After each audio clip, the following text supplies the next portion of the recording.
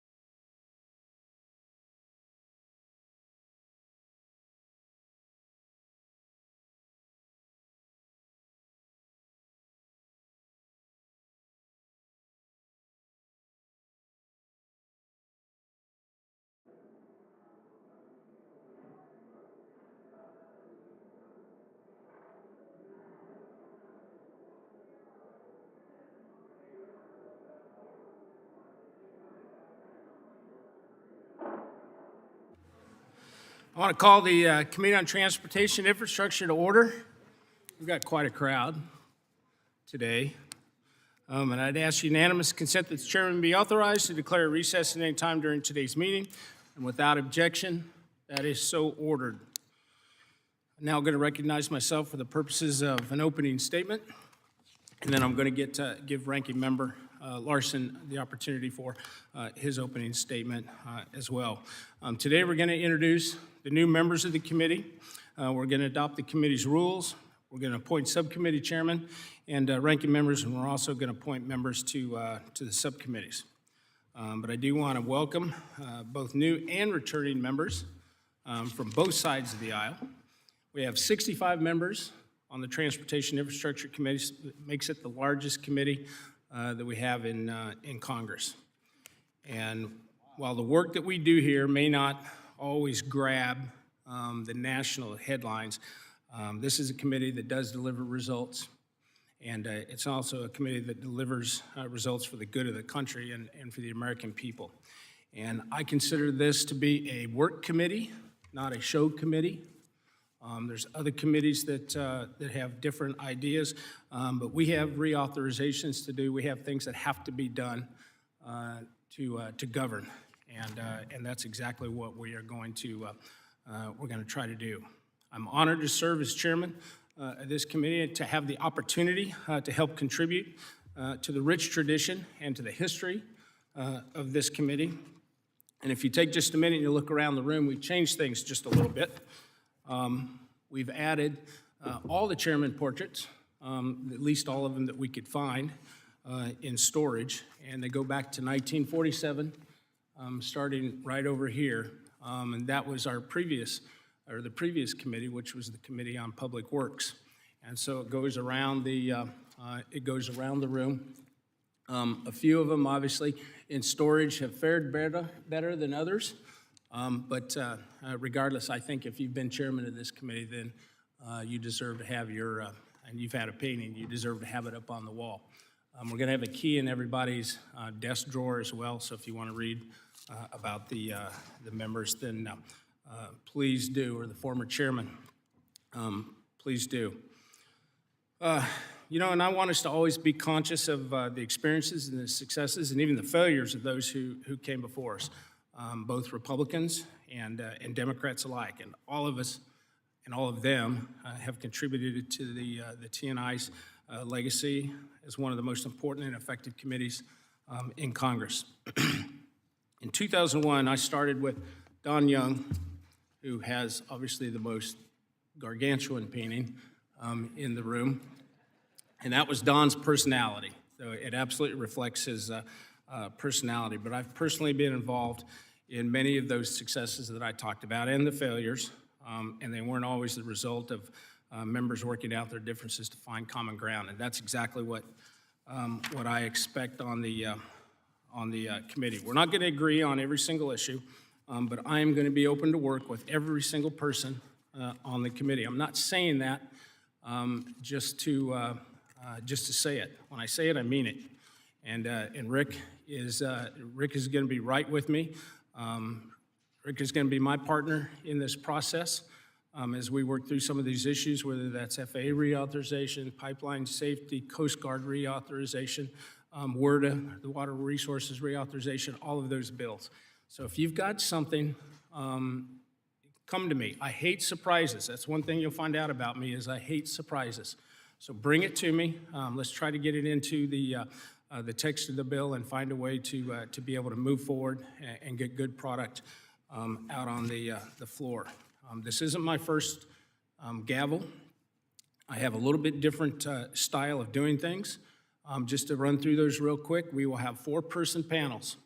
We're not going to have these long, drawn-out hearings that go on and on and on with multiple panels. There'll be 4 people testifying at our hearings. Very seldom, maybe once in a while, we may have a multiple panel of somebody that's coming from the administration or something like that that's coming over because we want to give them the opportunity to be able to give their testimony and get out. I also give our subcommittees some autonomy. I'm not going to be showing up at every subcommittee and giving opening statements. I want to give the subcommittees the chance to do their work. We each have 5 minutes. When we have the opportunity to ask questions or talk a little bit, I'm not going to gavel you down. If you have something to say, please say it, but don't abuse that, Eleanor. I'm just giving you a hard time. Don't abuse that opportunity, but if you got something to say, say it. Just say it. And we have some long-winded people on both sides of the aisle, so please don't abuse that. I don't like gotcha games. Again, this is a work committee, not a show committee. And I think we ought to be thinking about, too, as we move forward in the committee, we got to remember we're the legislative branch of government. Since Rick and I got here, and we came in together in 2001, we got sworn in. But I've seen a slow and, in some cases, deliberate erosion of the legislative powers over the executive branch. And what I mean by that is the bureaucrats within the executive branch. And I think we need to think moving forward on how we get some of that back. I hate to see bureaucrats have more power in government than the members of Congress, the people that represent their districts. And so I want to be thinking in terms of that. And I don't care which administration it is. We're going to have more Republican administrations. We're going to have more Democrat administrations. And it's the bureaucrats that are embedded in those agencies are the ones, to me, that are the problem with so many of the agencies out there. So I want us to be thinking in terms of that as we move forward. See, I think I didn't even use my opening statement, and I don't need to. But I do want to introduce the new members on our side, and then I'm going to give Rick the opportunity too. You notice he's got a bigger chair than I do. I took this is the traditional chair. It's a whole lot more comfortable than Rick's chair. But Rick will have the chance to introduce his new members here in just a minute. Lance Gooden, we have from Texas. Where's Lance at? Did he even make it to the hearing this morning? Uh-oh. Tracy Mann from Texas, from Kansas. Burgess Owen from Utah. Where's Burgess at? Got it. Rudy Yakim from Indiana. There's Rudy. Laura Chavez DeReamer from Oregon. Chuck Edwards, North Carolina. Tom Keene, New Jersey. Where's Tom? There's Tom. Anthony Esposito, New York. Where's Anthony? Eric Burleson from Missouri, great state of Missouri. John James, Michigan.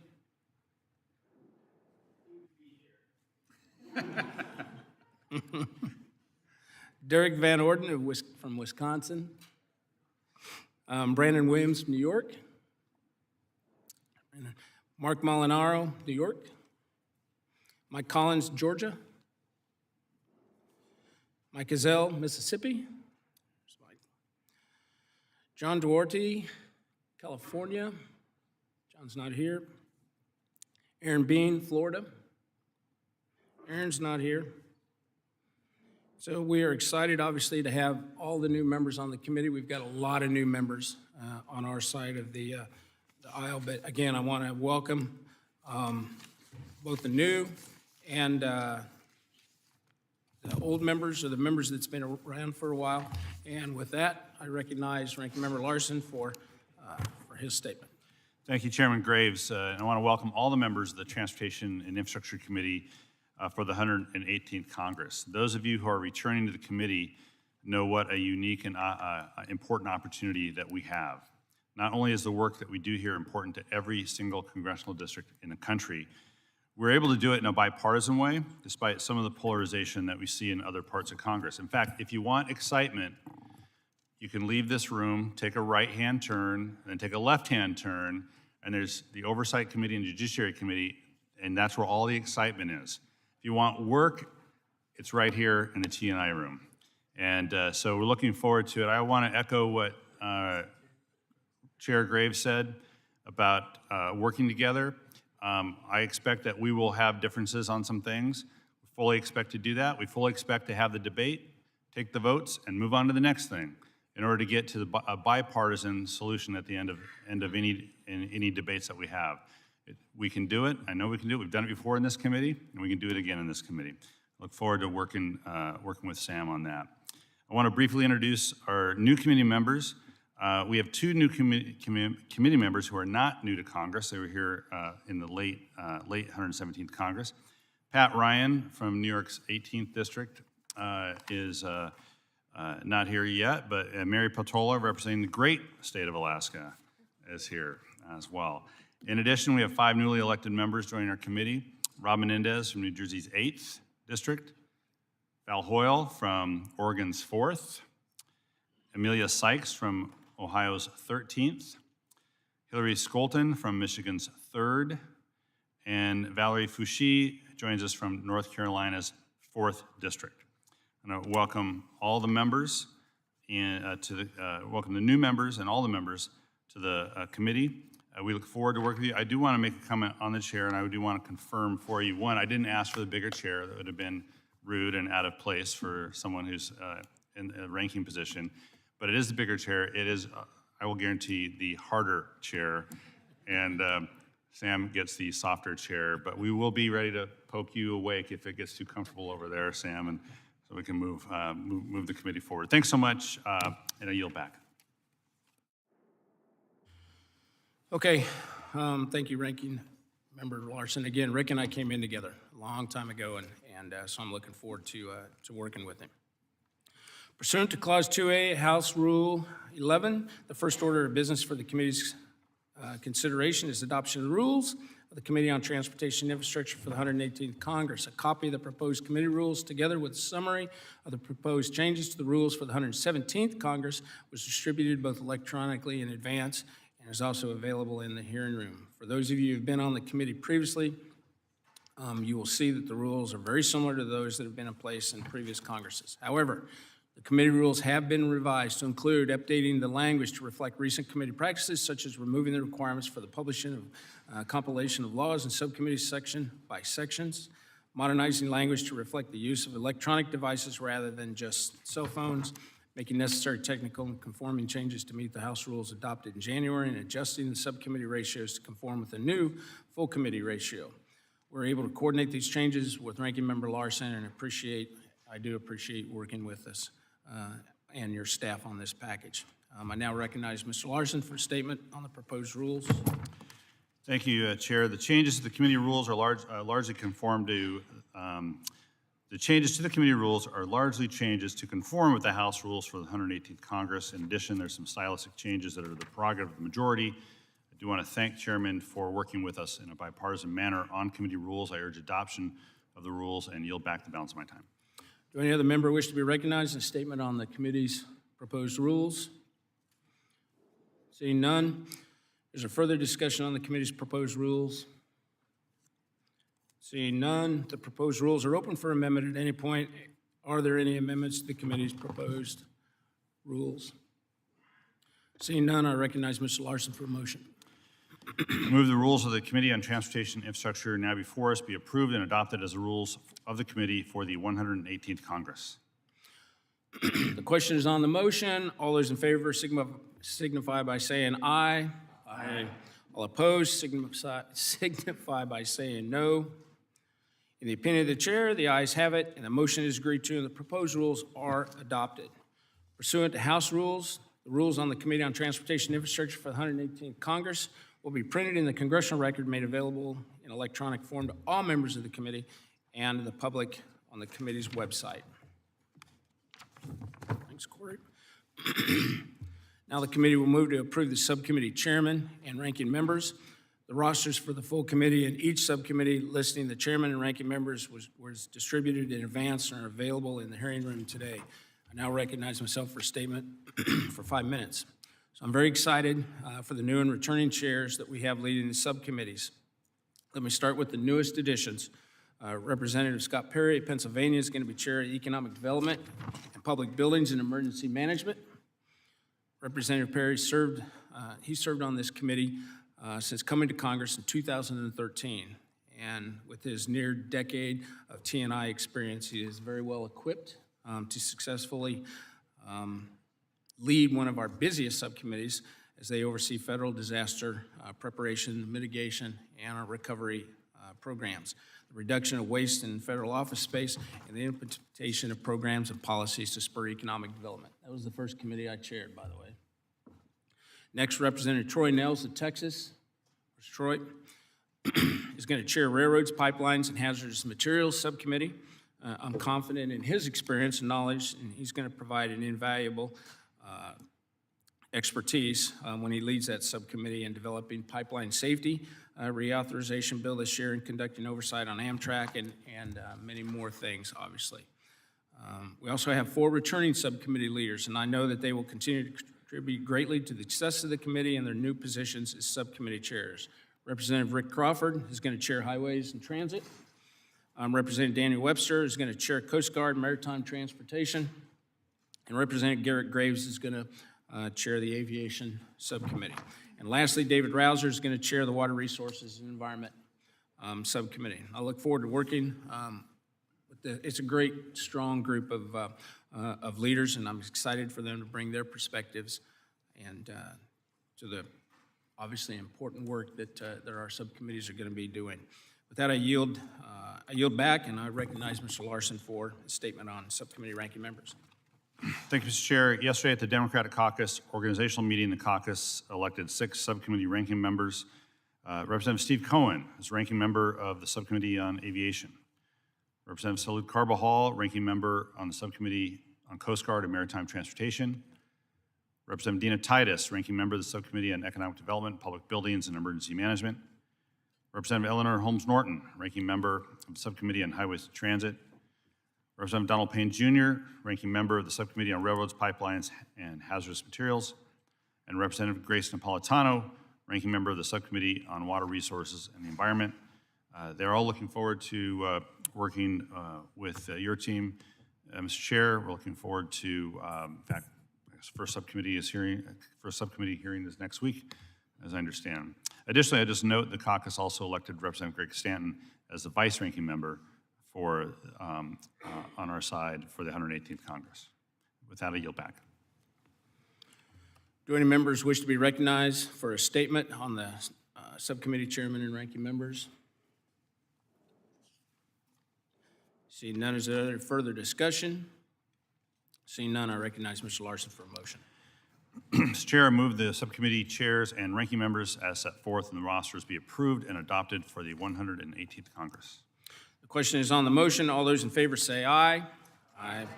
All opposed, nay. In the opinion of the chairs, the ayes have it, and the motion is agreed to. All right. Now, the final order of business before the committee is to approve subcommittee assignments, and the rosters for the subcommittees were distributed in advance electronically and are also available in the hearing room today. And I now recognize myself for a quick statement. I do want to thank Ranking Member Larson for working with us to determine subcommittee ratios. We have an aggressive agenda ahead of us this Congress, which I've already talked about. And the work of our committee is going to be guided by individuals with a variety of backgrounds and perspectives, and that's something else that makes this committee interesting. It is the largest committee, but that also gives us a lot of variety in terms of knowledge and institutional knowledge in this room. We have members who are truck drivers. We have members who are pilots, farmers, small business owners, former state and local legislators, former law enforcement officials, just to name a few of the things that I've noticed from some of our members. These are very diverse experiences that are going to be useful as we tackle a lot of that busy work that we have before us. And with that, I yield back and recognize Mr. Larson for a statement on subcommittee assignments. Thank you, Chair. I don't have any long statement, just to briefly say we are equally excited to get moving on the variety pack of issues that we deal with in this committee. I think at sometimes we'll be surprised about the things that are in our jurisdiction, as well as we'll find that other committees are surprised about the things that we believe are in our jurisdiction. And so we'll have to deal with that as well. But we're looking forward to it, and with that, I yield back. Thank you. Do any other members wish to be recognized for a statement on subcommittee assignments? Seeing none, is there any further discussion? Seeing none, I now recognize Mr. Larson for a motion. Pursuant to House Democratic Caucus rules, the Democratic members of the committee met yesterday to select their subcommittees. The results of that selection process reflect in the roster we're considering today. It urges adoption. And now I'm being given a different one, and I move the subcommittee assignments as set forth in the rosters to be approved and adopted for the 118th Congress.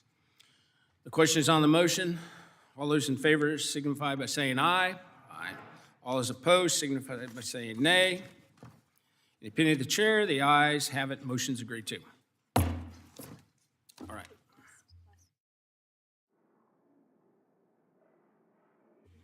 Pursuant to Rule 6 of the Rules of the Committee on Transportation and Infrastructure, the chairman notes that the presence of a quorum for the actions taken on all committee business today.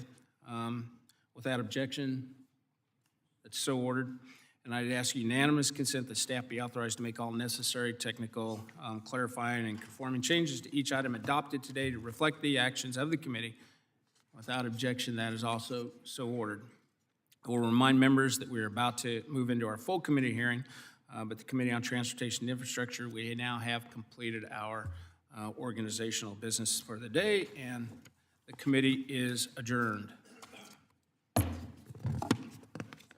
have to switch to get the witnesses up, so up to you if you want to take a break or how.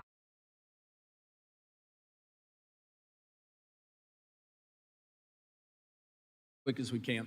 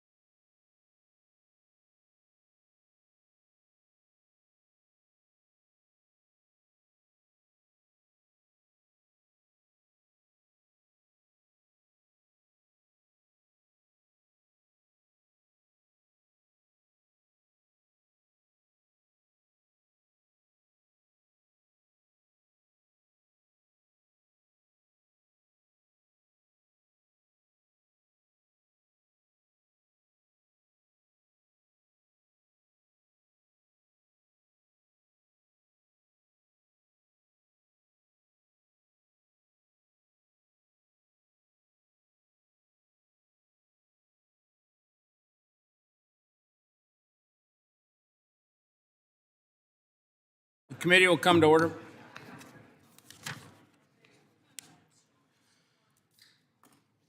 I'd ask unanimous consent that the chairman be authorized to declare a recess at any time during today's hearing without objection. That is so ordered. I now recognize myself for the purposes of an opening statement. I do point out that in my opening before, that I said that we will have 4-person panels. I see we have a 5-person panel. My staff has just taken note of that. That'll be corrected, but I do appreciate all of our witnesses being here. Robust and respectful discussions are very much a part of this process, and which brings us to today's hearing, which is entitled "The State of the Transportation Infrastructure and Supply Chain Challenges," which kicks off our activity for the 118th Congress. America has a vast transportation network that is essential to the nation's economic competitiveness and the movement of people and goods both nationwide and globally, and is integral to, obviously, Americans' quality of life. Vulnerabilities within our transportation network were laid bare during the COVID-19 pandemic and were only made worse by stifling regulation. The Infrastructure Investment and Jobs Act, IIJA, signed into law on November 15, 2021, provided $1.2 trillion, roughly half of which went towards programs that are under this committee's jurisdiction. I did not support the IIJA. However, I do accept that it is now the law of the land. What we have to do is make sure that Congress, and in particular this committee, that we ensure that the money from the IIJA is spent responsibly and is directed towards making our nation's transportation supply chain more efficient and more resilient. We owe it to the American people to do just that. So with that, I recognize Ranking Member Larson for his opening statement. Unanimous consent to have the rest of your time as well on the opening statement. Mr. Chair, thanks so much for holding this hearing. I appreciate it. As committee Democrats organized this week, we set priorities for this Congress to promote investments in cleaner, greener, safer, and more accessible transportation network, to ensure these investments create jobs and opportunities, to build capacity in our communities as they put federal dollars to work, to restore and protect our environment, and to safeguard our nation's economic sustainability and competitiveness. I know members on both sides of the aisle share many of these goals, and we do stand ready to work together in good faith where we can find common ground. We have come a long way in 2 years. At the start of the 117th Congress, we faced an unprecedented economic challenge as COVID-19 placed incredible stress on American workers and families, as well as massive pressure on supply chains. These pressures expose the fragilities of an aging, congested, and overburdened transportation and infrastructure network that was dangerously overdue for an overhaul. Last Congress, we finally responded decisively to bolster our economy and limit the fallout from the immediate crisis facing our nation, while modernizing and transforming the way people and goods move with the passage of several landmark bills: the American Rescue Plan and the Inflation Reduction Act, the CHIPS and Science Act, and the Bipartisan Infrastructure Law, or BIL. This committee had the largest role in delivering the BIL and will continue to focus on the implementation of the $660 billion that we have oversight, where we have oversight. This dollar amount and the number of grant opportunities is significantly larger than any previous transportation or infrastructure authorization that the DOT has administered. And the pace at which these dollars are reaching communities is impressive. DOT has already made available over $150 billion in highway, transit, and airport formula money over fiscal years 22 and 23. And these are not federally controlled dollars. This funding passes through the DOT, U.S. DOT directly to states and local governments to build projects designed and built by private sector construction and engineering firms and workers they hire in everyone's districts. That's why that you will hear me say frequently that transportation means jobs. States have launched 29,000 new projects with federal highway formula funding in fiscal year 22, according to an analysis from the American Road and Transportation Builders Association. That's at least one new project underway in every congressional district in the country. The BIL also provides funding for competitive grant programs, and to date, the administration has announced funding for 6,900 projects under competitive grants to over 4,000 communities nationwide for roads, bridges, rail, buses, ferries, ports, for safety projects, and other infrastructure needs. BIL grants provide strong support for projects in geographically diverse areas. Under the RAISE grant program, funds are awarded evenly between rural and urban areas. In the latest round of infra grants totaling $1.5 billion, 15 of 26 projects selected were in rural areas. The Rural Surface Transportation Grant Program awarded $274 million to 12 projects in its first funding round as well. And it supports major projects that are larger than any one state or community could advance, such as the recently announced grants for the Hudson Tunnels in New York and the Brent Spence Bridge connecting Ohio and Kentucky. BIL also includes grants exclusively for tribes and local communities, such as the Tribal Transportation Program Safety Funds and Safe Streets and Roads for All, to ensure these communities reap the benefits of transportation investments. So we have 4 more years of this bill to implement for states and local communities and tribes that we have oversight to continue. We need to ensure that the investments represent a benefit for local priorities, put people to work in our districts, and maintain and modernize our infrastructure. However, this won't happen if we play chicken with the U.S. ability to invest, especially invest in our competitiveness and threaten the U.S. economy with a catastrophic default on our debt. That would set back infrastructure projects immeasurably. So we need to ensure that we find a way to come up with a debt ceiling deal so that infrastructure investments and the money that comes with it are not cut or eliminated over time. And I hope we can focus some of our work on defining what would happen if there was a default and what would happen to transportation investments. I look forward to working with you. We're getting here today about how inflation is undercutting the purchasing power of federal transportation dollars. We'll hear today as well about how the BIL has invested in U.S. competitiveness in our transportation infrastructure. And finally, with the time I have left, I want to emphasize the human infrastructure, the need to develop today's necessary workforce and to build a pipeline for new workers in the next generation of infrastructure investment. I want to thank our witnesses today. With that, I yield back. Thank you. Now I'd like to welcome all of our witnesses here today and thank you for coming in and for your testimony. Just to explain the light system real quick, green means go, yellow means you're running out of time, and red means you're out of time. But I'd ask unanimous consent that the witnesses' full statements be included in the record, and without objection, that is so ordered. As your written testimony has been made part of the record, the committee asks that you try to limit your remarks to 5 minutes. And with that, we have Mr. Chris Spear, who's the President and Chief Executive Officer of the American Trucking Association. Thanks for being here. Chairman Graves, Ranking Member Larson, and members of this committee, thank you for the opportunity to testify this morning. For 90 years, the ATA has helped Congress shape its understanding of our nation's infrastructure needs and supply chain challenges, and today's oversight is both welcome and timely. The IIJA provided a 38% increase in road and bridge funding, a historic investment not witnessed since the Eisenhower era. Prior to passage, ATA testified 25 times before the House and Senate, sharing how the decaying state of our nation's infrastructure is hamstringing America's ability to compete with rising global powers like China. In short, a first world economy cannot survive a developing world infrastructure. While the ATA strongly supported the IIJA, it was not a perfect piece of legislation. No bill is. This hearing provides oversight of $1.2 trillion of taxpayer-earned income. An industry that makes up just 4% of the vehicles on our nation's highways, yet pays nearly half the tab into the Federal Highway Trust Fund. We ask that every dollar be spent wisely and in accordance with what Congress instructed. To that end, ATA objects to the Federal Highway Administration's memorandum directing the IIJA monies be spent on existing roads and bridges and not new construction. Not only does this directly conflict with congressional intent, it does nothing to address congestion, improve safety, and reduce emissions. Our industry loses nearly $75 billion a year sitting in congestion annually. That's 425,000 drivers sitting idle every year.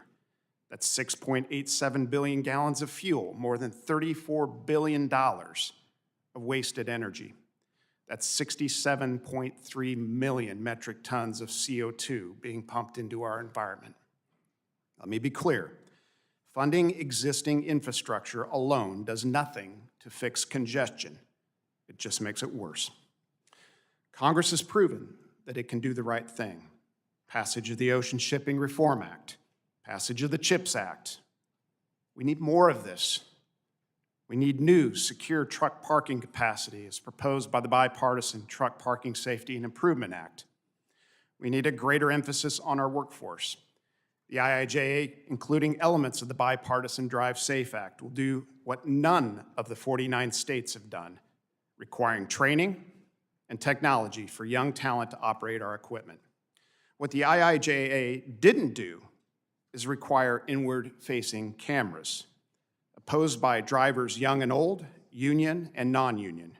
Requiring a company camera be in a driver's workspace every minute of every hour, including the sleeper berth, is intrusive, disrespectful, and opens a prying door into the other transportation modes. Your oversight is warranted. Lastly, we need a realistic discussion about our nation's energy and environmental policies. For 4 decades, ATA has worked with the EPA, producing phases 1 and 2 emissions reduction rules. To date, 98.5% of all emissions have been removed from our tailpipes. In fact, 60 trucks today emit what 1 truck emitted in 1988. This is not a matter of if we get to zero, but when. And we will get there, just not on the timelines being proposed in California. Their rush to zero makes their timeline and targets unachievable, and they will fail. The rare minerals needed for millions of 5,000-pound truck batteries, the infrastructure needed to charge them, and the additional electricity needed to power our trucks, full scale, doesn't yet exist and won't anytime soon. Again, we're committed to a cleaner environment. We've proven that. We simply ask we be realistic about the path forward. Do that, and we'll have the best infrastructure and the strongest, most sustainable economy like no other. I thank the committee and yield. Thank you very much. We now turn to Ian Jeffries, who is the President and Chief Executive Officer of the American Railroad Association. Thanks for being here, Ian. Chairman Graves, Ranking Member Larson, members of the committee, thank you for the opportunity to be here today representing America's freight railroads. And thank you also to my colleagues and friends at the table today who are all critical to the integrated supply chain. Collectively, we work together to move the goods the nation relies on to grow and thrive. Taking a moment to reflect, railroads were a prominent part of the national discourse over the past year. From untangling pandemic-related supply chain challenges to a historic collective bargaining round that culminated at the end of the year, railroads were in the national spotlight like never before. Certainly, this level of exposure has its pros and cons, but one core truth was clear. Freight rail is critical to the economy. To that end, while it is important to reflect on and learn from past experiences, it is equally important to focus on the here and now with an eye toward the future.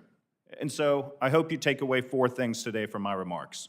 First, safety is at the forefront of everything railroads do.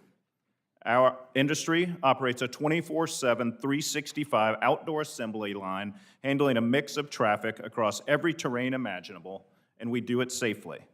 Every day working toward the ultimate goal of 0 injuries and 0 deaths. We have more work to do, and we've got to shoulder into it to keep driving towards that end game.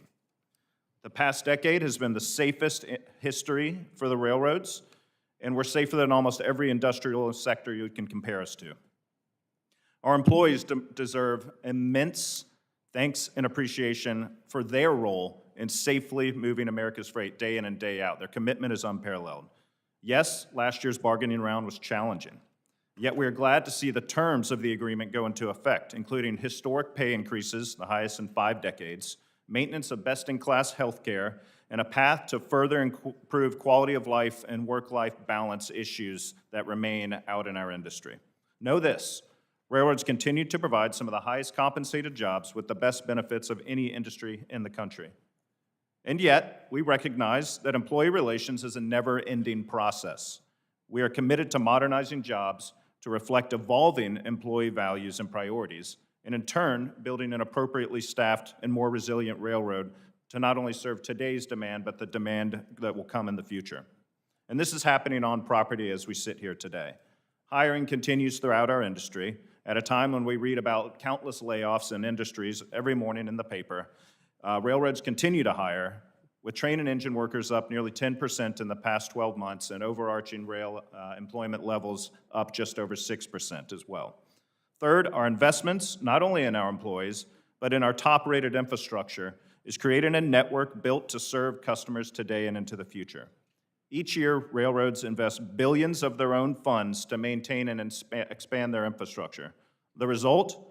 The highest-rated infrastructure in the country, according to the American Society of Civil Engineers. For context, railroads invested an average of $24 billion annually of their own funds over the past 15 years. That's $1 billion more than the investments Congress made in this year's historic level of spending in rail and multimodal programs as part of the IIJA and the Omnibus combined. So if the IIJA's investments are historic, I guess railroads make history every year with their investments. Last, in no small part because of these factors I've outlined, service is improving.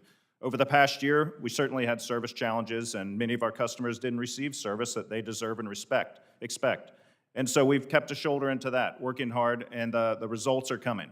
Velocity, terminal dwell, trip plan compliance, other measurements, other metrics are improving across the board, and even our regulator, the STB, recognizes that as well. Still more work to do, and we're continuing to drive those processes forward. Now turning to matters of direct import today, AAR and its members absolutely supported the infrastructure bill. Of course, no bill is perfect, as Chris said, and certainly we had issues with some of the pay-fors. We'd like to get back to a user-pay structure with the highway system, but it had numerous positives. Specifically, the creation of a multi-billion-dollar grade crossing elimination initiative will pay dividends into the future, reducing accidents, limiting motorist delay, and increasing freight fluidity. And while we proudly fund our own infrastructure, we'll work diligently with our public partners in states and towns across America so that they can leverage the CRISI program, MEGA program, INFA program, and other grant programs out there. Looking at agency oversight, we continue to have concerns about the Federal Railroads Administration's view on technology and technological deployment. We need a champion, we need a partner about getting new technology that's going to drive safety to its next levels, not one that's going to hold us back. And so we can get into that further, but I see my time is running out. And thank you for holding this today, and look forward to the discussion. Thank you very much. I appreciate it, Mr. Jeffries. And now I'm going to yield to Ms. Hoyle for introduction of our next witness. Thank you, Chairman Graves and Ranking Member Larson, for the opportunity to introduce Jeff Firth from Hamilton Construction, one of Oregon's largest construction firms. He has deep ties in Southwest Oregon, and we both live in Springfield, Oregon. He is here today on behalf of the Associated General Contractors of America, and I'm delighted to have this opportunity to introduce him to you, Mr. Chairman, and to the rest of my colleagues. Thank you, Mr. Firth. You're recognized. Good morning, Chairman Graves, Ranking Member Larson, and members of the Committee on Transportation and Infrastructure. Thank you for inviting me to testify on this vitally important topic. Again, my name is Jeff Firth, and I am the Vice President of Hamilton Construction Company and a board member of the Associated General Contractors of America, or AGC, where I serve as Vice Chair of the Highway and Transportation Division. AGC is a leading association in the construction industry, representing more than 27,000 firms, including America's leading general contractors and specialty contracting firms, many of which are small businesses. AGC contractors are both union and open shop and are engaged in the construction on a nation's infrastructure, including roads, bridges, airports, transit systems, levees and dams, and more. In 2020, 91% of firms within the construction industry had 20 or fewer employees. Hamilton Construction Company has been building bridges and highways as a heavy civil contractor since 1939. Hamilton has partnered with owners to deliver numerous award-winning complex bridges, highways, dams, and other critical infrastructure projects. We have 4 divisions that operate throughout the West. In my testimony today, I'll discuss the status of the construction industry, including the challenges that lie ahead for rebuilding our nation's infrastructure. The Infrastructure Investment and Jobs Act, or IIJA, represents the most significant infusion of investment, including over $350 billion dedicated to roads and bridges in our infrastructure since the enactment of the interstate highway system since 1950. However, inflation and supply chain constraints have threatened the success of the IIJA. And in my testimony today, I will discuss the challenges that have emerged from the industry, even as some conditions improve. Infrastructure projects costs continue to climb, and rising construction material prices and shortages. Material prices have increased and doubled or even tripled in some cases. The construction industry is facing material challenges that reach far and wide. In fact, a recent survey of AGC members found that 93% of construction companies are experiencing long lead times and/or allocations, less than full shipments for construction materials. Supply chain disruptions from the pandemic have inflated the cost of construction materials and made project delivery schedules and product availability more uncertain. Construction firms in situations where, if they are able to, will pass along the rising materials prices, in order to remain successful. Unfortunately, the lead time in bidding these projects is so long that they are unable to predict the availability and price of some of these materials. We are experiencing an unprecedented burden with bidding procurement of new projects. As you can imagine, the impacts are especially devastating to small and DBE construction firms that lack the resources to absorb these unexpected costs. The industry is also facing uncertainty around Buy America requirements included in the IIJA, which expands domestic sourcing requirements to all construction materials on federally assisted projects, such as affordable housing, drinking water, transportation projects, and more. I want to be clear, AGC supports sensible efforts to incentivize the growth of domestic manufacturing capacity to restore balance to the supply chain. There is still significant confusion among industry, federal, state, and local agencies regarding the difference between a construction material and a manufactured product and what manufacturing processes must occur domestically for construction materials. There is also heartburn within the construction industry about needing a Buy America waiver in the future and the low likelihood in it being granted based on history. To make the waiver process even more problematic because of an executive order, federal agencies must submit waivers for items not made in America to the Office of Management and Budget. At Hamilton Construction, this new requirement has caused us confusion.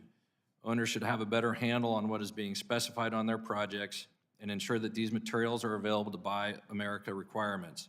Most owners simply pass the onus on to the contractor and stipulate that they will not pay the contractor until they find something that works. As you can imagine, this is hard to do if there's nothing out there that qualifies as an equivalent.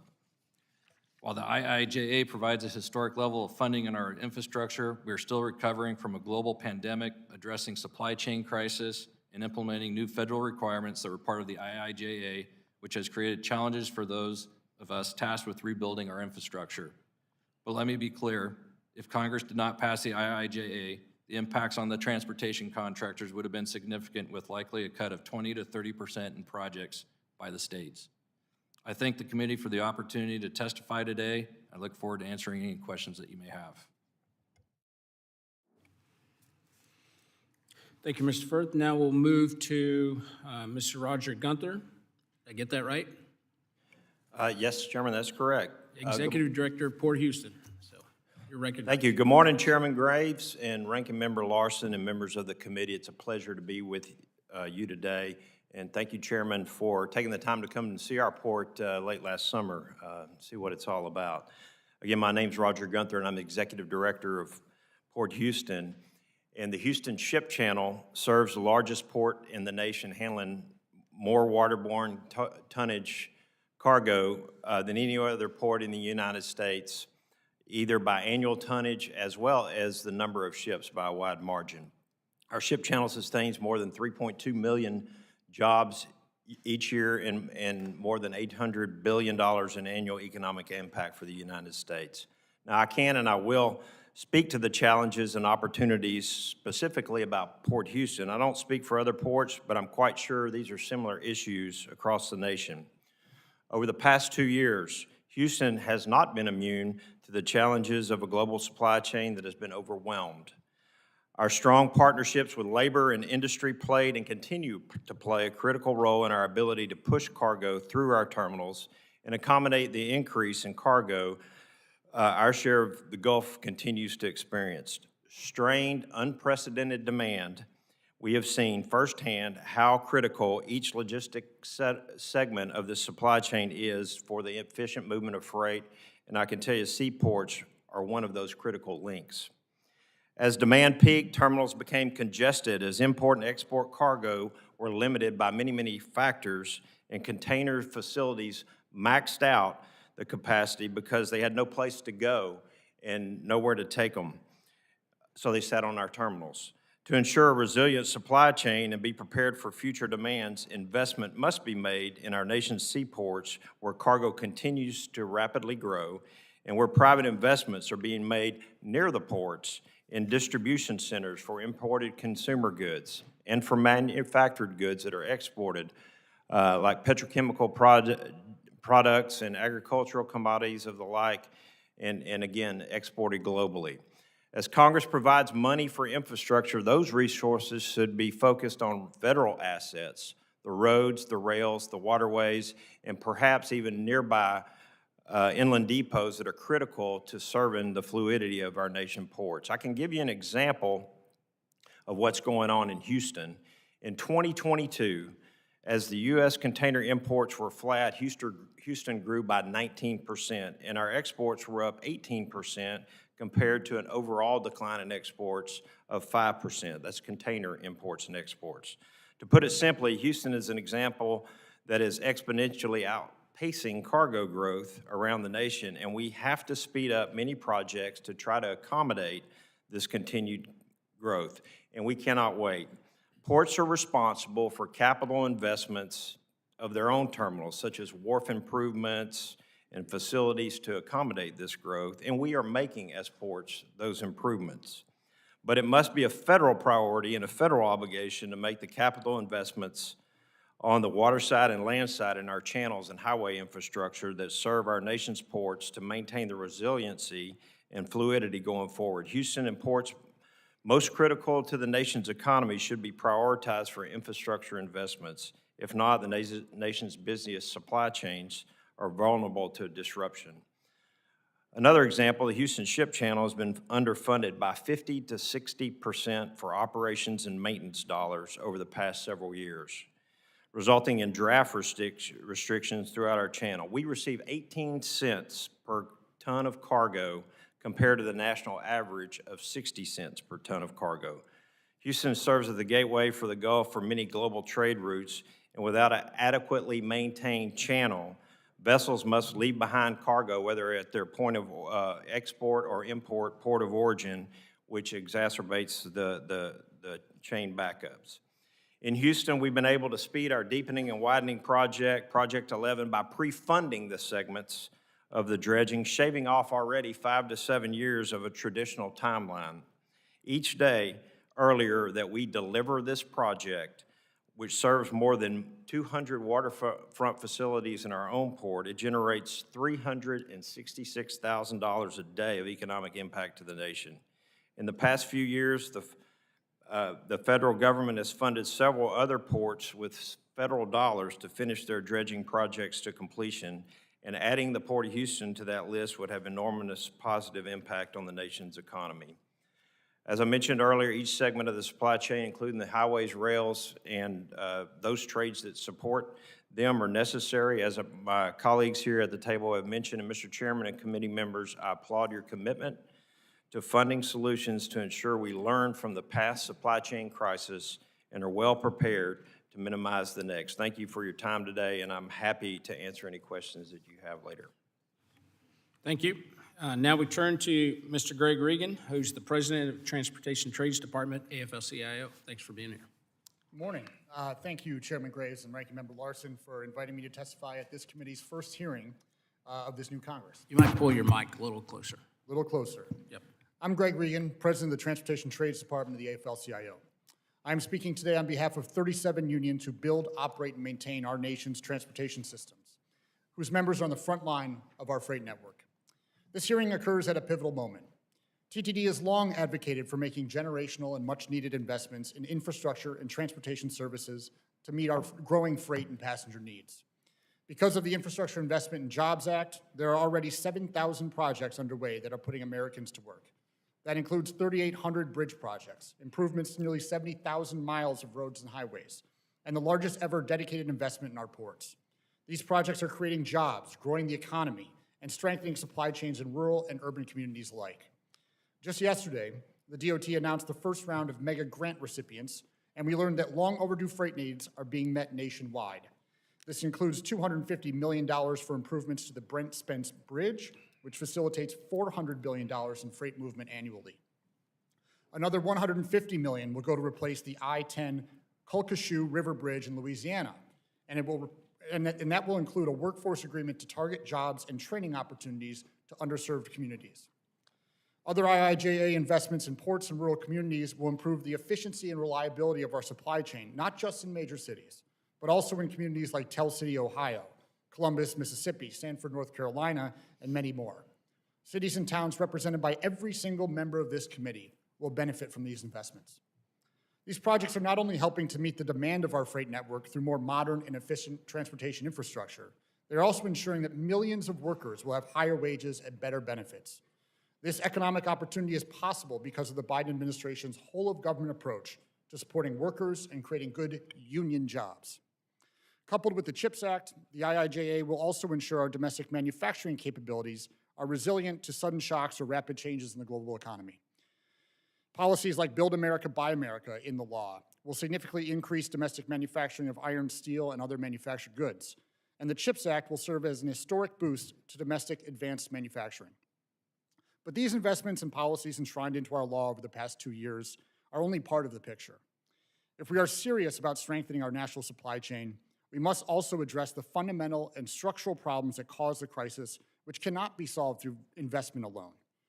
Since the beginning of this pandemic, the most significant supply chain challenges we faced were not the result of inadequate infrastructure, but were largely due to business decisions made by employers in key freight industries that put profits over workers and consumers.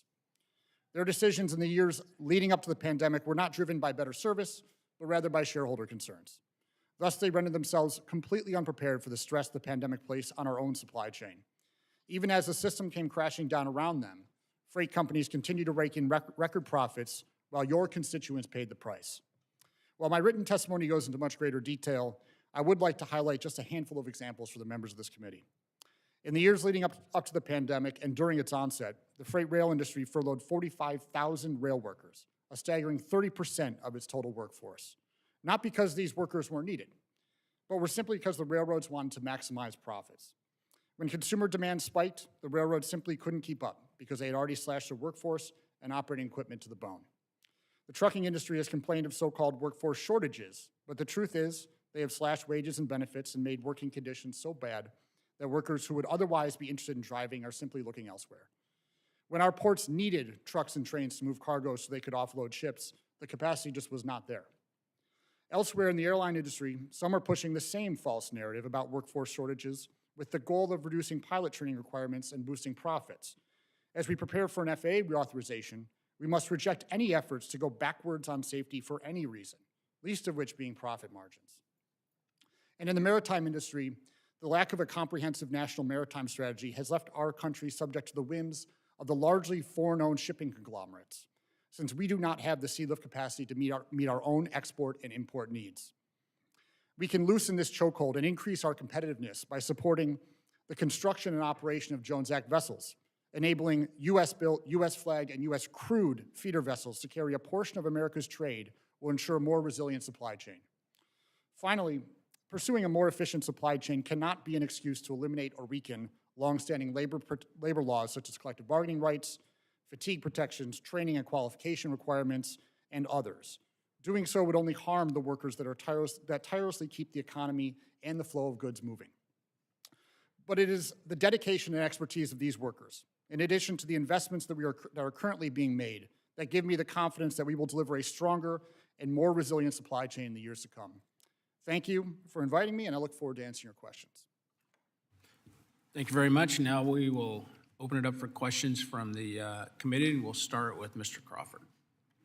Thank you, Mr. Chairman. Ask unanimous consent to submit a letter for the record from the Fertilizer Institute on their concerns about supply chain challenges.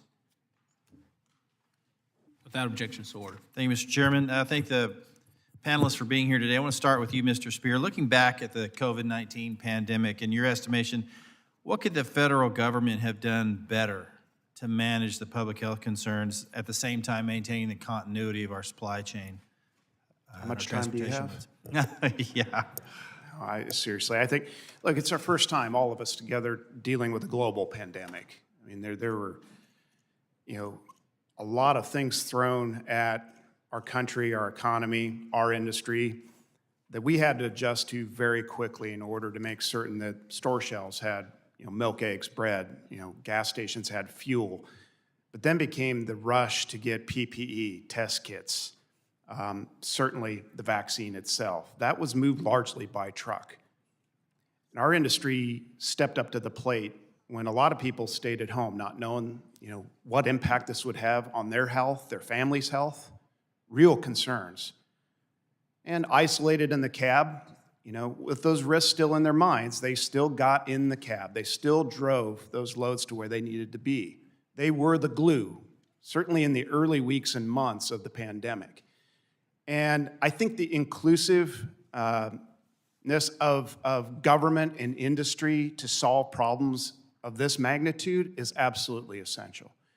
I can point to things where we had a lot of conflict between our government and the government of Canada, and our inability to match bearings with public safety and health policy to get our trucks across the line, their largest trading partner. We're dependent on one another. And it just took two governments sitting down to hammer that out, and they didn't do it. So that's leadership, and I'm not pointing fingers. It's just a reality that has an impact on an industry like ours to serve the populace, to serve society on the basic needs that they have to have. I think that, when we looked at the OSHA announcement to require vaccines for employers with more than 100 employees. In my background coming off Senate Labor Committee, OSHA, at DOL, we knew, my team and I, that they did not have the authority to do that. We did not want to go to court. That was something that we certainly could have sat down and worked out, but we ended up litigating it. It went to the Supreme Court, 6-3 decision, you know the outcome. A lot of waste of time on issues that we really should be sitting down and working collectively toward. But I can also point to a lot of good that came out of it as well. I drove many instances across the country. We have a home in Wyoming. Seeing those billboards out in the cornfields thanking a trucker.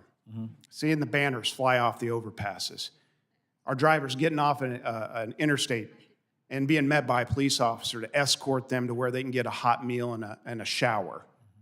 Girl Scouts, Boy Scouts, church groups handing out baked goods at rest areas. Our image climbed to a level not even known possible.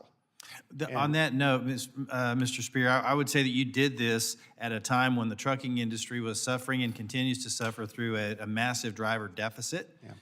And on that note, I share your support, as you outlined in your testimony, make it easier for our constituents to choose a career in the trucking industry, such as ensuring that 18 to 20-year-old drivers who have a CDL can work across state lines. And now you've been supportive of that in the 3-year pilot program that was included in IJA. How's that implementation going? It's like everything in this town, slower than we would like, but we've grown accustomed to it. I do think this program's going to bear fruit. We've worked really hard in this committee to create a bipartisan understanding of this block of talent, 18 to 20. But I'm also mindful, as you understand, that 49 states already allow an 18-year-old to drive a Class 8. They just can't cross state lines. Now, that works pretty good from Redding, California, down to San Diego. 20 minutes outside of Providence, Rhode Island, not so much. What we need to do is have good training and technology. None of the 49 states do that. This program that was put into the IIJ does. So we need to teach young talent how to safely and responsibly operate this equipment. Inserting an issue like forward-facing cameras, that was not part of the deal. That was not in the bill. And it's going to cause, that's a matter, by the way, that most companies and their employees should negotiate out. Having a camera in your face every minute of every hour of every workday, that's not in the bill. And it's going to limit companies from joining this program and putting young talent in a capacity where they can replace our aging workforce. So this is a concern. Oversight is needed. I applaud you for shedding some light on this. We need to follow the law that you handed the agency. And so that is one area where I think it's going to serve as a bit of a headwind in getting this program off the ground. Appreciate it. My time's expired. Thank you, Mr. Chairman. Thank you, Mr. Larson. Thank you, Mr. First question is from Mr. Spear. First, I want to recognize on page 2 that in your testimony in paragraph 3, your recognition that this debt limit debate could have existential threats to our economy and certainly to spending on investments on our infrastructure if infrastructure spending gets wrapped up into this debate. So I want to recognize that. My question, though, is I'm going to put up a graphic up here, if I can have staff put up the graphic. So in your testimony on page 5, it'll get there. On page 5, you note the December 16, 2021 memo and your concerns with it about from the DOT and your concerns that it will put the guidance will force money into fixing infrastructure first as opposed to highway expansion. And this graphic does show in FY21, there's about $8.1 billion. This is Federal Highway Administration numbers. $8.1 billion in 2021 to highway expansion or reducing congestion. The memo comes out. The FY22 number is about 25% higher. It is not lower. It is not an indication that the memo had much of an impact, if any impact at all, in the state's ability, any state's ability to invest in expansion or reducing congestion. And then we have 4 more years left on the bill. So if you could help me understand the basis of your argument when at least the early numbers show that's not the case. Now, I will say the jury is still out, but right now I think you ought to take a plea deal on your argument. Well, I appreciate that. I'm not there yet. Candidly, I think this is trending. It's encouraging, but it also begs the question, why have the memo at all? Why have the memo at all? Why do we have to draw lines between new and existing infrastructure? The emphasis and concern that we have is within the top 100 bottlenecks, which we provide you every year. We track it every year based on GPS data, shows by speed where are the worst bottlenecks. Start with that, and let's address them. What we don't want to have is really nice roads and bridges, and we're still sitting on them going nowhere. We need truck lanes, we need parking, we need new bridges, we need more capacity to move the freight. We're burning fuel and we're emitting CO2 just sitting there. That is the concern. And if this trend continues, I can see that being resolved, but I don't see any need for the memo. I see, and I think that's a fair concern when you look at the competitive grants the administration has included with regards to highway expansion. In 2022, $225 million through the RAISE program, $1.3 billion through the Mega Infra and Rural Grant programs were awarded that include highway expansion as well. So it does seem to go headed that way. And Mr. Firth, good friends who are members of the AGC in Washington State, so this is not certainly not an anti-Oregon question. I want to clarify that immediately for you. But given these numbers and the AGC's argument on highway expansion versus, in Washington State, we call fix it first preservation and maintenance, and we believe we actually do need to preserve and maintain our existing infrastructure as well as invest in new infrastructure. Can you address what you see in these numbers and what AGC might respond? Yeah, the first time I've seen these numbers. Sure, I understand. But 80% of the funding is already on fix and repair of existing infrastructure and everything. And the way I look at it is our infrastructure is over 50 years old, and it needs to be repaired. And I think having states having that flexibility to decide what is best for their process or what their needs are, will be good. Having a one-size-fits-all policy, I don't think is very practical. As I was flying yesterday and from Oregon over, and I'm flying over Montana and South Dakota, and I'm just thinking of what their needs are versus Oregon or Washington's. Yeah, sure. Well, and I appreciate that. In Washington State, 21% of our transportation package past year was funded through the IIJA over the next several years. And so, and Washington State tends to use that money for preservation and maintenance because we have the third highest gas tax in the country. Now, we're tied for lowest income tax in the country as well at 0. So there's a trade-off, but that's our particular experience. But I think the numbers are starting to show that the memo is having no impact. So maybe there's a concern about why to issue it at all, but still, I think the concerns being expressed don't really seem to yet match the reality. With that, I yield back. Thank you. Mr. Webster. Thank you, Mr. Chairman. Mr. Gunther, does the port have any problems dealing with permitting or other forms of restraint when you're trying to upgrade or maintain your infrastructure? Regarding our channels that I spoke about, you know, obviously those are federal projects, and we are the non-federal sponsor working with the Corps of Engineers to get those going. We need to, you know, those are the investments that I'm talking about that we need to do. As far as permitting for our ports, seaports that we invest in, the ports are investing in our dollars. You know, permitting's not, you know, exorbitant amount of, you know, strain on that relationship there. But, you know, we need to focus on, you know, the monies that are allocated to the Corps of Engineers, to, you know, from the federal government, to make sure that we are moving forward these projects and so that we stay ahead of what these needs are for serving our seaports with deeper and wider channels, and maintain channels, the maintenance of those channels to deliver the goods.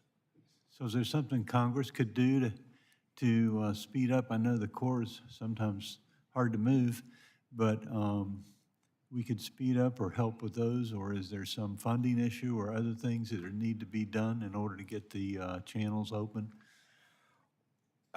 Sure, and you know, we really focus on, you know, again, the operation and maintenance funding. For instance, the Houston Ship Channel hasn't been at its authorized depth and width that it was authorized for many years due to the lack of operation and maintenance funding. You know, it typically takes in our channel, for instance, $50–60 million a year to keep it properly maintained, and we get far less than that. The Corps gets far less than that to put in their work plan to keep it maintained.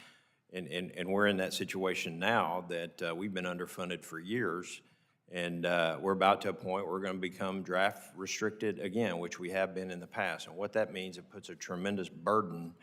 The vessels are light loaded.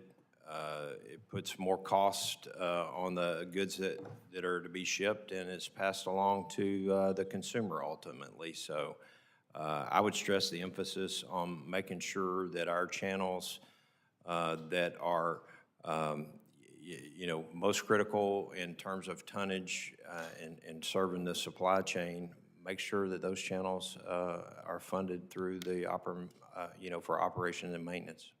So what depth are they approved to? Well, our particular channel, we're authorized to operating depth of 45 feet. And, you know, without going into detail, typically they'll, you know, have some advanced maintenance on that. But, you know, several times, and we're about to get to that point because there's not enough money in the Corps work plan right now to maintain the channel, that we're about to be draft restricted probably as early as March. So what's the depth you're at then that you get to? Well, it's at 45 feet, but it's as the channel silts up, you know, it's going to be restricted to, you know, maybe a foot or two, and a foot is a tremendous amount of cost to the 9,000 ships that come and go in the Houston Ship Channel every year that are restricted.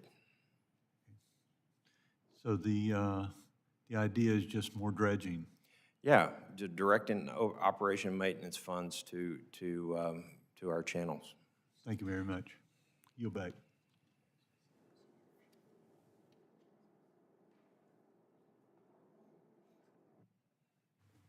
Eleanor. Thank you very much, Mr. Chairman. First, I would like to submit into the record a letter from the Advocates for Highway and Auto Safety that outlines important issues of trucking safety. Without objection. Thank you, Mr. Chairman. Mr. Jeffries, the Infrastructure Investment and Jobs Act provides $102 billion in total rail funding. This is a historic investment that will advance our goal of reducing carbon emissions from transportation. In addition to mitigation, adaptation is also an essential aspect of responding to climate change. Could you expand on how the industry is investing in climate-resilient rail infrastructure? Well, thank you for that question, and certainly a very top-of-mind point. So right now, freight rail is the most fuel-efficient, least environmentally intensive way of moving goods over land. One freight train, or excuse me, one gallon of diesel can move 1 ton of freight about 500 miles. And one intermodal train will take about 200 trucks off the highway. What does that do? That reduces emissions, it reduces congestion, it reduces wear and tear on public infrastructure. And so as we stand here today, an immediate way to reduce emissions is to partner with my friend at the ATA and get that supply chain humming. So you're going from truck to rail to truck, pulling trucks off the highway. But we can't just sit where we are right now and be happy with our environmental performance. We've got to continue to drive that process forward, and that includes both out on the network, but also in the yard. So in the yard, we're investing in electric cranes, emissions reduction technology, the technology that shuts off a locomotive so it's not idling, similar to what you have in your car at a stoplight or stop sign. But we're also investing in battery electric power, hydrogen power, increased use of biofuels, decreased friction between wheel and track to increase glide. So there's a vast number of tools that are being deployed. And certainly the IIJA provides significant opportunities to partner with the federal government, both in money coming out of the DOT, but also money coming out of DOE as well. And we're working with our members to leverage those opportunities to really partner with the federal government and with the suppliers and the OEMs to make sure that we are really pushing the limits of what we can do with battery electric, what we can do with hydrogen, what we can do with biofuels, because it's not a just pick one path right now and go forward. We need to be exploring all opportunities and the pros and cons of each type of next-gen fuel or next-gen power source. And so that's what we're doing. And the programs that the IIJA provided and the agencies that it did are just getting up and humming. And so we're looking forward to really working with the government to advance that R&D. Thank you. Mrs. Spear, I was surprised, perhaps I shouldn't have been, to note that women make up, according to the Bureau of Labor Statistics, only 7.9% of truck drivers. That was in 2021. That was an increase of only 0.1% compared to the year before. How does the trucking industry plan to increase recruitment and training opportunities for women? Great question. Added emphasis across all of our member companies has to change and shift toward different pools of talent. We talked just recently about the 18 to 20, veteran service members exiting. We also need to really make an emphasis on urban hiring and gender. And with respect to women drivers, you got to sit down and listen to them. You got to begin to understand what it What are the headwinds? What are the reasons and concerns that they have about joining our industry? Talk to the ones that are out there among the 7%. And what are their concerns? You're going to find that within training, those programs need to improve. There needs to be more women and women trainers.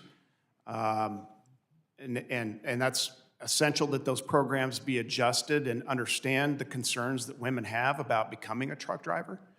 But you also have drivers that will say when they're out on the road, their concerns for getting out of the truck at night, not having well-lit, secure parking. And it's an inhibitor. It's a deterrent from someone, entering a good-paying job with exceptional benefits.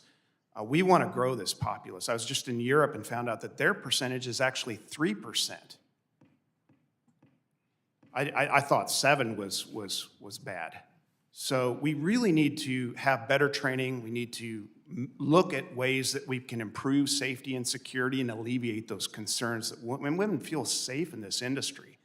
And they are a major contributor. It is a pool of talent that we believe could really shore up our shortage. We're short 78,000 drivers. I would love all 78,000. The gentlelady's time has expired. I now recognize Mr. Perry for 5 minutes for questions. Thank you, Mr. Chairman, and thank you, gentlemen, for making the trip and being here.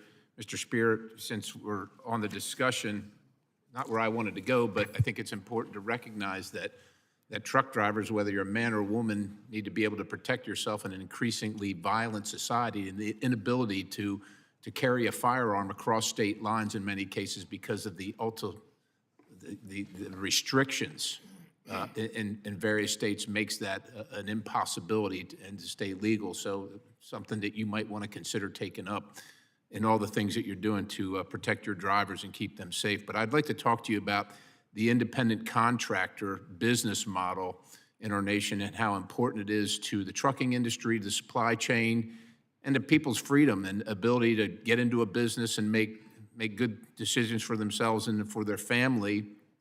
And to note that the administration, in particular, people on the left and states, are assaulting this model of making a living and in your industry. The front line in this war is California, of course, where AB 5 effectively outlawed owner-operated model by reforming restating the term employee. I just wonder if you could characterize, as with as much cargo comes into California and has to be shipped across the country, how AB 5 has affected the industry and the supply chain from your viewpoint. Well, independent contractors that model has been in existence for over 90 years. And it is the spirit of being a small business person. A lot of our largest members started with one truck as independent contractors. Now they employ thousands of people. So giving people the right to choose that path, that's what's in question here with AB 5 and the Department of Labor NPRM that's currently pending. And I would just say that stop talking to the media and start talking to the independent contractors. I can bring scores of them up here, and they'll tell you exactly why they choose this path. They want seasonal work. They want part-time work. They have another business on the side. Whatever the reason may be, that is their decision. That's their choice. And saying that an employer is forcing them into this category because they don't want to pay them more or they don't want to pay health benefits, the independent contractors will tell you that that is not the case. Now, I'm not saying in any employment category there isn't some instance out there of abuse. But to reform the entire state law or the national law based on, an anecdote, just talk to the independent contractors. They'll tell you this is a wonderful profession.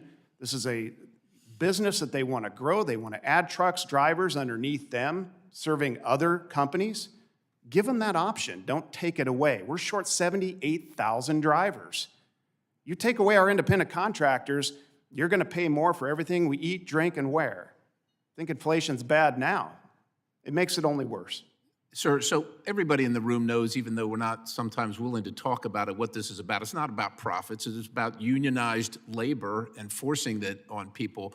And you already mentioned the Hour and Wage Division of the U.S. Department of Labor's notice of proposed rulemaking in that regard. But what I'm looking for in the last minute and a half or less that we have, what has been the impact to the supply chain that, if you can contextualize that in California and across the country, and what will be the impact if it's allowed through the NPRM to go across the country? What will be the impact to consumers, to people that want to be in the business, and to citizens across the country?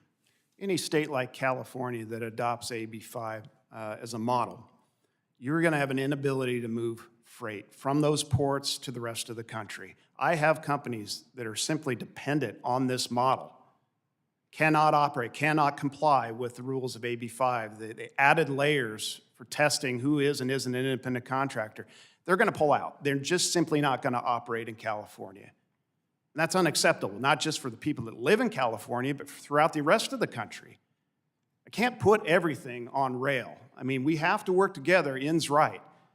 But that stuff's going to have to move out of those ports by truck. By and large, those companies aren't going to operate there. That's the impact on the supply chain. You're going to pay more. You're going to have less options. I think consumers, constituents are going to find that unacceptable. And you're right. By the way, there is no enforcement mechanism in California for this. It's done by the plaintiff's bar. That's by design. They're going to litigate us, and then the unions are going to come in and try to organize them. That's what's behind this. Gentleman's time has expired. I now recognize the gentlelady from California, Ms. Napolitano. Thank you, Mr. Chair. Mr. Jeffries, it's on. Can you hear? Okay. The infrastructure law provided $3.7 billion for much-needed grade separation projects. Now we need to construct these projects to relieve congestion, improve safety, air quality, and freight movement in communities such as mine.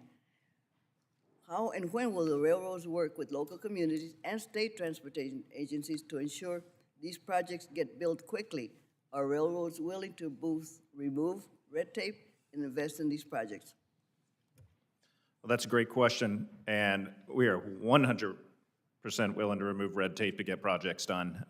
We often need a partner in the state and federal government to do that as well. But you're spot on. The $3.7 billion for grade crossing safety, grade separations was probably the most dynamic, exciting piece of that vast legislation for our particular industry.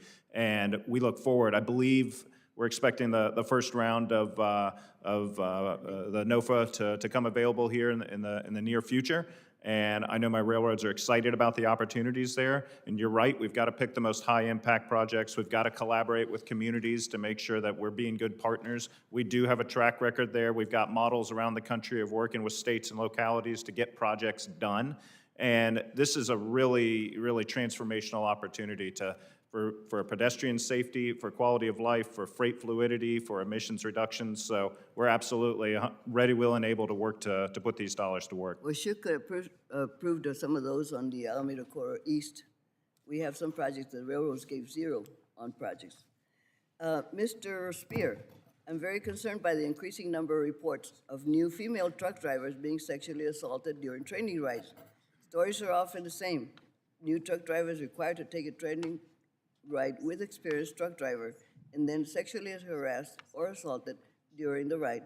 Often occurs in isolated areas and results in trainee being left on the side of the road. What is the trucking industry doing to address this situation? Great question, Congresswoman. Zero tolerance. Zero. It's unacceptable to have that happen in any industry, but specifically to trucking. Just with Congressman Norton, I'd love to have all 78,000 vacancies filled by women drivers. To do that, our members, our industry have to have not just programs that train to this, of why that's unacceptable. They actually have to enforce it to ensure that it doesn't happen. At ATA, we are very active with Truckers Against Trafficking, working with our driver populace to train them to spot the trafficking of women and children for sexual exploitation. That there sets the bar, that behavior is unacceptable. We train drivers to look for it internally within the company. we have to go further. We just launched last year the Women in Motion program to really focus on training programs that overcome this instance, and having women train women drivers is certainly a good step forward. These programs have to speak to that. Well, I certainly would like to see some of those programs carried through, sir. Absolutely. Mr. Reagan, I recently visited bus drivers in my district in El Monte Bus Station. They were very pleased with our work in the infrastructure law to improve driver bus safety. They informed me of the need of more and bigger shields to protect them. We must continue to hold FCA and transit agencies accountable for these bus safety improvements.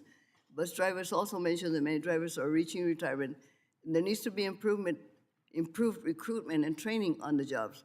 Can you please comment on both of the needs for bus safety and these bus driver recruitment? Yes, thank you for that question, Congresswoman.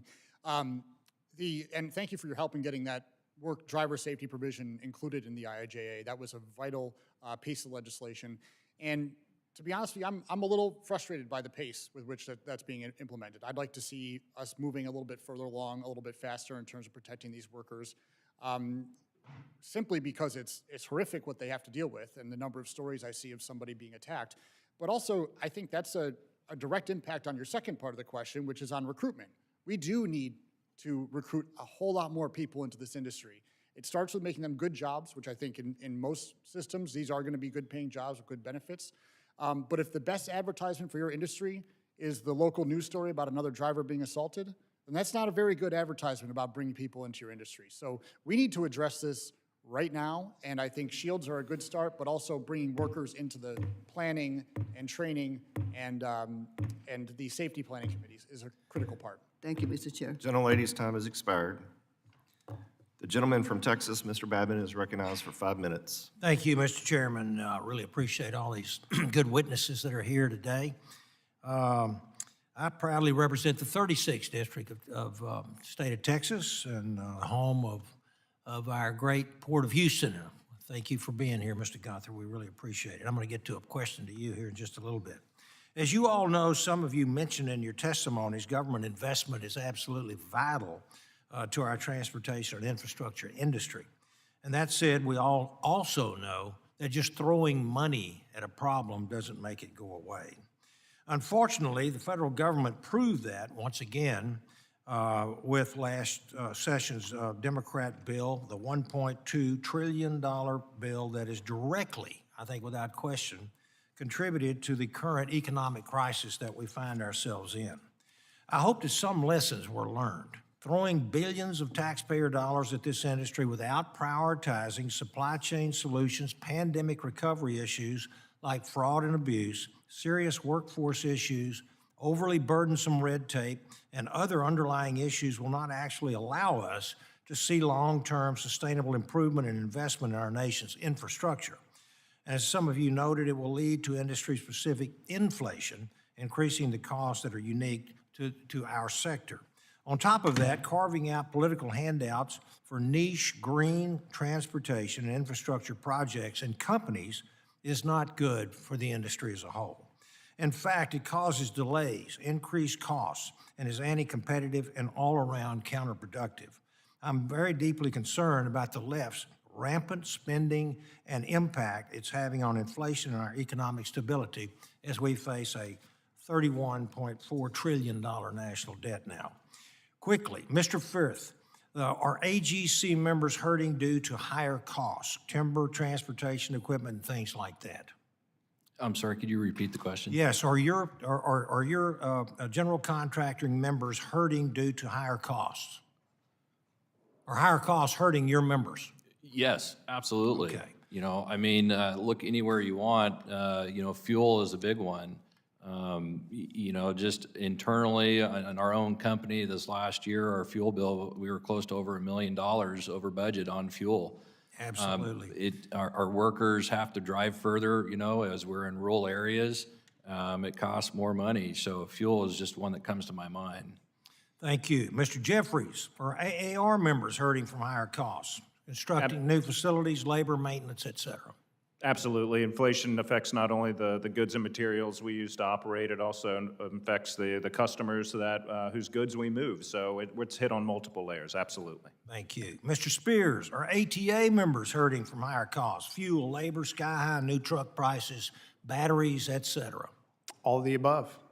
You know, the price of fuel is still a huge headwind, especially for the smaller companies, owner-operators. Right. It's a serious matter. Thank you. Now, Mr. Gunther, again, thank you all for being here. As the proud representative of the Port of Houston, I have a question for you regarding the port's underfunding issue, which you mentioned in your opening statement. I'm personally very familiar with the operations and maintenance funding challenges that our port has faced for many years, but would you quickly elaborate on the Houston Ship Channel specific needs for additional investment there? You mentioned that in your opening statement. Yes, thank you, Congressman Babin. The reality is, you mentioned throwing money at a problem. Yeah, we've got a short term. We're about to be draft restricted. A quick fix might say throw money at the problem.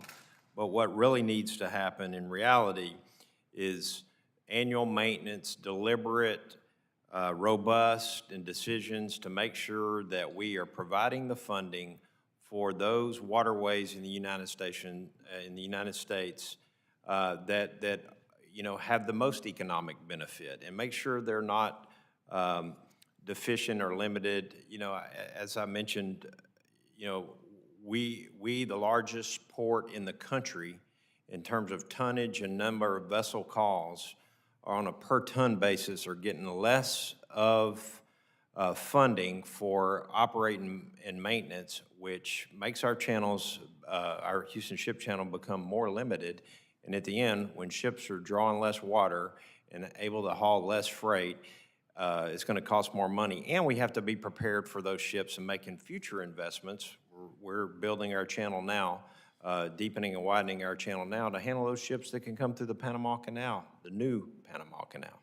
Yes, sir, exactly. I see that my time is up, so I will yield back, Mr. Chairman. Thank you. Gentleman yields back. The gentleman from California, Mr. Garamendi, is recognized for 5 minutes. Thank you, Mr. Chairman. I want to thank Chairman Graves for calling this hearing. The implementation of the IIJA is of critical importance to this nation. The bill itself could, properly implemented, really lay the foundation for America's economic future. All the pieces of it, whether it's dredging or highways or railroads, also the grid system and the like, critically important. I want to focus on two issues. First of all, Mr. Reagan, if you could respond to the AB5 issue quickly. Yeah, I would, thank you for that. First of all, the language, what AB5 does is simply provide clear definition for what is an employee, what is not. It does not eliminate the independent contractor method, because there are plenty of ways for someone to do outside work and clearly demonstrate they're independent contractors, nor does it require them to be in a union. In fact, all it does is properly classify workers so that they have the constitutionally guaranteed ability to join a union should they choose to do so. Thank you. There'll be much more discussion about this. This is an ongoing discussion in California about the implementation and possible modification of it along the way. Thank you.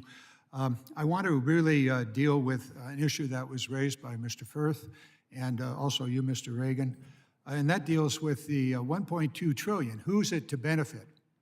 The construction industry, the transportation industry, or all of America's new, existing, and potential industries? This is the Buy America provision. We spent a lot of time in this committee working on that, not only here in this House, but also in the other House. And we have put in place the Buy America provisions that are much more broad than they were before the IIJA and other legislation went into effect. So what I want to really get to, Mr. Reagan, if you could deal with this, is how the ancient 1983 broad waiver, which still exists in the Department of Transportation, how it conflicts with the law that we have passed, that is the Buy America provisions. Yeah, it addresses, the waiver is on manufactured goods, so it goes beyond, iron and steel. And that should be repealed, because if we truly do want to use this type of investment to rebuild our manufacturing capability in this country, we need to have an expansive Buy America protections across the board. But we also need to have expectations within the industry to know what is going to be required to be made here. And I think we need to have those definitions put in place very soon. So far, we're still lagging behind, and I totally understand that it is a complicated process. It was a big expansion of the program, but we do need to put very clear definitions and timelines in place so the industries have an opportunity to respond and start reshoring some of that work.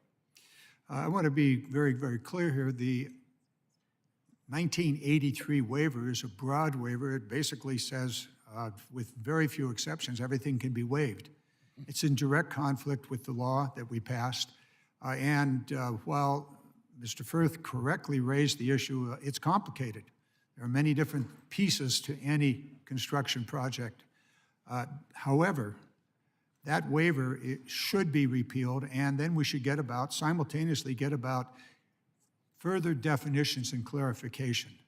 And so, Mr. Firth, if you'd like to deal with the clarifications and along the line, give you 30 seconds. We'll come back at other issues here. Well, thank you for the question. It's confusing. Indeed it is. It really is. I mean, I don't know if as a company, am I going to have to hire somebody to really sort this out as what the rule really means? From a construction standpoint, I guess we believe that when we go to build something, Buy America should already be, or if it's a material or some type of gadget or whatever that we're supposed to implement into a project, it should already be spelled out for us, very clear. And I guess that's where the confusion is because we never know until it seems like at the very end where it isn't. And then trying to find an equivalent to even get a waiver is very difficult. Good. Department of Transportation, you must be here in the room. Be prepared to be banged on here until you get this squared away. Repeal the 83 law and get about simultaneously the clarification that's necessary to implement the law that we wrote last year. With regard to one other issue, in 18 seconds, Dusty Johnson, Mr. Johnson has stepped out of the room, but the Ocean Shipping Reform Act is in place. I understand he's going to pick up this issue and ask those of you that are at the ports, railroads, and others about that law. And it was a nice bipartisan bill. Thank you. Yield back. Mr. Rouser. Thank you, Mr. Chairman, and thank our panelists for being here today. Really appreciate the value of your input.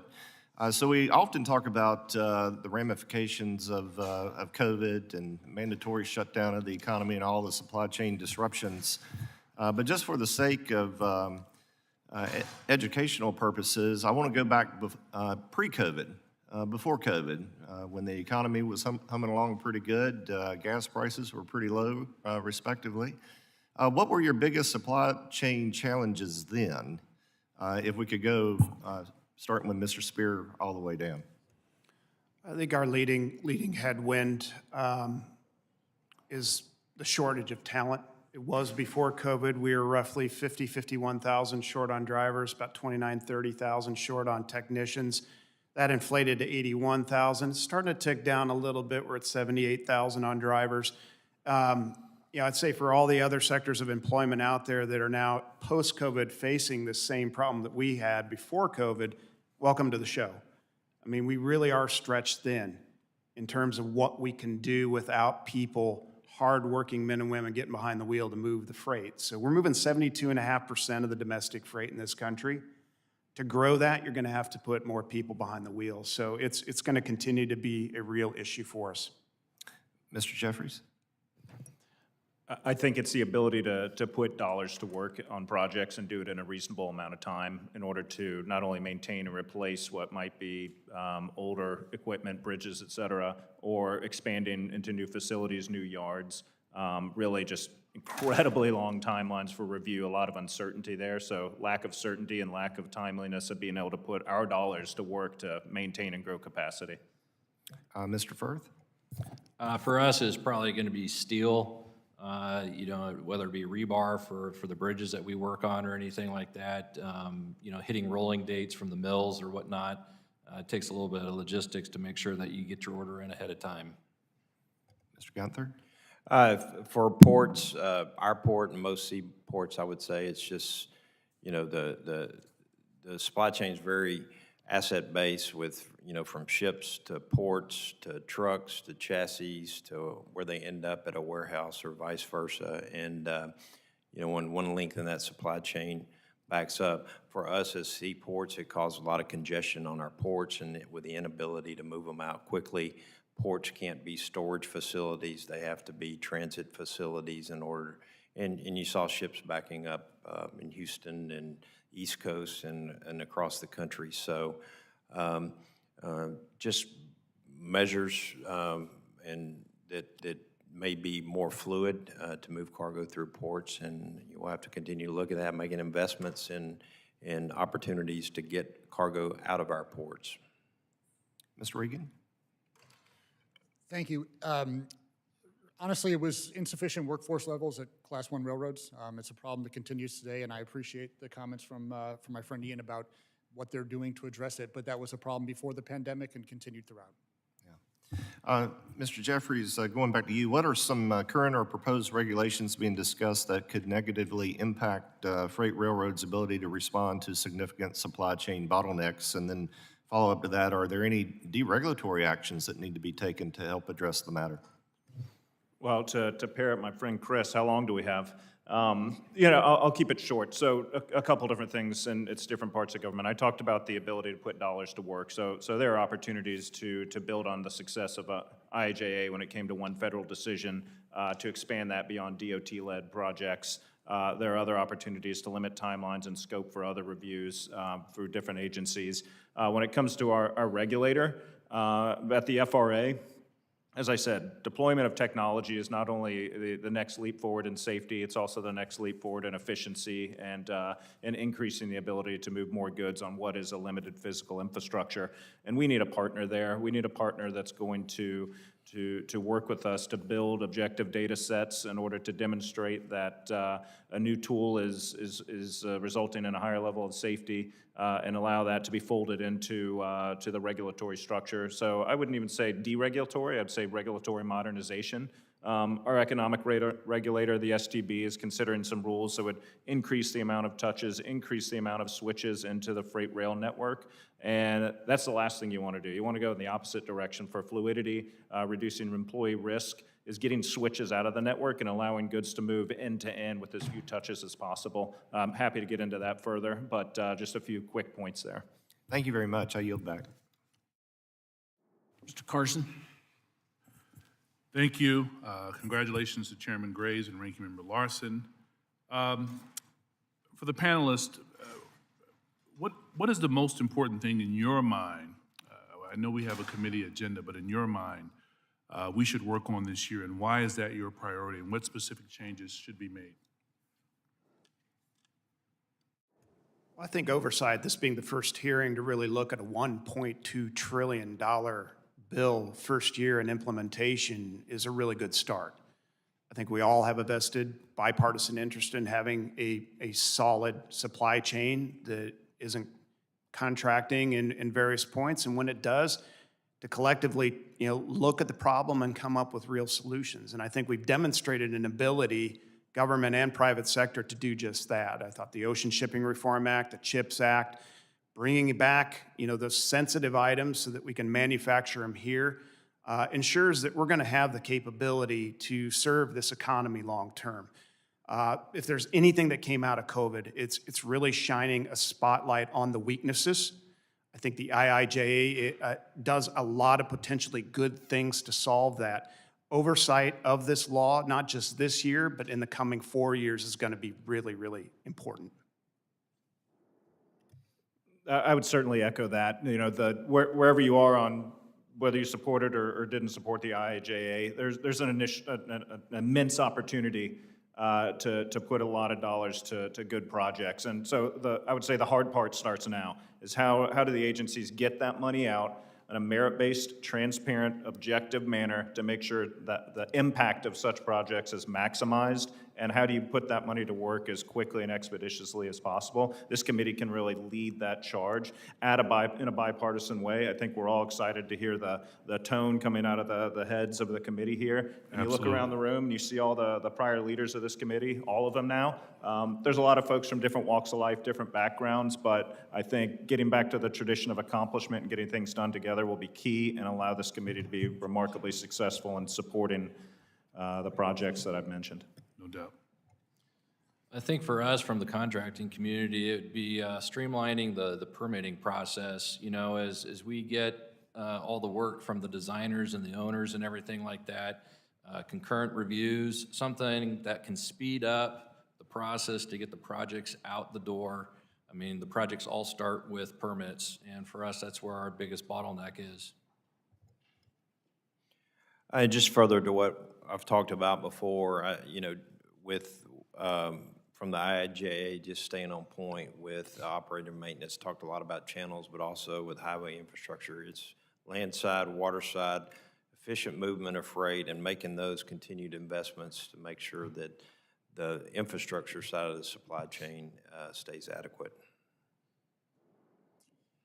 I think it's pairing the investments that are being made with really strong workforce development and training programs as well, to ensure that not only are we building our human infrastructure as we're building our modern transportation infrastructure, but more importantly, that once we're able to deliver on expanded services, new routes, things like that, that we have the workforce there ready and able to deliver the service that the people expect. Thank you. I yield back, Chairman. Mr. Boston. Thank you, Chairman, and I want to thank the panel for being here. And Mr. Spears, you know, the trucking industry has recognized that it's difficult finding safe parking, and you've elaborated a little bit on that. And it's a major challenge for professional drivers due to the lack of capacity. Your research and the Institute has established drivers spend about 56 minutes per each day searching for a place to be safe and park their vehicle. Now, this is clearly a major inefficiency in our supply chain. However, the problems can be fixed, and I thought we were going to get it done last year. This committee unanimously passed a truck parking bill out of this committee. It got to the floor, but didn't get anywhere from there. Have you ever seen any issue that is such a time when we have a fix, we know what we need to do, we pass it, we can't get it through in a time whenever we really need to get something done? And I've been around government a long time, but watching something that is so much agreed on and then stalled, I'm just going to ask you, have you seen anything that's to that level? I have, actually. But yeah, me too. Let's focus on this issue. And first of all, thank you, and to the entire committee for the support. This is not a partisan issue. No. Anybody can drive out of the Beltway here, and you will see trucks on and off ramps resting. Why? Because they're required by federal law to take breaks. And when those breaks come up and they don't have a place to park, they're going to look for the next best thing. So this is a safety issue, not just to our drivers, men and women. It's also a safety issue for the motoring public. Right. I'm out there driving my car with my family, my kids. You know, I don't want to tangle with our members. I don't think anybody else does either. Getting them safe, secure, well-lit parking is a no-brainer. That's why then Chairman DeFazio had $1 billion in his bill. Didn't go anywhere. Your bill, I hope, bipartisan, start early. We're going to be out there pounding marble. We're going to be knocking on doors to make certain this gets done. This is a necessity. And by the way, we've been really working hand in glove with the Secretary of Transportation and his team to tap into those discretionary monies that he has under the IIJA to ensure that blocks that and states have access to it for truck parking. So in the interim, while that legislation moves, we're going to be working with them to ensure that we're tackling the problem as well. I haven't confronted anybody on this issue that disagrees. And by the way, we sent that letter up. That's a joint letter between ATA and OOIDA. That makes a statement. We are in this together. This is an issue that impacts whether you're an owner-operator, an IC, a full fleet. We all need more safe parking. Yeah, thank you. And my next question, I want to go this route. and you know that I was born and raised in the trucking industry. I like to tell people I came home from the Marine Corps, ran the business for 10 years, loved it for 8. But I need you to expand if you can. Now, this is a state issue, but I want to bring it up here. My brother works tirelessly to get drivers. He gets the drivers, gets them qualified, makes sure he wants to have them, and then because of state law now that has legalized marijuana, they can't pass the drug tests. And it's happening all over this nation, and if this committee needs to know exactly how much that is affecting the trucking industry, and can you expand on that? The secretary asked me what keeps me up at night. This issue. Someone who is impaired getting behind the wheel of an 80,000-pound vehicle. And you got multiple states, over a dozen now, plus Canada, legalizing recreational marijuana. It's widespread. We're regulated by the federal government. We cannot have anyone impaired using marijuana or any other narcotic operating this equipment. So this channel conflict between the federal rules and the states allowing it, this ambiguity is creating a litigious environment, and we're caught right in the middle of it. Somebody's got to step up to the plate and put safety first. You want to smoke weed at home? Smoke weed at home. If it's legal, fine. Do not get behind the wheel of an 80,000-pound vehicle. We need to have strong standards, and we need to enforce the law. And it's tough to say that because we're short 78,000 drivers. I want more of them coming in, but not if they're impaired. Can't afford that to happen. You hit a school bus full of kids, and they're impaired. That's on us. We got to do better than that. So this is an issue that I pose to you all. We have got to work on. Thank you. My time's expired, and I yield back. Ms. Tigers. Thank you, Mr. Chairman. One of the things that I think is a real asset to this bill we've been discussing this morning is that it pairs investment in workforce development with investment in sustainable fuels, green energy, environmental concerns. And I see that in Nevada, we've already got almost $9 million through our RTC to buy electric buses. So, Mr. Regan, could you talk about how that combination of workforce development and good energy policy through transit could be used in other government agencies? Yeah, thank you so much for that question, because I think one of the really great developments that's come out of the implementation of this law was with the low and no emission bus program, where 5% of that money is required to go towards workforce development. That's critical because, as I said before, making sure that we have the workforce ready and trained once these buses become available. But also, we're making a it's bigger transition than you might expect to change from a diesel bus to an electric bus. You do have to have specific requirements from a maintenance side and an operations side to make sure that we are fully prepared to deploy them into our communities. I think that's exactly the type of model that needs to be used in other programs in infrastructure, because for too long we have focused on the new shiny equipment or the new shiny bridge without focusing on the people that are going to be critical to operating it, building it, maintaining it. Thank you.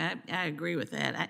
In addition to buses, we've been hearing a lot about two-man crews on railroads, and we'll hear about how the trains have, there's so many fewer now than there used to be, so many fewer people working than there used to be, so many stock buybacks as opposed to supporting a workforce.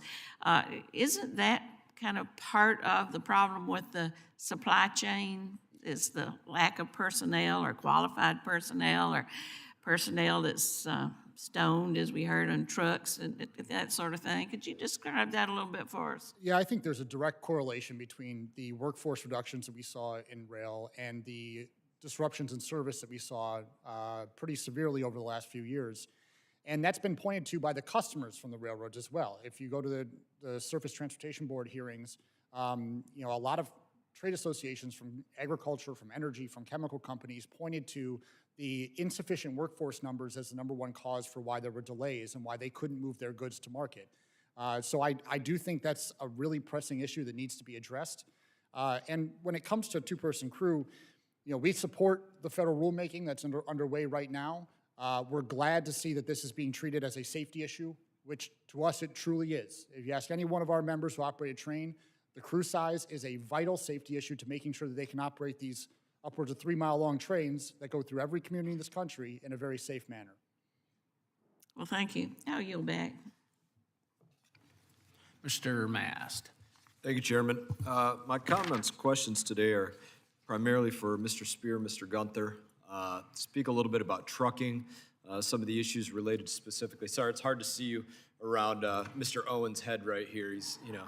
He's a big guy. I can barely see you over there. Thanks, Burgess. I appreciate it. So talk about a couple of things on this. We identify it as an issue in this way. When you're looking at goods coming into port, and by the way, I'll pause and say I was glad to hear you talk about the 80,000 driver shortage. Not that I'm glad that exists, but I was glad to hear you speak about it.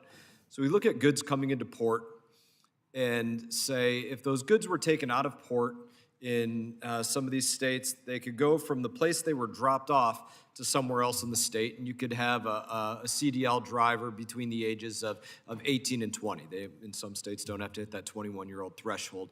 But you can't have somebody take the goods out of port and then take them to somewhere else in the state if they don't reach that 21-year-old age threshold because of the interstate commerce that is associated with. So I certainly don't look at this as an issue that solves by any means everything that's going on with trucker and driver shortage. But I'd love to hear your thoughts on that specifically as a lane, adjusting the age for bringing goods out of port to other places in the state for CDL drivers between the age of 18 and 21 to add a little bit to that workforce. Would love to hear your guys' comments on that. Go ahead, please. No, please. So, thank you for that question, Congressman Mask. You know, as one of the largest container ports in the country and one that is served primarily by truckers, you know, we certainly, 99% of the volume that comes through our port is by truckers. Yeah, we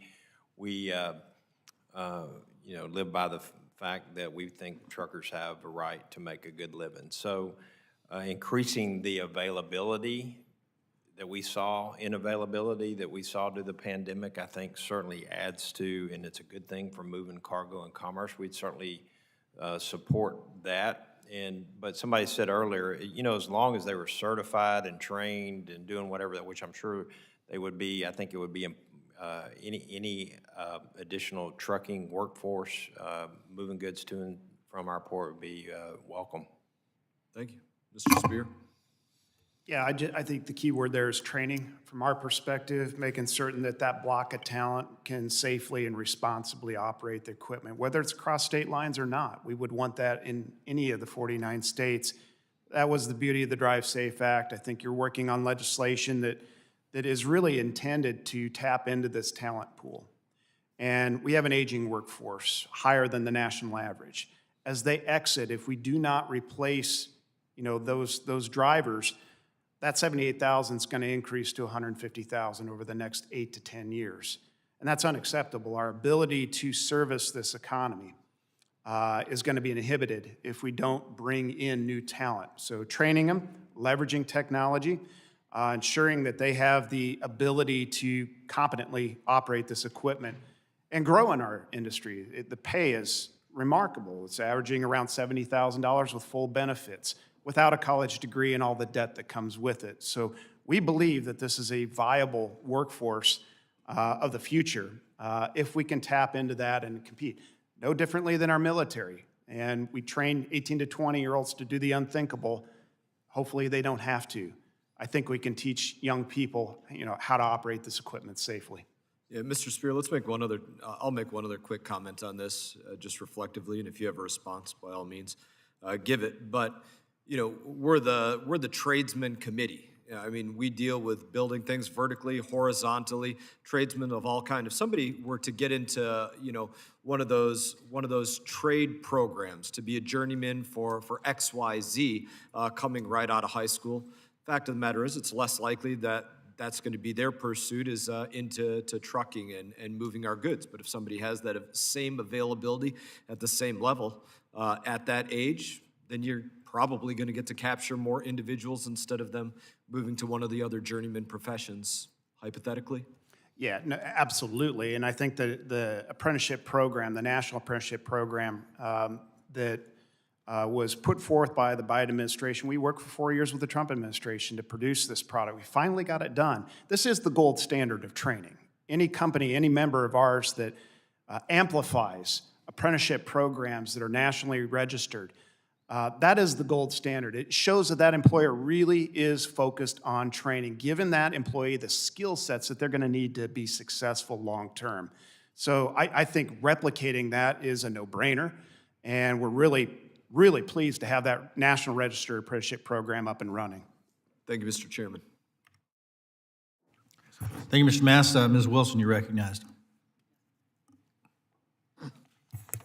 Thank you. Thank you, Chair Graves and Ranking Member Larson, for holding today's hearing. As founder and chair of the Florida Ports Caucus, the state of our nation's infrastructure and supply chain have long been among my top priorities because of their impact on jobs. As a newly elected Congresswoman in 2011, I created a door sign that read, "Today marks in the number of days without the passage of a jobs bill." It took 3,970 days, or more than 10 years, but finally, under President Biden's leadership, Congress finally passed a landmark bipartisan infrastructure law that supports the level of job creation that I long sought. The bipartisan infrastructure law, along with the American Rescue Plan and Inflation Reduction Act, delivered the resources to rebuild our infrastructure and address the supply chain crisis. I'm especially proud to have been one of 5 members selected to co-sponsor this historic infrastructure bill. Consequently, Florida is receiving $18 billion to update our highways, bridges, transit, seaports, and airports. Chairman Graves and Ranking Member Larson, I look forward to working with you on a bipartisan infrastructure legislation. With that, I have a few questions. Mr. Reagan, thank you for bringing attention to the bridge improvement projects authorized by the IIJA. In my district, we have Broad Causeway Bridge, which connects mainland Miami-Dade to various cities on the beaches. The Broad Causeway is looking to use that funding to update the bridge and increase its accessibility. Can you explain how discretionary grant funding has benefited the men and women of the TTD? Yes, thank you for that question. The grant programs, and we're starting to see the money really flow now, are just critical towards advancing, especially the building and construction trades that I represent. But the bridge programs in particular, you look at the number of structurally deficient bridges around this country that have been highlighted by the American Society of Civil Engineers. I mean, it's an epidemic in this country that we have so many bridges that are not safe to drive on right now. And getting this money out quickly and getting it with expert union workforce operating on these bridges is going to be critical to making sure that we have both a more efficient but also a safer system in this country. Thank you. Mr. Firth, you stated in your testimony that without the IIJA, states would have to cut roughly 20 to 30% of their projects. Can you provide examples of the projects that you were able to complete because of the IIJA grant programs? We haven't had any IIJA projects yet. We anticipate, though, here in 2023 that they'll be coming out, so I don't have any examples for you. Okay, thank you. Mr. Spear, in your testimony, you mentioned years of infrastructure neglect. Can you highlight how the IIJA has improved working conditions for drivers? Well, I think, as I mentioned, congestion is a significant concern, not only in terms of the $75 billion that we lose just sitting idle, but the amount of time a driver spends sitting idle. That's a lot of time to think about maybe doing something different with their life. Okay? Moving goods from A to B efficiently is good. It burns less fuel, it's less emissions, it gets the product where it needs to be. That means we also pay less for it. so inflation goes down. But the impact that it has on the driver, I can't think of anything worse, maybe even the dentist, that I would rather not do than sit in traffic. And 425,000 drivers sitting idle for an entire year, that's unacceptable. So the IIJ has the potential to really target those top 100 bottlenecks and find ways to alleviate that, get the trucks moving. Whether there's more lanes, but get the cars and trucks moving, that's going to be a huge factor. Thank you. I yield back. Thank you, Mr. Burchett. You're recognized. Thank you, Mr. Chairman. I have some very hard-hitting questions on COVID, but I realized I'm not in the Oversight Committee right now, so when I get to Oversight, I will ask some hard-hitting transportation questions, Mr. Chairman. And I do want to thank y'all. And I always wonder why we always thank you all for holding these meetings when it's your dadgum job to hold these meetings. I don't understand that. Maybe that's probably why I'm not at the schmooze level that some of these other guys are. But anyway, take note. Mr. Firth, you stated that federal agencies under the Biden administration are systematically reversing streamlining reforms to the National Environmental Policy Act, and you're introducing additional requirements to delay the infrastructure projects. I'm wondering, do these changes by the administration increase these project costs?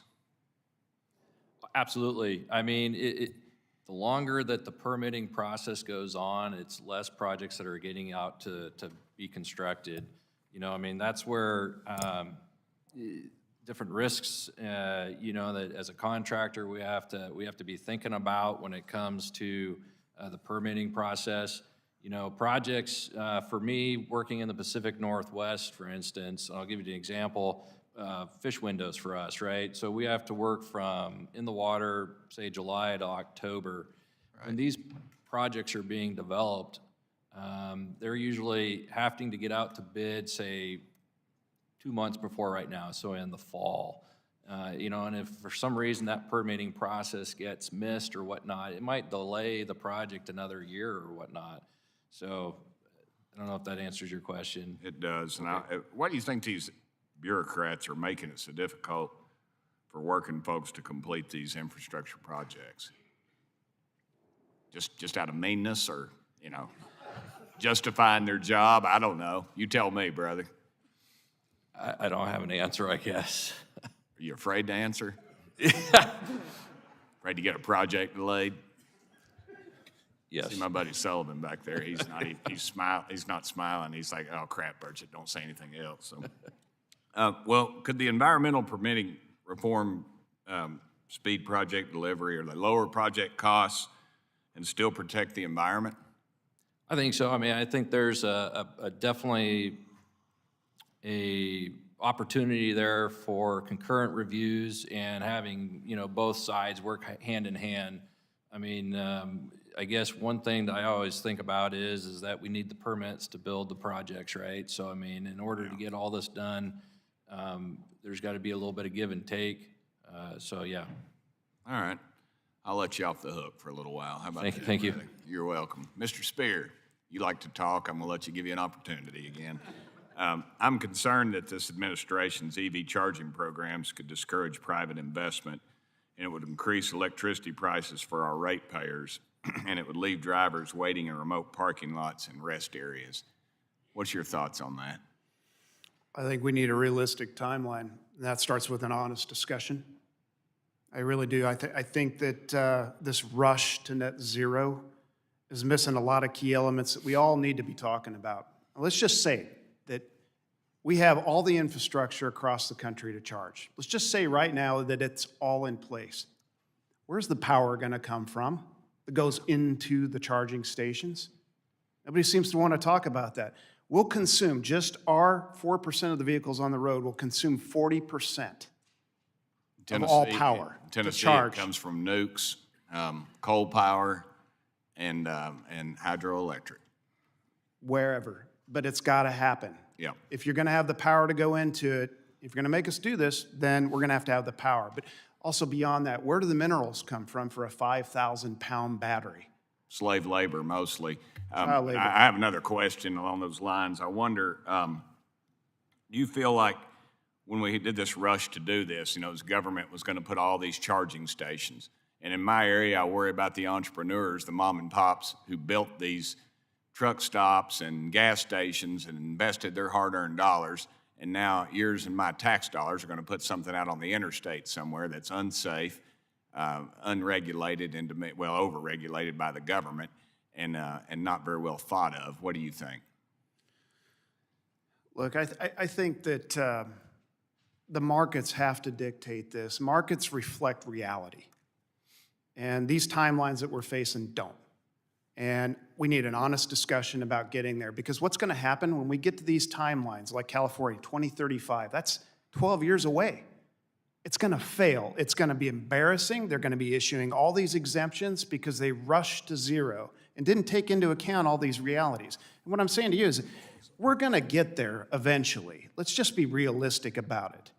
And I think what we're dealing with right now is impactful on the supply chain and what we pay, inflation, because we're not going to be able to deliver the goods because Our we don't have the time's equipment up. to do it. Mr. Chairman, I yield back no time. I'd love to yield you another 5 minutes just for the entertainment value, but I need to go to Mr. Carbajal. Our ratings would go way up. I understand now 2 people are watching this. And I would object. I know you would, Mr. Chairman. Mr. Ranking Member, excuse me. Mr. Carbajal, you recognized. Thank you, Mr. Chair. Correction, I'm sorry, Mr. Carbajal. Mr. Payne is actually next. I thought I was getting ahead. Thank you. So did Mr. Payne. I got worried there for a minute, but thank you, Mr. Chairman, and I'd like to thank Chairman Graves and Ranking Member Larson for their leadership. And just a quick note, Mr. Spear, Mr. Jeffries, I'm glad the point that you made in reference to trucking and rail working together.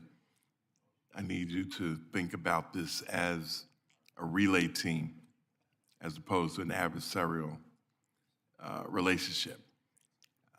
The rail has the baton, and they pass the baton to the trucking to get to the finish line. So please, let's look at this in that manner.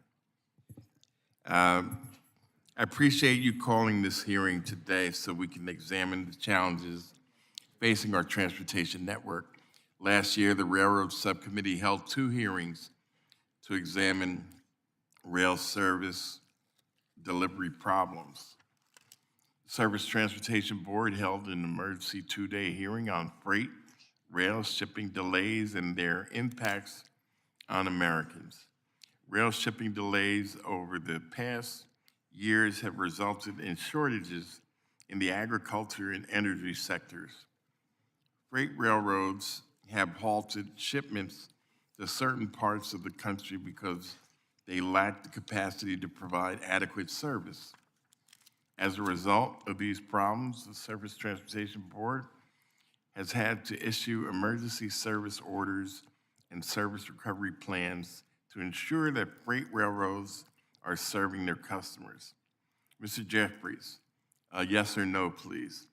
Do you feel that the freight railroads have enough workers to handle the current demand for rail shipping? Well, certainly that's been front of mind over the past year, and you're right, we certainly had significant service challenges over portions of the last few years. So is that a yes? I'm getting to that. Well, that's really what, the interest of time. That's Sure thing. We have been hiring aggressively over the past 18 months, and we continue to hire in certain regions around the country. So we're still leaning into that, and those efforts still continue. Thank you. The Surface Transportation Board says that long-haul intermodal truck traffic has grown 20% more than rail. Between April and September of 2022, the 4 big railroads added just 420 total train and engine employees. 420, an increase of less than 1%. Mr. Jeffries, we'll try it again. Yes or no? Are the railroads scaling back hiring plans due to softening demand? We continue to hire as we stand here today, and that number is actually 9% year over year when it comes to employee increases of T&E. So you're saying it's more than 420? I'm sorry? You're saying it was more than 420? I am saying that. Okay, we'll check that. And with the time I have remaining, I'd like to ask Mr. Reagan, who represents these workers, if his members share the assessment of the state of the freight railroad industry, and if not, how do the men and women working for the freight see the state of their industry? Thank you for the question. I think as we saw very clearly last year, the morale among freight rail workers has never been lower, at least in my experience. They're frustrated, they feel overworked. A lot of the focus on attendance policy and yes, sick leave and other issues, I think are a direct result of the insufficient workforce levels. I think if we are able to deal with some of those and continue to improve on some of the gains that were made in that contract that was resolved, I think that we will start to turn the industry around. And I assure you, nobody wants to see a growing, more robust freight rail industry than the members that I represent. They're proud to be railroaders, and they want to continue to do it, but they need to see a change in the operating mechanisms right now, in the operating systems, so that they can have return some degree of quality of life to their work. Thank you. And with the few seconds that I have left, I'd be remiss if I didn't mention that I'm going to continue the effort. It's good that the salaries went up fivefold, but that was not what the workers were asking for. They were asking for sick time, and that is something that we need to address. It's great that their incomes have gone up, but they were interested in sick time, as probably all of you sitting at that panel have in your capacities, in your positions, and they deserve it as well. And I'll continue to fight for that. And with that, I yield back. Thank you, Mr. Garrett Graves. You're recognized. Thank you, Mr. Chairman. Thank you to the witnesses for being here today. You know, it's been interesting. Last Congress, we had the infrastructure bill, and we spent, I think 24 hours or so in this committee marking up a bill that, with the exception of a handful of provisions, was largely ignored, and a Senate bill became law. There's no question we have a supply chain problem. There's no question we have a labor shortage. There's no question that we have inflation issues. There's no question that what's happening with energy prices is having a profound impact on your industry, on the ability to carry out logistics around the United States and around the world. But when I look at legislation like the IIJA, the infrastructure bill that became law last Congress, I look at things like mandates on trying to transition us to electric vehicles. I look at simple math problems where you literally could not produce enough minerals to develop the battery storage or the electric engines or other things that are required under the bill. And then I look at the problem we're having in supply chain right now, where we're not investing in roads because funds have been diverted to EV charging stations or other things. And the reality is that the legislation has exacerbated the problem that you're already experiencing in your industry, trying to get goods around the United States and around the world. And so one of the things that, and I know the chairman shares my concern, is that we are going to be looking at kind of how to recalibrate that bill and reprioritize the dollars in places where they're actually needed to complement your efforts to address supply chain issues and, again, try to address the worker shortage and other challenges that we have. I'm going to take the conversation a little different. You know, one of the things that I think lessons we've learned from what's happened with energy over the past couple of years. We've moved in a direction first that made us more dependent upon Russia for oil, and that hasn't worked out so well. Now looking at where we're being forced in a renewable energy direction, and I want to be crystal clear, I support renewable energy technologies, I support reducing emissions, but I also support doing it in a way that makes sense. And what we're doing right now is we're forcing greater dependence upon countries like China. And I'm curious if any of you have thoughts on how we should be looking at this a little bit differently. For example, looking at NATO or NATO Plus as more than just a military organization, looking at it like a supply chain and an economic alliance as well. And that way we have more secure, more allied resources that we're dependent upon. And we're not subjecting ourselves to the volatility of some of these countries that we're not friends with and are simply going to use their resources as leverage, as we've seen China do with some of the critical mineral markets they've cornered around the world, including processing and refining of those minerals. Anyone? I think sourcing is key. If you're going to build out a transition to an alternative source of energy, say electric, those batteries are going to have the minerals. It's not coming from China. It's not going to come from Congo. So where are we going to get them? It's going to have to come from here in North America. So these are key questions, and they take time to develop, not just 12 years, but beyond. And we're fine in transitioning to that as the market dictates. I think there has to be some give and take with that. Rushing to zero is going to cause havoc within the supply chain and economy if we're not careful about it. But I hear what you're saying about friends. You're creating good trade relationships. We haven't seen too many trade agreements come down the pipe lately. And I think we really need to focus on shoring that up. If we're going to transition away from China, we're going to have issues with Europe, certainly about sourcing in Africa, then we need to have better, stronger trade agreements that allow us access to these minerals and can manufacture sensitive things here at home. That's going to be very key. Thank you. And I want to make note that, you said transitioning to zero is effectively going to be painful. And I want to make note that the United States has led the world in reducing emissions. For every ton of emissions we've reduced, China's gone up by 4. We're not headed in the right direction, and all we're doing is penalizing the U.S. economy at the same time. Anyone else? I would align my comments with Mr. Spears, that energy security is all about working with trusted allies, stable allies, and identifying trusted sources for the materials we need. We all, I think, are headed in the same direction when it comes to reducing emissions and alternative forms of energy, but while we work on that path, we've got to maintain stable, trusted resources for the fuels that supply us today. Hey, thank you. And I know Mr. Stauber's probably chomping at the bit, looking at this forced direction into renewable energy technologies while at the same time shutting down 2 mining operations in Minnesota, 1 in Arizona. It seems entirely incompatible or even contradictory with the objectives of the legislation and some of the stated commitments in terms of targets and reductions. So we certainly need to be thinking about this a little bit differently. Yield back. Thank you, Mr. Graves. Mr. DeSaulnier, you're recognized. Thank you. And I will say thank you to the chair and the vice chair for having this hearing. The context of my comments, I want the panel to realize, and my colleagues, it's in getting this investment right. Who benefits from it? I'm not against private equity getting a reasonable rate of return. It's an important partnership.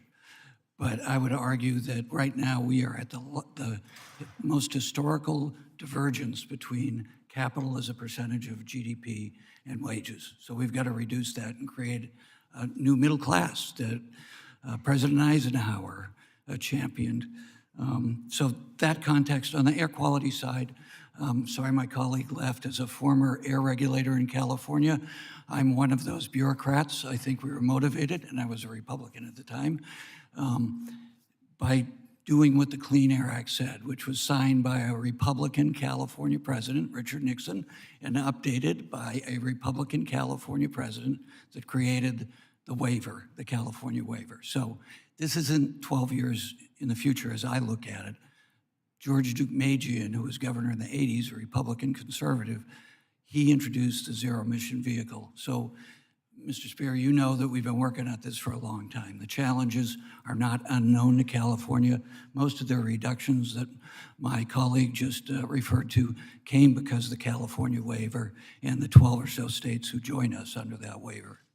So in that context, Mr. Spear, you mentioned President Eisenhower. One of my favorite quotes by President Eisenhower said, "Only a fool would try to stop an American man or American working woman from joining the union of their choice." And President Eisenhower said that when GDP was at historic records because we were building an amazing middle class. So President Reagan, another President Reagan, started cash buybacks or started the acceleration on open market buybacks. So what is the right rate of return for an investor and a taxpayer and an employee, a worker, a union worker under Davis-Bacon, for Congress to be looking at? And this is in the context of, and I'm not specifically saying a rate of return, I'd just like you to talk about your members and the multiplier. As a former small business owner, the multiplier for every one of your jobs, as memory serves me, is about 13, 14, which all goes out to small businesses in rural and urban areas. So it's really important that your investors get a reasonable rate of return, but that Main Street gets a reasonable rate of return if we want to rebuild that middle class. So just for instance, the rail industry has had more cash, open market cash buybacks in 2021 than ever before. You're more profitable than ever before.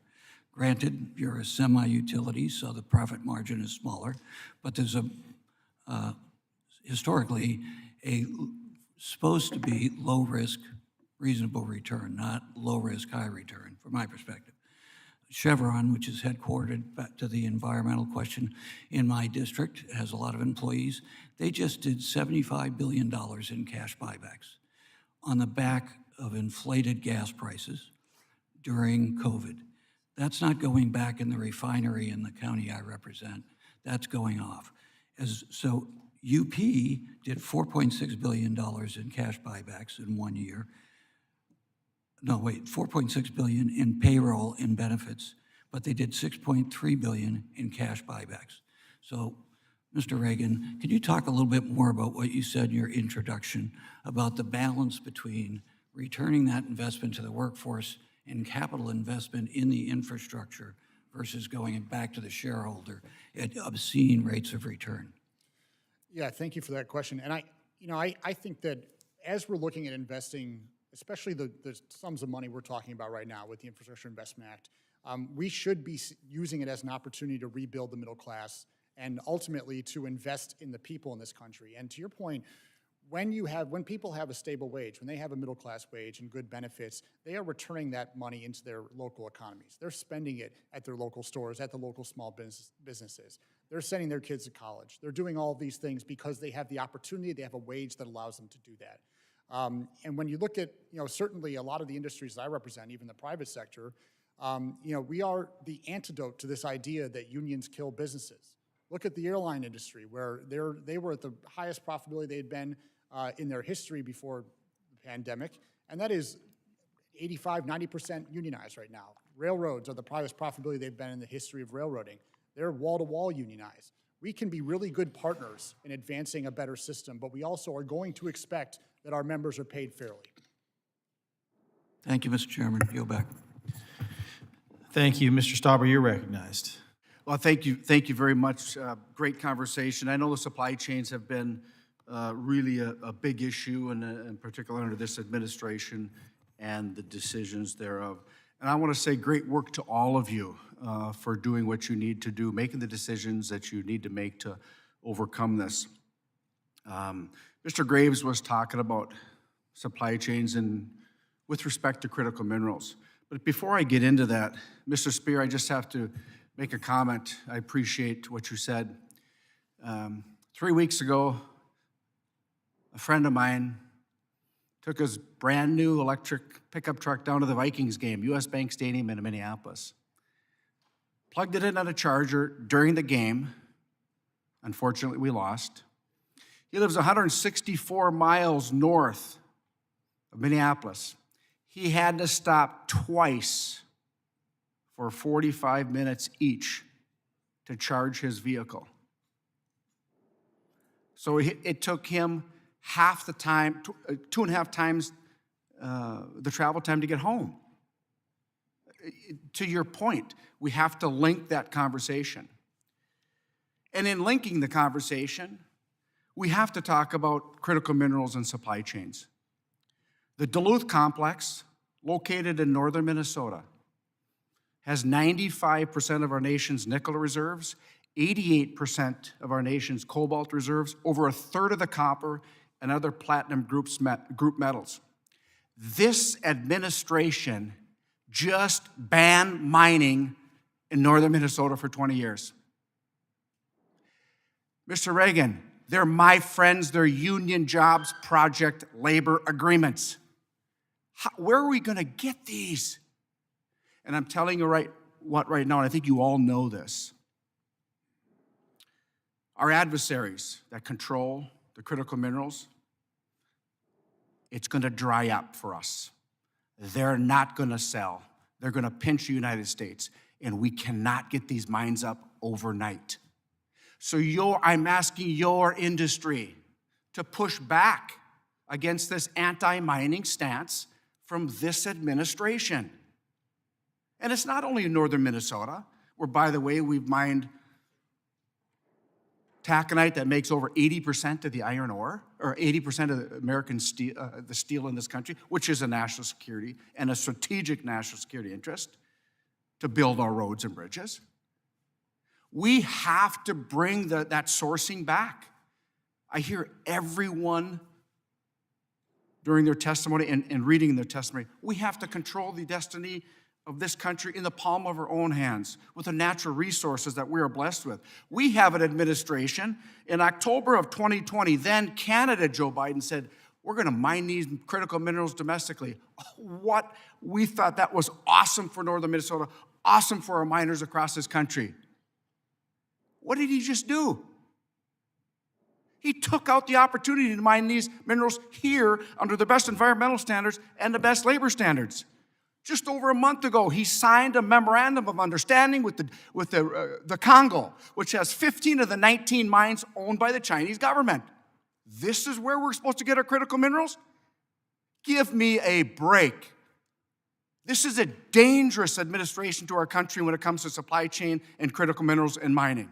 The anti-jobs and anti-mining stance has to stop. And I'm asking you and your associations to help. As an association, push back on this anti-mining stance. Push back on us relying on adversarial nations for our critical minerals and our processing. And we talked about reforms. Should it take 10 years to build a bridge? Should it take 10 years to build a bridge in California, Minnesota? Should it take 20 years to open up a mine in northern Minnesota? In the same watershed, the country of Canada, our friend, opened up a gold mine, same watershed in 3 years. Please do your part and push back. I will help you advocate for that.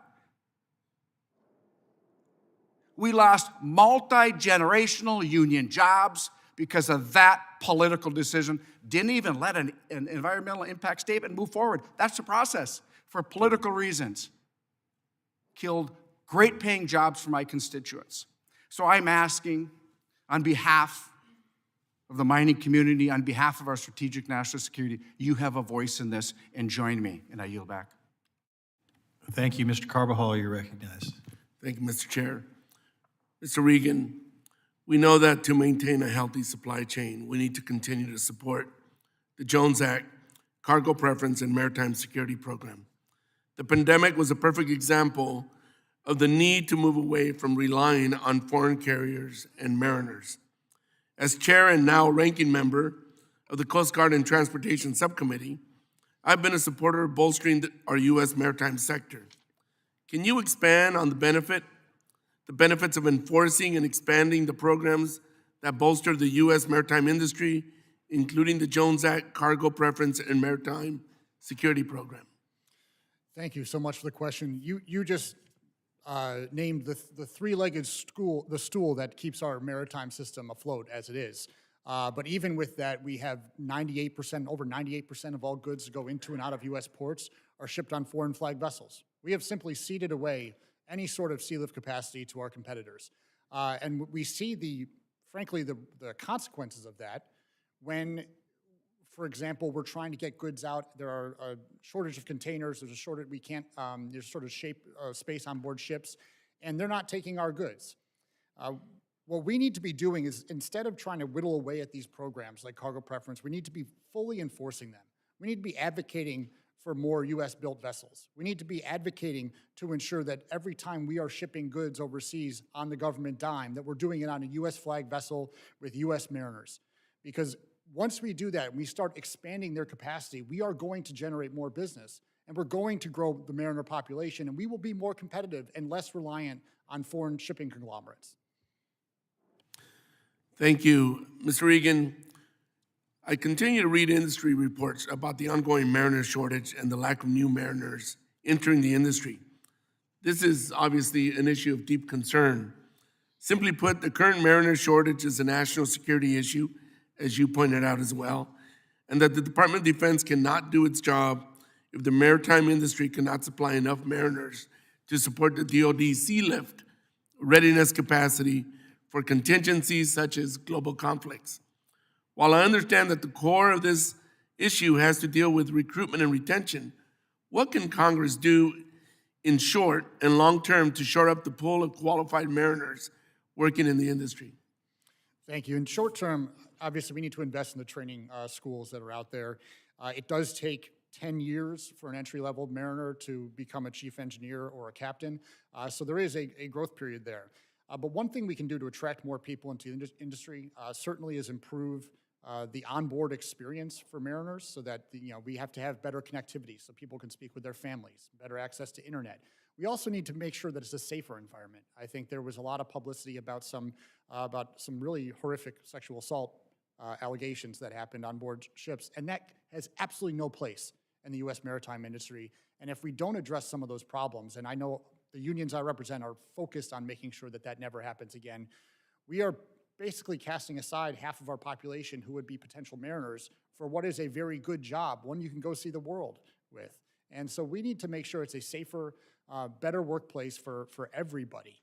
And then finally, I think we need to invest in more opportunities so that there are options for shoreside work for employees, so that we can have a continued pool of mariners that are available to operate on ships, but continue to do that work if there are not opportunities at that very moment.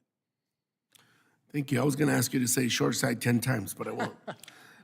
Mr. Reagan, while the bipartisan infrastructure law provides over $60 billion in federal dollars for rail infrastructure, I know we need to do more to improve passenger rail and freight rail services. In your testimony, I know you highlighted the need to invest in workers. Can you delve into what that means, what you mean by that?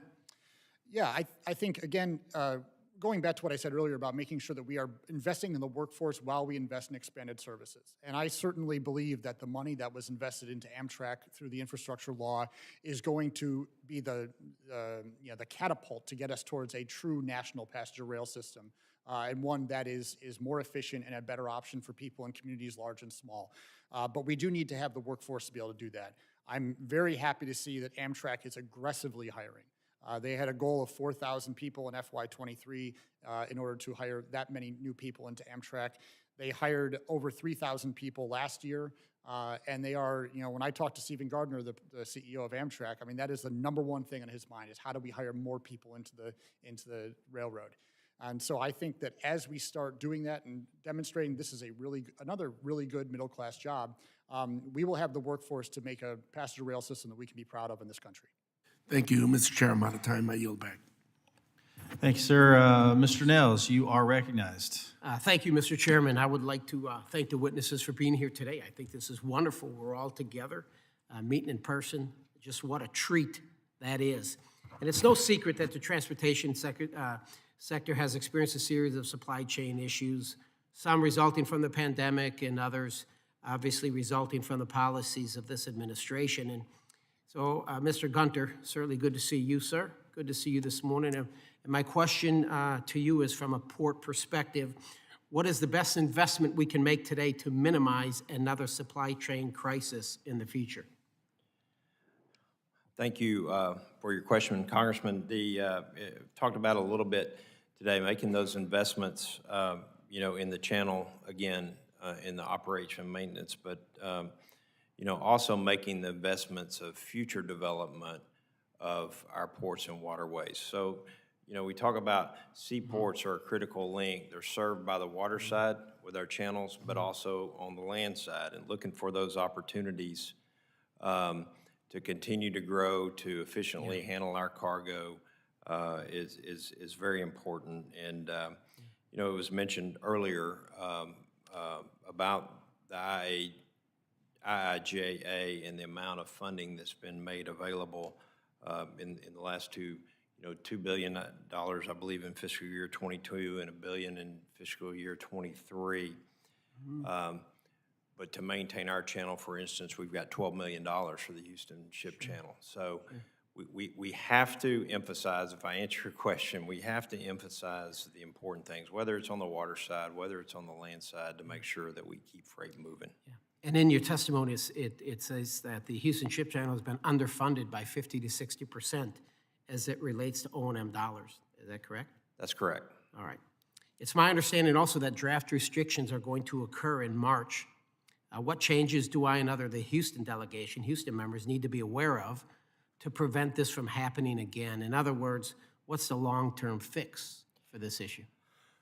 Well, the short-term fix is inevitable. We talked about, hey, do we throw money at it to fix this? But the long-term solution is looking at, the need based upon the tonnage that is served by these waterways like the Houston Ship Channel, and making sure that those dollars are invested to keep, to keep the channel maintained to its authorized depth and width, and we have to do that. Thank you, sir. I can assure you that you have my attention. Mr. Jeffries, I'd like to zero in on regulations affecting the rail industry. Often we hear about automated technologies in the transportation sector with media coverage and attention given to the other industries like the autos and drones. In your testimony, you mentioned ATI, which is automated track inspection, has resulted in some instances more than 90% reduction in the rate of unprotected main track defects found.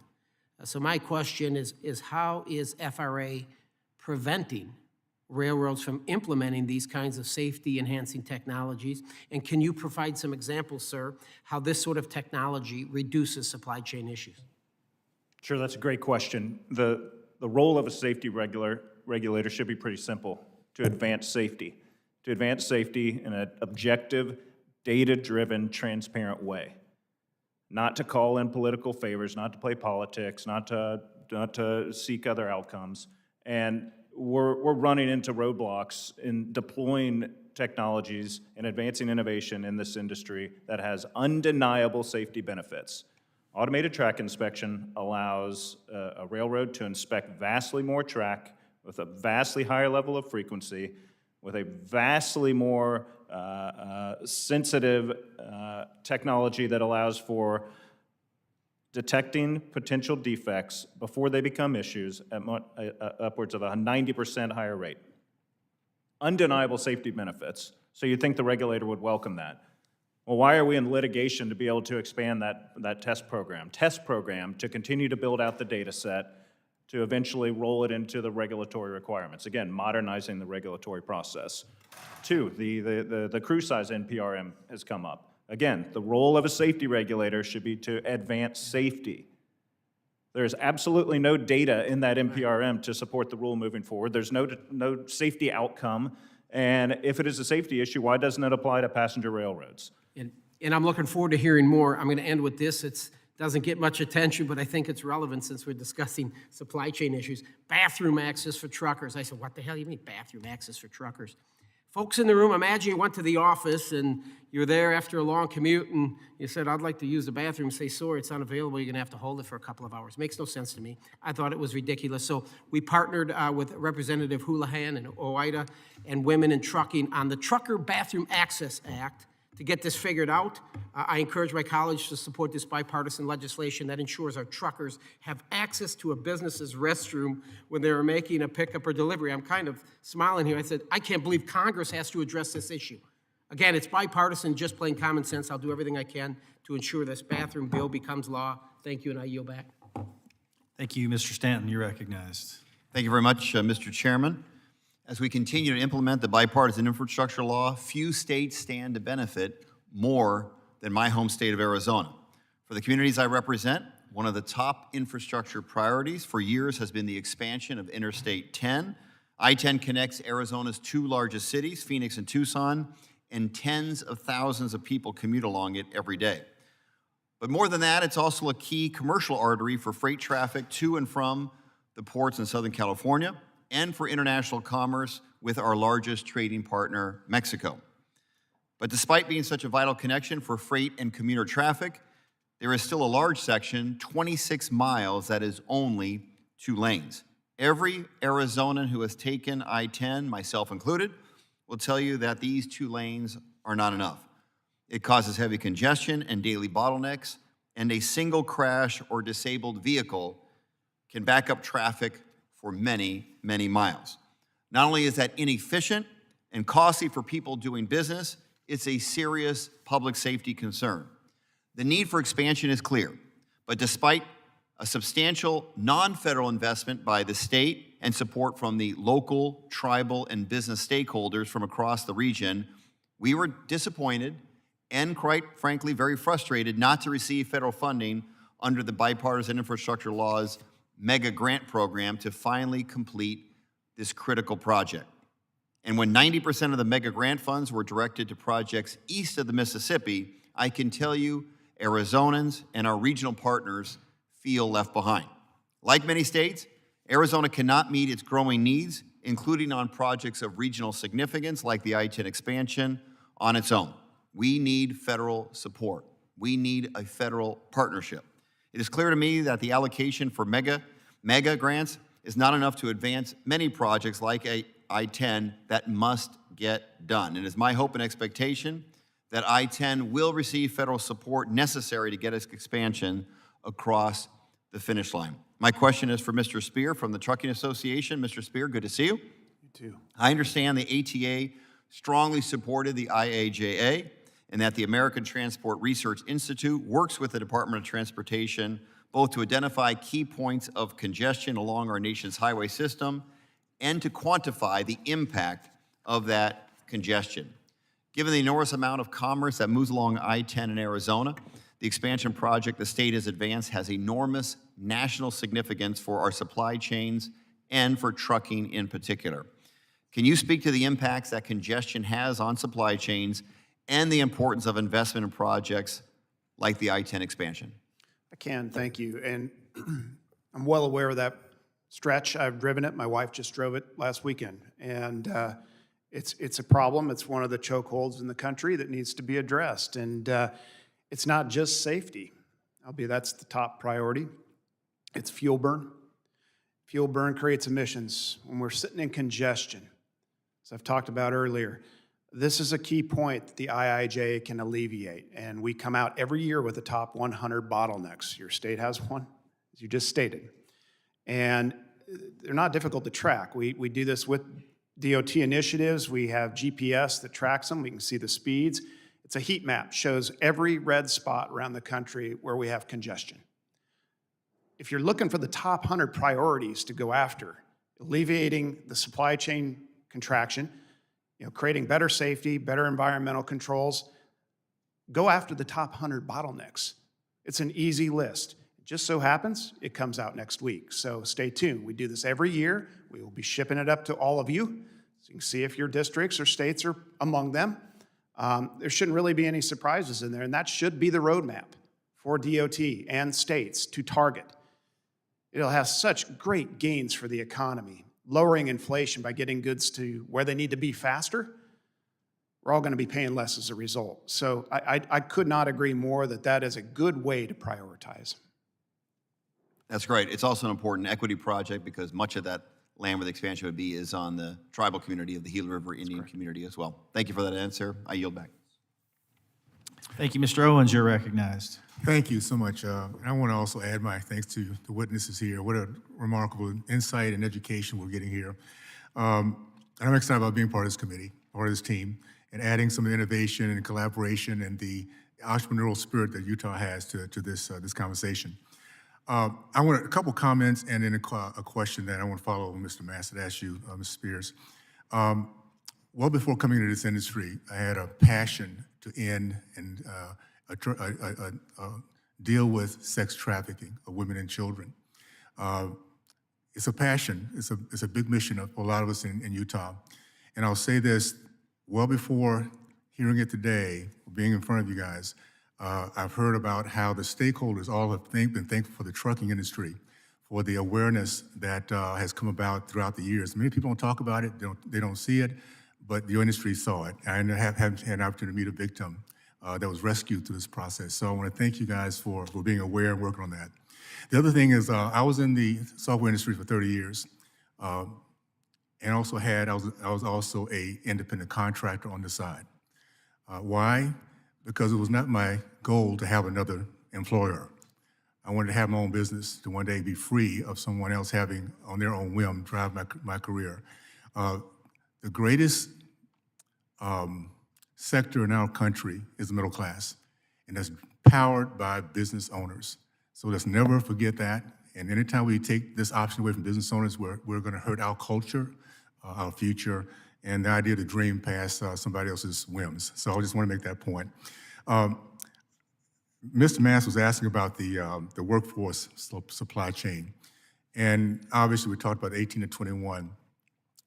Is there anything else that Congress can do or not do? As we understand, we have to mitigate the fact that we're graying out in all these industries. Some kind of way we have to bring these young people in, knowing there's income to be made, and they can pursue their dream at a much lower cost, getting into the process. Is there anything else we can start looking at? And I want to start off with you, Ms. Spears, that can help us to either get out of the way or to allow this process to move and get this supply chain moving a little bit faster with the workforce. Well, I think it starts with training. Greg and I are actually friends. We have some differences, obviously, but I don't think you'll ever hear either one of us talk or devalue training, the importance of it, especially with entering talent.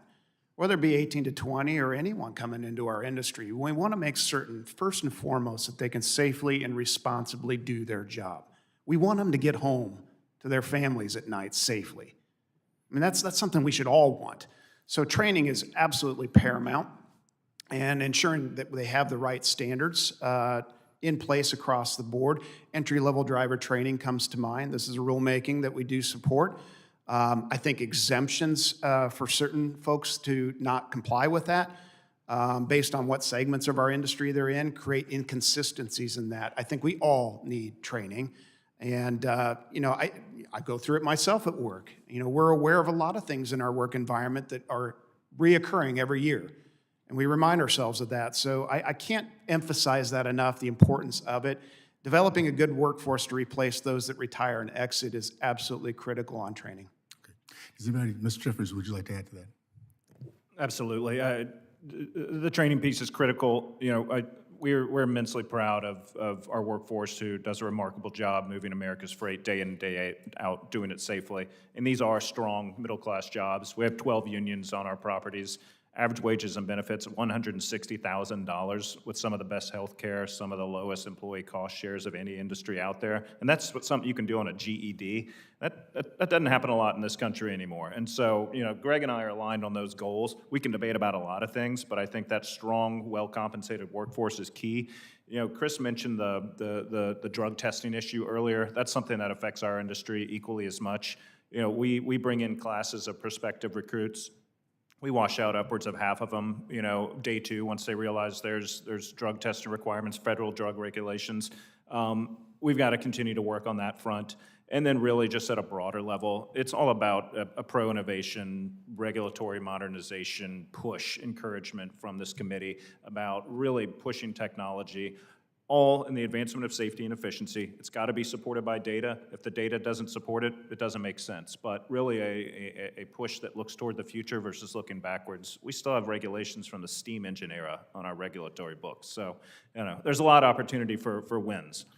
Well, thank you. And again, I think we realize over COVID that this is truly the backbone of our country, of moving product and building a business, the middle class. So thank you so much for that, and we look forward to working with you for sure.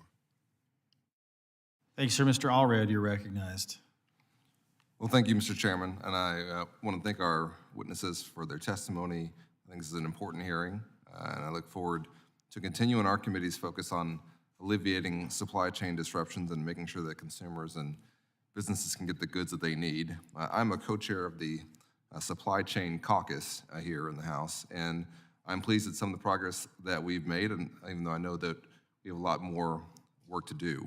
And I think that Mr. Gunther, I wanted to begin with you because obviously as a Texan, not from Houston, but from Dallas, the story of the Port of Houston is informative. Because in your testimony, as Mr. Niels mentioned, you noted that the Houston Ship Channel has been underfunded by 50 to 60%, resulting in draft restrictions throughout the channel. And when we talk about important investments like we were making in the IIJA, this is why we want to make these investments, so that we don't, then when a crisis comes along, we have to come here and ask you, why is the Houston Port Channel not operating to max efficiency? It's because of what does a draft restriction mean for you? Just for my constituents back home, what does that mean for them in terms of? It's pretty simple. We have a 45-foot operating draft, and we have a 45-foot channel that goes through a bay that naturally wants to be 7 or 8 feet. It's continuing to silt in. So if it silts in without regular funding and gets to 43, 42 feet or whatever, it restricts the amount of cargo that the ship can carry, costing more money. So you have ships sitting out in deeper water, oftentimes, right? And you'll have to have. No, they actually don't load because they know how deep the channel is before they leave their origin. So yeah, it limits what they put on from the beginning. And so it has a cost to our overall economy. Obviously, as the biggest regional port, it has huge costs to our region. That's why these investments are so important. That's why I find it a little bit frustrating when people will say they didn't support the IIJA. This is a historic investment. It might not be everything that you wanted. It's not everything that I wanted. But for the first time in decades, we finally said we're going to make a serious investment in American infrastructure. We're going to try and address some of these issues. As you know, I've supported full federal funding for the Houston Ship Channel, and I want to make sure we do that. And I know that there are ripple effects from your port that we feel all the way in Dallas. You mentioned the need for investments to plan for future demand, to ensure incoming cargo has a place to go instead of sitting at the port. I know many of the cargo distribution centers are in my district in Dallas. And so I'm wondering how ports can work with other sectors of the supply chain to manage demand and move cargo more efficiently.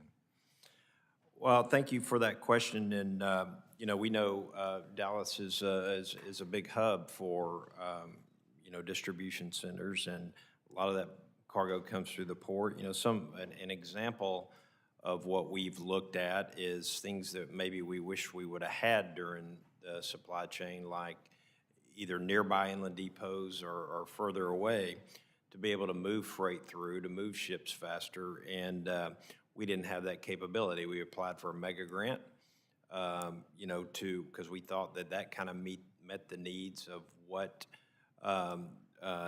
was necessary for the supply chain to remain fluid in the future. We weren't selected for this grant cycle, but we certainly have a plan of fine-tuning that or whatever. But those type of investments, I keep talking about the water side, but also it's very important on the land side, the opportunities to perhaps move freight more efficiently, nights, weekends, and utilization of off hours and doing those time. And that infrastructure investment is very important in making that happen. So thank you for your interest in that. Yeah. Well, thank you. I appreciate it. Mr. Regan, as we talk about your workforce issues, I'm a former union member myself in the NFL Players Association. How do we make jobs more attractive. That's how you get young people to go into them. So it's a career that they can make a good wage in, that they can be treated right in, they can retire with dignity. What do you see in the implementation of the IIJA that we need to be doing better by our union workforce? Yeah, thank you for that, and I couldn't agree more. I think if you look at one of the best ways to have job retention in any industry is have a union, because we're there fighting for you. Someone's got your back, and for us, you look at the way we're investing, and we're lucky enough in transportation to have one of the highest union densities of any sector in this country, and that is, in my view, why transportation has been for so long an oasis of middle-class jobs in an area where too often we've seen wage suppression in this country. Transportation has high union density, and because of that, we have a lot of people who are able to deliver for their families and have good wages and benefits. Well, thank you, Mr. Chairman. I know I went over. I yield back. Thanks, sir. Mr. Yakum, you're recognized. Thank you, Mr. Chairman. It's clear that reckless spending from the last 2 years has stoked runaway inflation. From the food on the table itself, to the trucks and trains transporting the food and tables, Americans were hit hard in the last 2 years with inflation. I'm looking forward to working with my colleagues to get inflation under control and put our fiscal house in order. By definition, inflation causes your dollar to go less far than it once did. I had one of my constituents in my office talking about a massive infrastructure project within my district that because of inflation is now going to cost a projected $10 million more. And it's an important infrastructure project that we need. Mr. Spear, can you talk about how inflation has impacted your industry? Whether it's CapEx, delays, foregone projects, labor rates, and how those increased costs have impacted our supply chain? Certainly, I think that, inflation, as we look at the impact it's had on fuel pricing, it's our second biggest cost burn, right under what we pay our employees. And when you're seeing it more than double, even triple in certain parts of the country, that is a major headwind in terms of operations. And, our ability to get, goods to where they need to be with a shortage that we're experiencing in driver force, the cost of fuel is really impactful. So we've seen that spike considerably, and diesel is still rising, riding higher than petrol. So it is a major concern. A lot of those costs we try to pass on. If you're in contract fleets, you can do some of that. For a good number of companies and owner-operators, that's not the case. So it's even more impactful on them. So we'd love to see the fuel prices get back to where they were pre-COVID. Thank you. Mr. Jeffries, same question. Yeah, it has an impact across the board. So whether it's a cost of goods of doing business, that increases the cost of goods sold or the cost of services you're providing, which at the end of the day makes its way to the consumer, which reduces buying power, which has an overarching economic impact. I would pair, we've talked a lot about permitting reform, delays and getting projects to work. That's only exacerbated by inflation. You get delayed by 1-2 years. My colleague mentioned this earlier, and you're in a high inflation environment. Well, that jacks up the price of the overarching project dramatically, so that the funds, the CapEx funds you had put aside for that project may not cover that, and maybe you're not doing that project anymore. So it is not just things cost more. It's impacting investment. It's impacting project delivery, project development as well. And Mr. Jeffries, you mentioned earlier that the amount of dollars that the railroad industry is putting into CapEx for rail improvements around the country. Can you tell us, and maybe you have data on this, maybe you don't, but what's the scope of projects that have gone up in price, and in totality, how many projects have you not done because of inflation?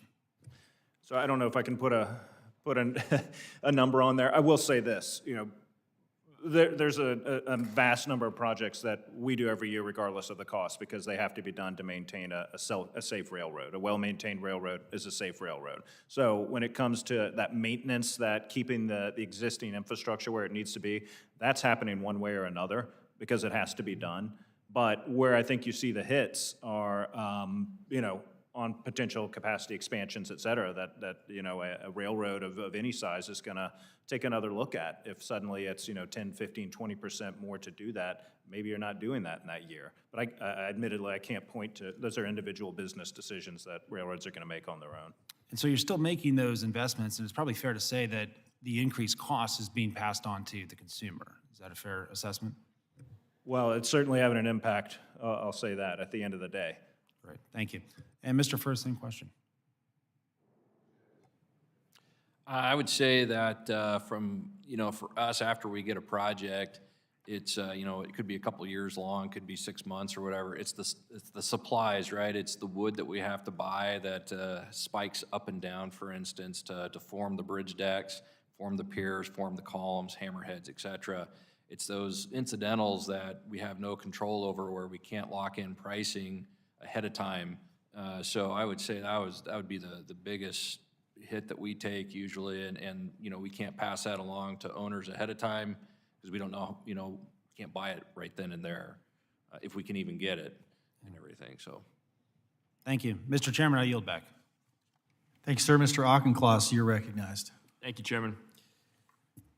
Last Congress, we were able to pass historic legislation to meet our ambitious climate goals. But until clean energy projects are up and running, these investments will not realize their full potential. Massachusetts is working on this implementation at every level. Our new governor, Maura Healey, made tackling climate change a central part of her work as Attorney General and is now working with offshore wind developers to ensure the Commonwealth is able to reach its 2030 emissions target. A failure to make this transition has implications beyond climate change. It also threatens jobs, guaranteed by the first project labor agreement for an industrial-scale offshore wind project in the United States.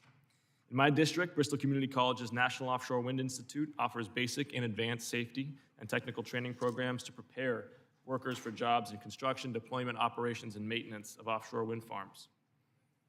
Unfortunately, inflation and supply chain issues have threatened to derail the Bay State's goals and delay our transition to a green energy economy. Mr. Firth, in that vein, my first question is for you. You noted in your testimony the difficulty the construction industry is facing in purchasing materials like steel. It creates a significant risk to businesses. How can Congress create additional market certainty for these manufacturers? And for multi-year contracts, what steps should contractors be taking to incorporate market rates uncertainty in the future? Yeah, that's a great question. You know, when we get at bid time, you know, our estimators are pulling their hairs out because as, you know, let's say at 9 o'clock, you got to turn in the bid. And when I say a bid, it's low bid pricing, right? We might be getting quotes at $8.55 and we're sitting there trying to figure out, okay, how low are they? Are they cheap? Or are they more expensive?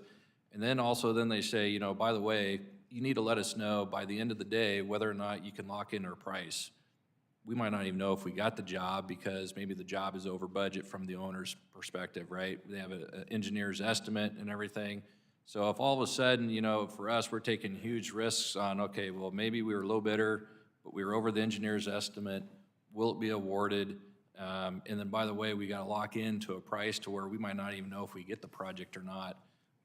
You know, so something along those lines to where I think some of the owners are starting to look at separate contracts ahead of time that they know as they talk to industry about, you know, what can we do to help. Maybe it's procuring those permanent materials, such as steel girders for bridges or whatnot. So I think, you know, more of that and getting more industry feedback would be helpful. Thank you. Mr. Spear, I have a separate question for you, but first I do need to respond to your points in your testimony about the Federal Highway Administration's 2021 memo, I think it was, that you referred to. Just to be clear, first of all, over the last 3 decades, Congress has made highway program funding more and more flexible. And that is partly in response to the fact that the public is deeply concerned about deferred maintenance and repairs. They expect us to be a good steward of their tax dollars. And states are still free to make their own investment choices.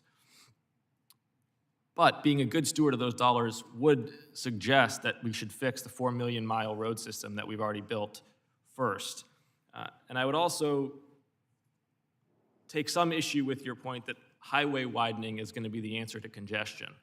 I think we have seen that widening roads induces demand. We need to manage more intelligently the roadways that we have, whether it's HOV lanes, whether it's congestion pricing.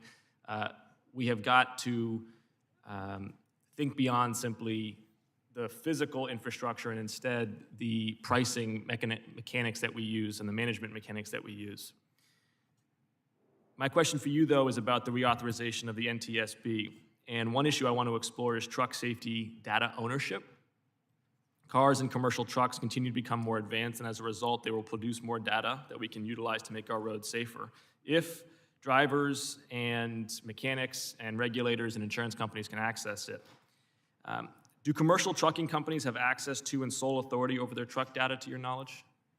They do. Telematics is our property. And what are your thoughts on the increasing push by OEMs to own that data or to lay claim to it in some I think manner? it's probably better answered by the OEMs, but it belongs to them. They produce the product, they sell the product, they maintain the product, to sell it off to somebody else to service it, have access to it, including the government.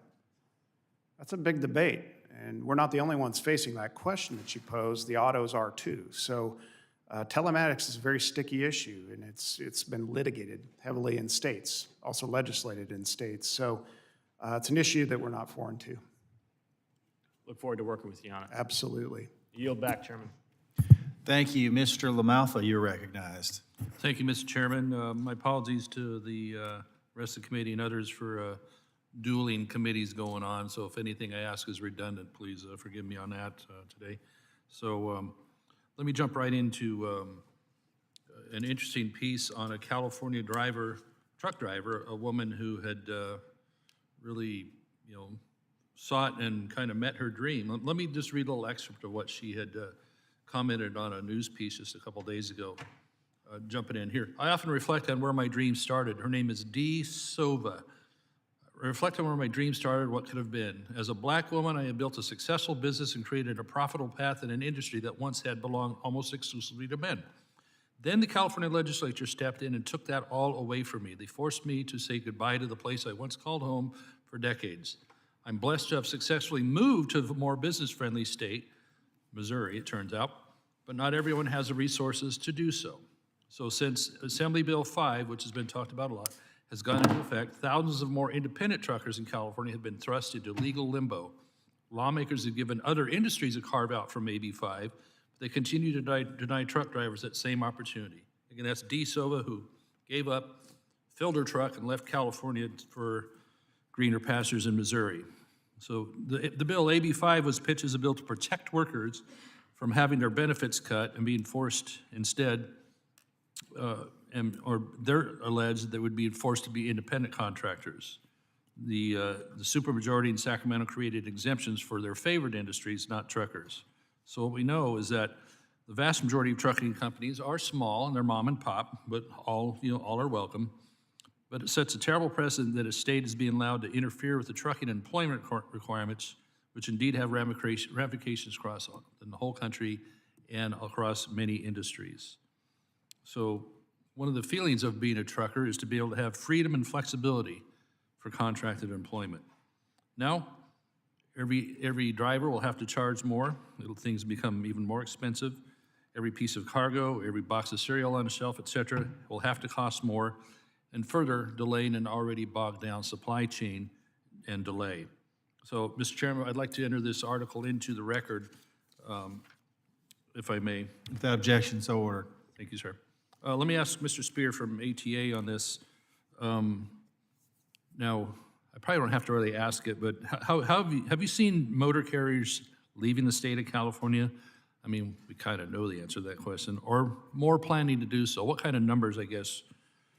Yes, I do. Are we losing? I think I saw where 70,000 as of January 1st would be completely ineligible, if I'm thinking correctly. It is a significant number, and Ms. Sova's story is one of many, and I know her well.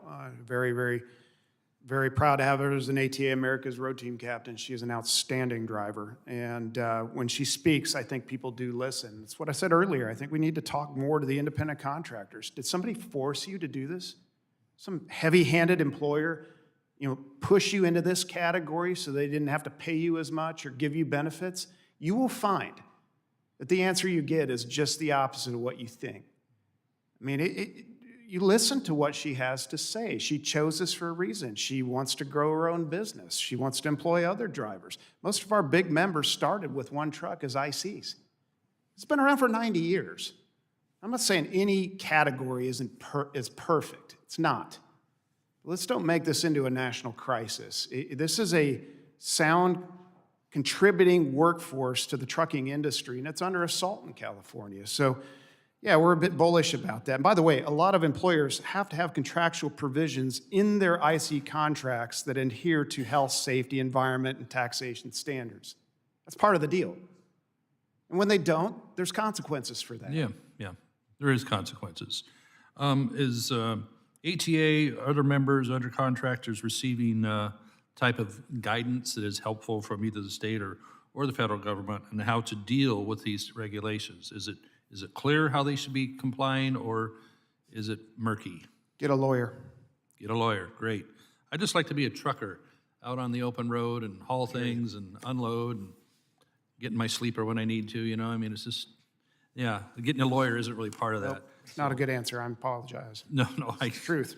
No, you gave a real answer. So let me jump over to Mr. Gunther from Port Houston here. I could go into it, but some of our supply chain issues seem to be subsiding somewhat. I don't think they're over by any means. What should we be doing to keep our ports and import-export system to improve on efficiency? And I come from the ag sector, who we've just been brutalized in California getting the ag products back on the boats. Quick answer, Mr. Gunther. Thank you, sir. Thank you, Mr. Chairman. Yes, thank you. Great question. You know, yes, it's tapering off in the U.S. I can speak for Houston. We're still at a pretty high level, but regardless, to your point, a lot of import cargo dwelling on the terminals impacted the export cargo on the terminals. I think a short answer that we've talked about is the ability to have more visibility to information about the cargo coming and going, you know, and also, you know, having more access to infrastructure, whether it's inland depots moving cargo off the terminal or storing more accessibly. Okay, thank you, sir. Thank you, Mr. Chairman. Everybody buy more walnuts. That will help a lot. Thank you. Just remind members that we are up against a floor vote schedule, so move as expeditiously as we can. Ms. Hoyle, you're recognized. Thank you, and I want to thank all the witnesses for coming here to testify. The weakness in our supply chain became very clear at the West Coast ports during the recent crisis, and one vital way to minimize future supply chain backups in our ports is to expand capacity. The workers at the ports of Seattle and Long Beach move almost 20 million TEUs per year. But as we've seen, the corporate focus of achieving low prices and profit by offshoring U.S. manufacturing jobs combined with a long-time lack in federal investment in our transportation infrastructure has left the United States vulnerable. The pandemic created that perfect storm, resulting in critical shortages of necessary goods and a massive supply chain congestion on the West Coast ports. So as we move to bring manufacturing back to the U.S., we're going to need to make sure our port infrastructure can keep up so U.S. firms can get their products to international markets. We have an opportunity, and Mr. Firth knows all about it, in building a new deep water container terminal port at the International Port of Coos Bay, which is in my district in Southwest Oregon, and is a public-private partnership with North Point, a company based in the district of Chairman Graves. Unfortunately, this project was recently denied a DOT mega grant in the first round of grant funds, even though it is exactly the type of new investment that we need to address our supply chain issues and the inflation that is exacerbated by it. So we'll be applying in the next round, and I'll work with anyone to help make that happen. Before I ask questions of the panel, I want to provide more background about the project. It would create the only West Coast ship-to-rail container port where maritime shipping freight can be loaded directly onto rail cars and shipped directly to the rest of the country. Bringing this kind of infrastructure online could increase West Coast port capacity by up to 10 to 12%. No place along the West Coast has that ability. The port, which is the largest deepwater port between Puget Sound and San Francisco, has hundreds of acres of undeveloped industrial land, quick access to the open ocean, and the West Coast lacks any sort of resiliency. If we lose one port due to a man-made or natural disaster, that problem will be significantly worse. 70% of the containers that move through ports on the west coast of Canada are destined for the United States. Meanwhile, the Canadian federal government is investing in their ports. I can't understand why we would choose not to invest in our own ports and forfeit all that ship traffic and all the American jobs that go with it. So with that, first, Mr. Regan, and if there is time, Mr. Firth, as Oregon's labor commissioner, I saw too often that people in the trades and transportation jobs were recruited by what we would call the FBI model of recruitment. Father, brother, in-law. If your father, brother, or in-law were in the trades, then you get into the trades. We worked very hard with business, with labor, to change how we did outreach and retention, because diversity in recruitment means nothing if you can't create an environment for that diverse workforce to feel safe and supported to stay in those jobs. We addressed some of those issues earlier. Mr. Regan, Can you expand on how investing in the transportation workforce, workforce development, recruitment to the many high-quality registered apprenticeship programs that will arise through the record investment of the IIJA can help address some of these supply chain problems? Yes, and thank you so much for that question. I think that the workforce is what's driving the supply chain. They are the backbone. They're the ones performing the work, whether they be the longshoremen in the ports, whether they be operating the trains, whether they be driving the trucks. They are the core of this. And I think having more money available and critically having money available for workforce training in the very beginning of these grant programs means that we are going to be able to build the workforce of the future that can actually deliver as demand is going to continue to increase. We are not going to see a decrease in cargo anytime soon. So we want to be able to make sure that we have the workforce ready to meet those needs. And we've also had an increased focus on diversifying the workforce in transportation, making sure that we recruit more women, more people of color, to make sure that we have a workforce that's representative of the country and that opportunities are available for everyone in this country to have a good paying middle-class job. Thank you. Very briefly. I think that if we could increase the career, money into the career and technical education programs, I think that would be fabulous. I mean, I personally think that we try to tell younger kids that you have to go to college. You can really make a great career in any of our trades, right? It's just great. Thank you. Gentlelady's time's expired. Mr. Desposito, you're recognized. Well, thank you. And to the panel, thank you for your time today. As a native Long Islander, I firsthand know the value the supply chain industry brings to our economy. My district heavily relies on the trucking for freight needs in its vicinity to both JFK Airport and the ports in New Jersey. Companies like Canex Express from Valley Stream and K1 Logistics, whose owners live in Long Beach and East Rockaway, have suffered economic burdens as a result of the freight container backlog and strained resources. From prolonged stalling at port to congestion, incurring additional fees, and at times not able to receive their cargo, Long Island truckers, our small businesses and consumers, are having to foot the ramifications of supply chain inadequacies. Mr. Spear, as our local ports and truckers work overtime to meet the market's demands, do you feel that the current administration has made it a priority to implement ocean shipping reforms that ensure supply chain efficiency? I see good dialogue led by the White House National Economic Council on supply chain, particularly ports. I think passage this body by the Ocean Shipping Reform Act is a significant step forward. I think there needs to be some continued discussions with this administration about what more we can do to ensure that our supply chain is streamlined and resilient to these pressures.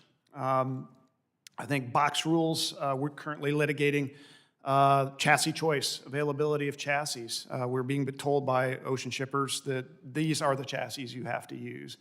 That creates backlog, creates contractions within our ability to move those boxes faster. We need chassis choice, and that's something that whether this body chooses to legislate, we are litigating, as I said, but it is a racket. It's just pure and simple. It's more of the same.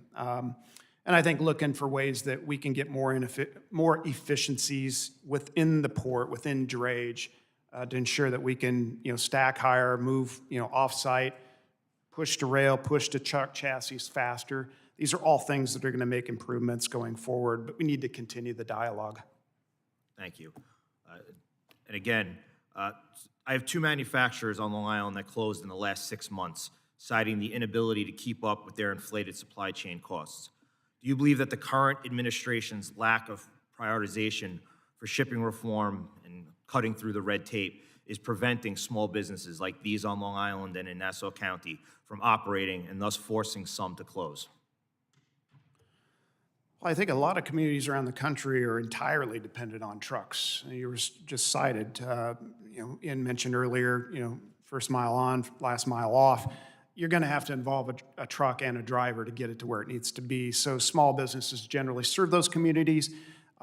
They are there at night when they go home to their families. So making certain that they remain capable in delivering those goods is instrumental. It's just not large cities. It's the communities around the country that deserve attention to that. So yeah, we're very mindful of it. It's something that we're going to continue to represent at the table when we're talking about these efficiencies. It's not lost on us. Thank you. Thank you all for your time. Chairman, I yield back. Thank you, sir.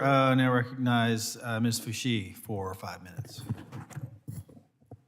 Thank you, Mr. Chairman, and thank all of you for being here today. My district in North Carolina is home to world-class research universities and community colleges, vibrant small businesses, community-oriented nonprofits, and Research Triangle Park, a premier global innovation center and the nation's largest research park. My district also one of the fastest growing areas in the entire country, and we are, of course, feeling the effects of growing pains. We're struggling to keep up with the demands that come with the rapid growth of an area, and this is unfortunately reflected in our transportation infrastructure. I know how critical it is for our communities to have robust and resilient infrastructure and accessible and reliable transportation systems. I look forward to tackling some of these problems and issues as a member of this committee. As we work to improve and modernize our transportation systems, we must also talk about the implementation of clean transportation and how this affects our current workforce.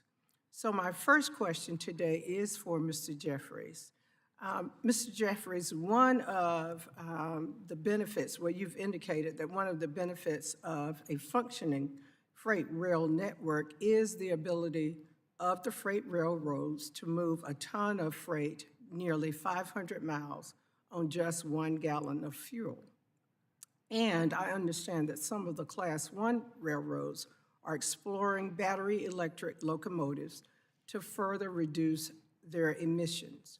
So if you could please tell me how railroads are preparing their workers to ensure that their skills grow with these changes. Well, that's a great question and a broad question because the challenge of further reducing emissions is an immense one. But to your point, as we stand here today, freight rail is the most environmentally friendly way of moving goods across land, but we've got a lot more work to do. We're investing in battery electric, we're investing in hydrogen, we're investing in additional biofuels, and all of the Class 1s have signed up and agreed to science-based targets initiatives when it comes to targeted emissions reductions in the next 10 years, in line with the Paris Treaty.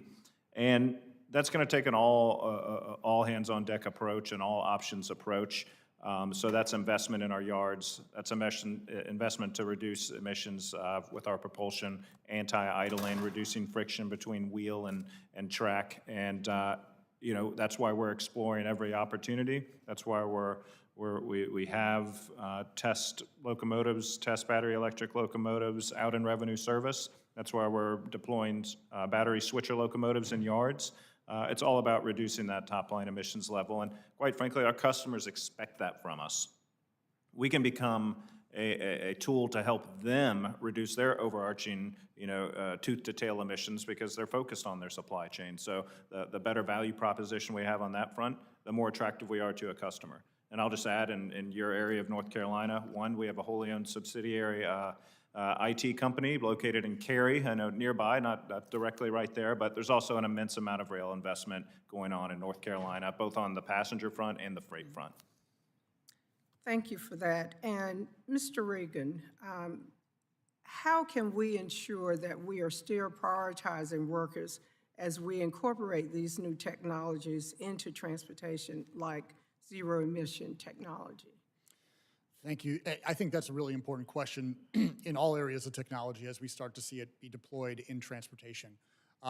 We view, in the labor community, we are not opposed to technology. We embrace it. We have generations of embracing technological change throughout transportation. What we ask for, though, is that we want to make sure that as we're advancing our technological capabilities, we're also advancing our workforce, making sure that there are training opportunities so that the existing workforce has the ability to advance their careers as the technology changes. Likewise, we want to make sure that any introduction of new technology is done so in a way that improves safety across the board. It should never be used as an opportunity simply to remove a worker. It should be done in concert with the experts who are doing the jobs so that they can actually enhance safety and combine that with the human expertise that has been doing it for a very long time. Thank you, Mr. Chairman. I yield back. Thank you, and Mr. Johnson, you are recognized. Thank you, Mr. Chairman, and obviously I'm pleased that the committee is making the supply chain such a high priority this year. I think it builds on the success that Mr. Garamendi, my friend from California, and I had last year with the Ocean Shipping Reform Act. It is already having an impact on helping to heal some of the supply chain issues, but obviously nobody's alleging the supply chain is as healthy as we want it to be yet. That's why I'm working with Mr. Costa on the Ship It Act, which attempts to address a number of different issues or deficiencies within the trucking arena. And without objection, Mr. Chairman, I would ask for statements of support for the Ship It Act to be entered into the record from the Consumer Brands Association and from the Shippers Coalition. Without objection, so ordered. Very good, thank you. Mr. Spear, I was grateful to see in your testimony and hear in your testimony a reference to the Ocean Shipping Reform Act, holding that up as a success of the last Congress. I think today, gentlemen, you have got a sense of the hunger and the appetite that this committee has to continue to build on those successes. So the question to you, Mr. Spear, what top 3 pressing issues or ideas do we need to pursue in this committee to continue to build on OSRA's success? I think transparency is really good. The accurate invoices, resolving disputes, these are all good things that'll come from this law that we strongly supported. So well done. I think looking ahead, as I just spoke earlier about the box rules, I think we're litigating chassis choice. Being able to pick, we talk about choice a lot, but being able to pick which chassis you can use. These are ocean shippers that are applying a lot of leverage on us, acting like cartels. It's exactly what OSRA was meant to diffuse. So going forward, I think ensuring that we have choice, we can move those boxes much faster. This is something we are litigating, but that is an area certainly to provide oversight at a minimum because it really is a racket. We are looking also at instances where ports, particularly in California, are electrifying much more rapidly than other parts of the country. And I just have to say that about 60% of those that are operating in drayage are less than 20 trucks. So the affordability of that equipment in that amount of time, assuming it's available, assuming it can be charged, that's a good environment certainly to incubate this sort of thing. But the cost ratio between an electric truck and a diesel power truck's like 5-to-1. They're not going to be able to afford this. So that is literally nearly 30% of the boxes being moved. If those less than 20 go, you're going to have a real issue on your hands. So I think we need to look again about the timeline. So let's incubate, alternative energy into the workplace, but let's do it in a responsible way that doesn't put people out of business, doesn't cause more bottlenecks within the supply chain. Well, and certainly the conversations continue, and Mr. Garamendi and I are working on an OSRA 2.0 to try to address some of the outstanding issues. Mr. Gunther, for you, I want to pick your brain a little bit about Log Inc. You probably know more about it than I do, but I believe this is a Chinese-developed logistics software system, a platform that they are attempting to foist upon ports and other stakeholders. Now, they're giving it away free. It collects tremendous amount of data, which can then be centralized inside China to provide, no doubt, competitive advantage. I have grave concerns about the Log Inc. system. I wonder whether or not it should be used by anybody in America. Are my concerns misplaced? Well, if you could, I'm not aware of that. What was the name of that? Log Inc., so it's capital Logink.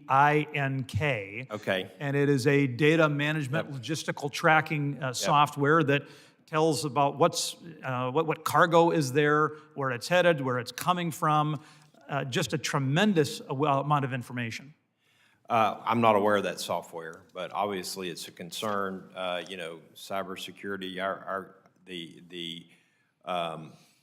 fluidity and the efficiency of container terminals in the U.S. rely on robust and very smart operating systems, right? So we have to make sure that those are protected from a cybersecurity standpoint or whatever. So I'm not aware of that, unfortunately. However, we do know that we continue to, most of the equipment, a lot of the equipment that we do use at our ports, ship shore cranes and those type of things are made in the Republic of China. So,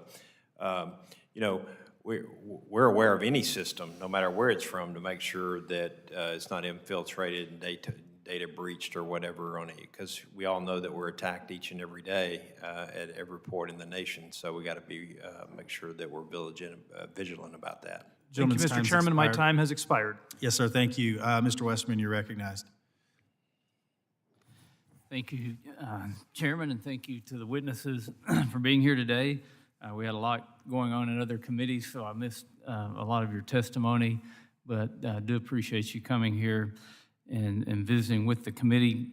I've got some grave concerns about our federal permitting process.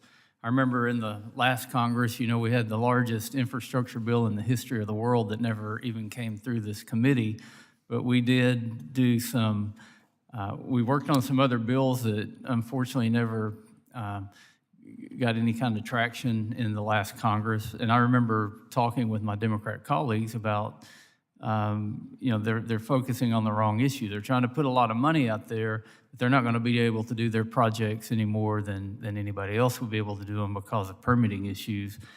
And if we take a quick look at DOT's Federal Environmental Review and Authorization Inventory, that identifies the most commonly used red tape laws and regulation, it outlines a massive list of 64 separate permits and reviews, and that's just the list of the most common hurdles. With the constant need to improve our infrastructure, and we'll just go down the table there, can you speak to me about what issues you and your colleagues are facing that are delaying your ability to improve that infrastructure? And what are the most egregious permitting roadblocks? Mr. Spear, we'll start with you. Thank you, Congressman. I think we work very closely with our state associations, with state DOTs, to really identify the projects that need to be shovel-ready and really moving them forward through the environmental impact process to ensure that they are teed up and have access to the funding, shared funding that could hopefully come through the IIJA. And that we focus on the top projects. We would deem those as being the ones that have the most congestion in the country. And there's a number of ways that you can deal with congestion, but we need to prioritize. Those should be projects that we are looking at well ahead, because we report on them every year. We know what they are. So it shouldn't come as any shock that these things get through the process much quicker, get more attention, and speed up that permit process so that these projects are underway and done. Yeah, I think we see it across the board, whether it's investing in new yards, yard expansion, whether it's adding, second lines of rail, whether it's bridge replacement. And there are common sense solutions. We saw some progress over the past few years with one federal decision, but that's limited to certain agencies. Really, it's just all about predictability in the process. Put some timelines on it, identify what the criteria are that are going to be evaluated, and take this just open-ended guessing game out of it, and folks can work around it. I think predictability and certainty is all the community wants, so it can make its investments and decisions with some level of confidence of when they're going to be able to put dollars to work. Yeah, but as an engineer who did a lot of projects before I came to Congress, I can certainly agree about predictability and removing uncertainty. Engineers like those sorts of things for a good reason. Mr. Firth. Yeah, thank you for the question. Going back, I think it's having that flexibility and the expediency in the review process.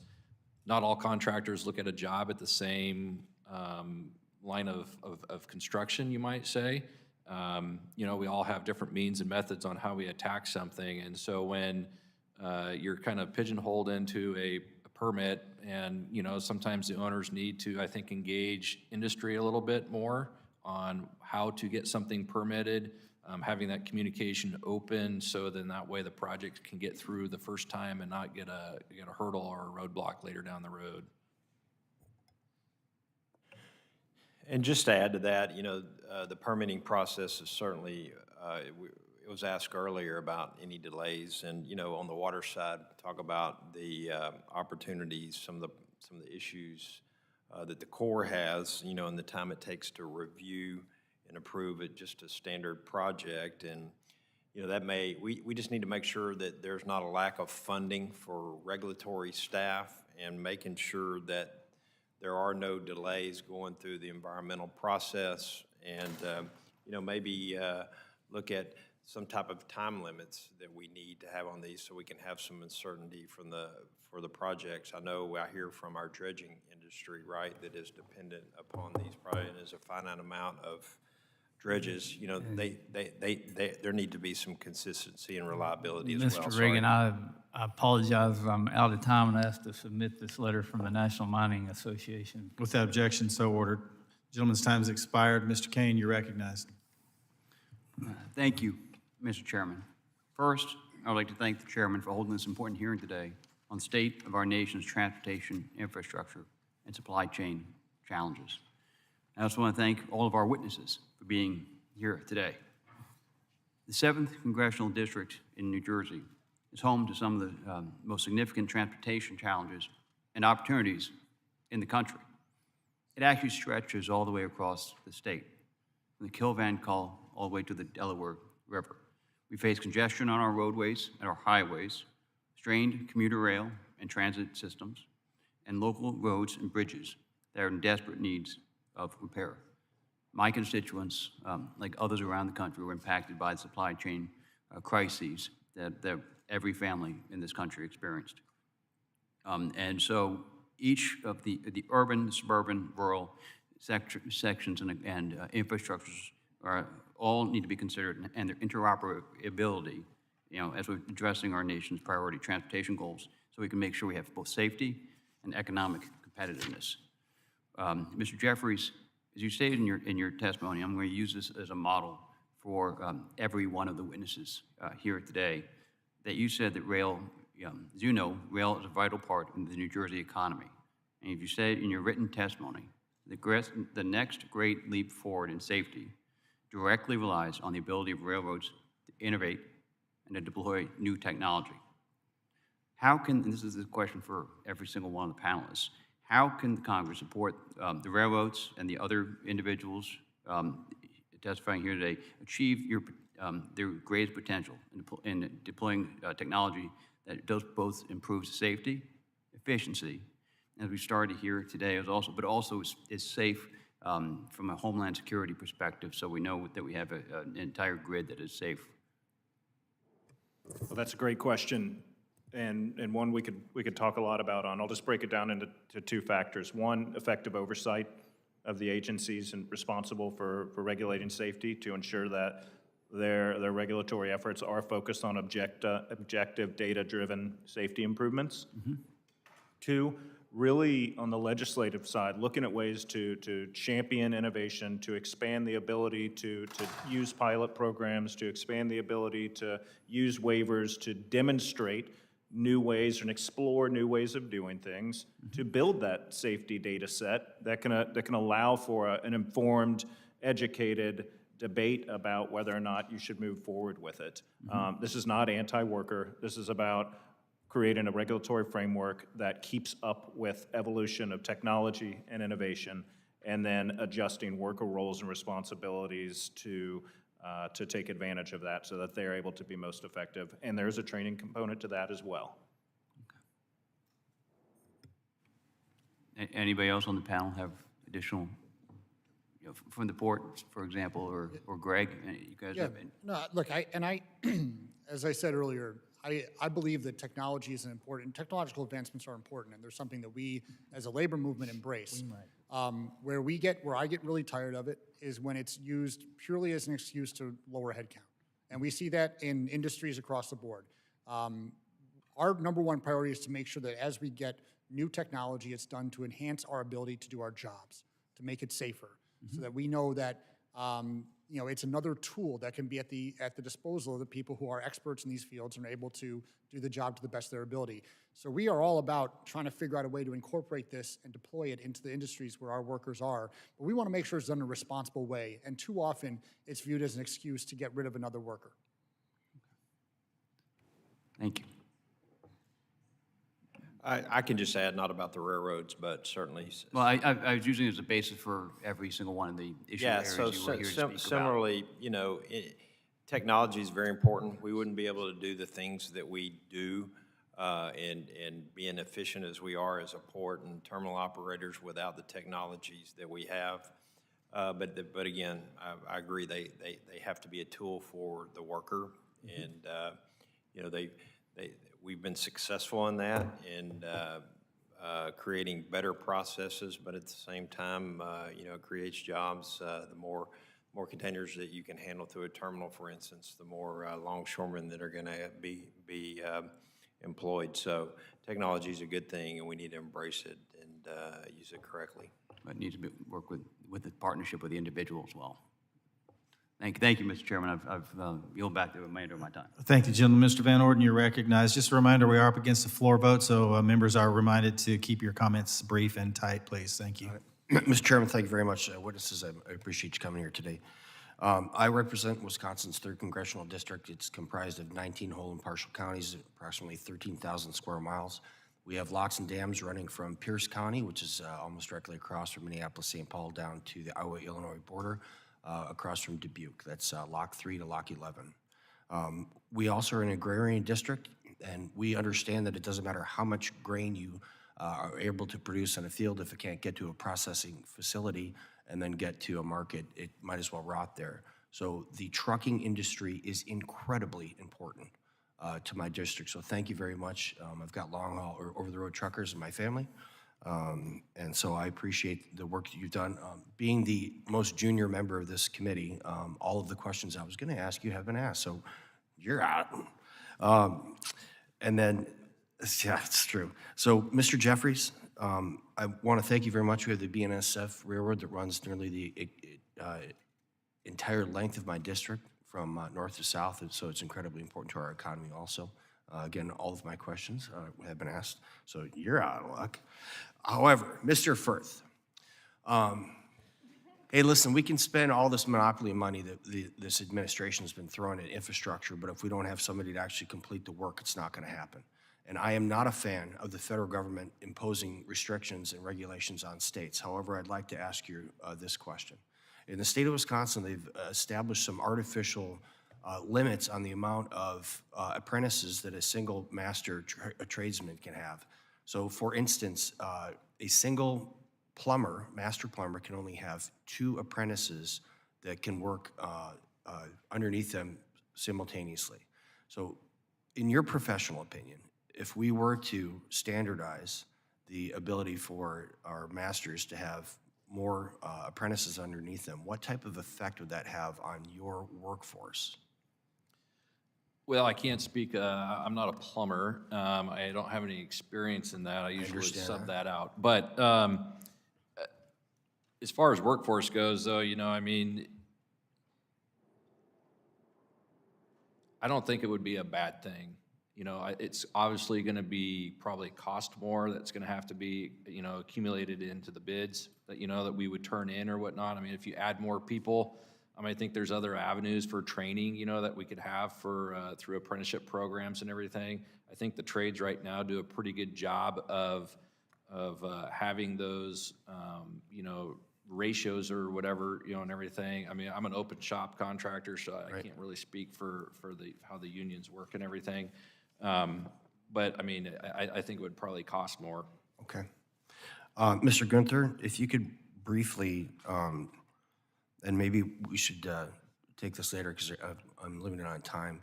Can you speak about the effects of the lack of maintenance on our locks and dams and the potentiality for the effect on commerce? I'm sorry, the lack of?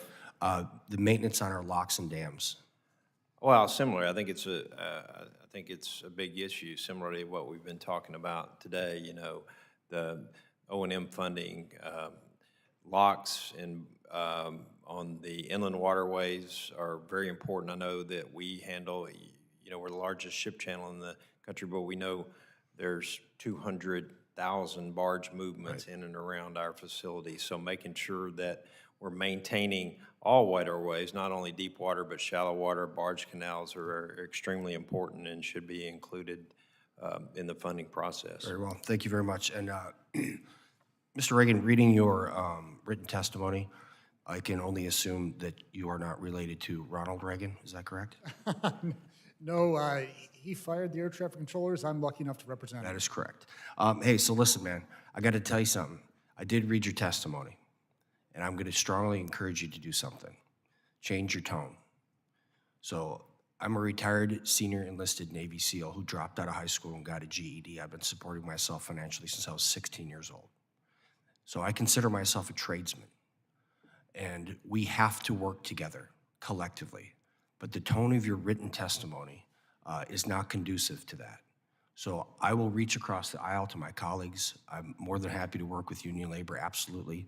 But we have to start addressing each other in a more respectful manner. And I would just encourage you to do that, and I'm more than happy to work with you. And with that, I yield back. Thanks, gentlemen. Mr. Ezell, you're recognized. Thank you, Mr. Chairman. In accordance with the committee rules, I ask for unanimous consent to submit a statement from the National Association of Waterfront Employers for the record. Without objection, so ordered. I'll try to talk fast. Thank you, Mr. Chairman. I'm grateful to have the chance to discuss the many social and economic benefits provided by a well-maintained transportation system. People want to feel comfortable that they can travel safely through our local communities and industries, and need to know that their goods are delivered efficiently and safely at a reasonable cost. Mr. Spear, I'm going to start with you. It's clear from today's discussion there's a need to improve the nation's physical infrastructure to keep pace with our global competitors and address inflation. In your testimony, Mr. Spear, you mentioned how federal policies affect a state's ability to begin critical infrastructure improvements. Mr. Spear, how does biased left-leaning administrative guidance cause uncertainty for the projects in our states back home? I think I'd dial back to the Federal Highway Administration memo that we've been referencing throughout this hearing. You know, if everything is going so swimmingly well with handing states the monies they need to do these projects that they deem priority, then why have the memo? Exactly. Why have it? You're just breeding confusion, including my industry, but certainly in states like yours. So get rid of the memo. Stop playing games. I know why it's there. Environmental lobby doesn't want any more cars and trucks on the roads. That's why. So it's to appease them. Let's say this is a lot of money. It's a law handed to them to administer. There's plenty there to go around, even with inflation. This is a lot of money. And I think states, need to be hand in glove working with the Federal Highway Administration to get these projects funded and underway. So that eliminates a lot of confusion. Just get rid of the memo. I think as far as emergency response, I understand you have a lot of wisdom in this department. Making certain that the Secretary of Transportation and governors like that in Mississippi have strong lines of authority and communication to ensure that we can respond to instances like hurricanes, but also things that aren't covered in emergency declarations like the Colonial Pipeline, COVID-19. Okay, these are things where we really need to break down barriers and work together. And I know you have a lot of experience in that, and I look forward to working with you on it. Thank you. Mr. Gunther, the ports of Mississippi Gulf Coast are unique in terms of types of services, but they're all similarly dependent upon regular maintenance of their navigation channels and approaches. In your testimony, you touched on this briefly, but can you talk more about the importance of channel deepening and widening projects and the maintenance of dredging performed by the Army Corps of Engineers? Also, what are some specific challenges you have faced with these projects, and how can Congress help? Well, thank you for the question. Certainly, Houston is, and the rest of the ports in the Mississippi Gulf Coast have similar issues with maintaining the dredging. I think there's a lot of certainly togetherness in that. And as we move forward, we just need to make sure, like I mentioned before, that we are getting O&M funding to do that, to keep them. All these channels are they're authorized to be at a certain depth and a certain width for a reason, to serve the economy of the United States of America. And we ought to spend the money to make sure that we keep those at their authorized depths so that we can have the efficient flow and competitive commerce in this country. Thank you. And with that, Mr. Chairman, I yield back. Thank you. Chair has been notified there will be a series of votes occurring on the House floor. The committee shall stand in recess, subject to call of the chair.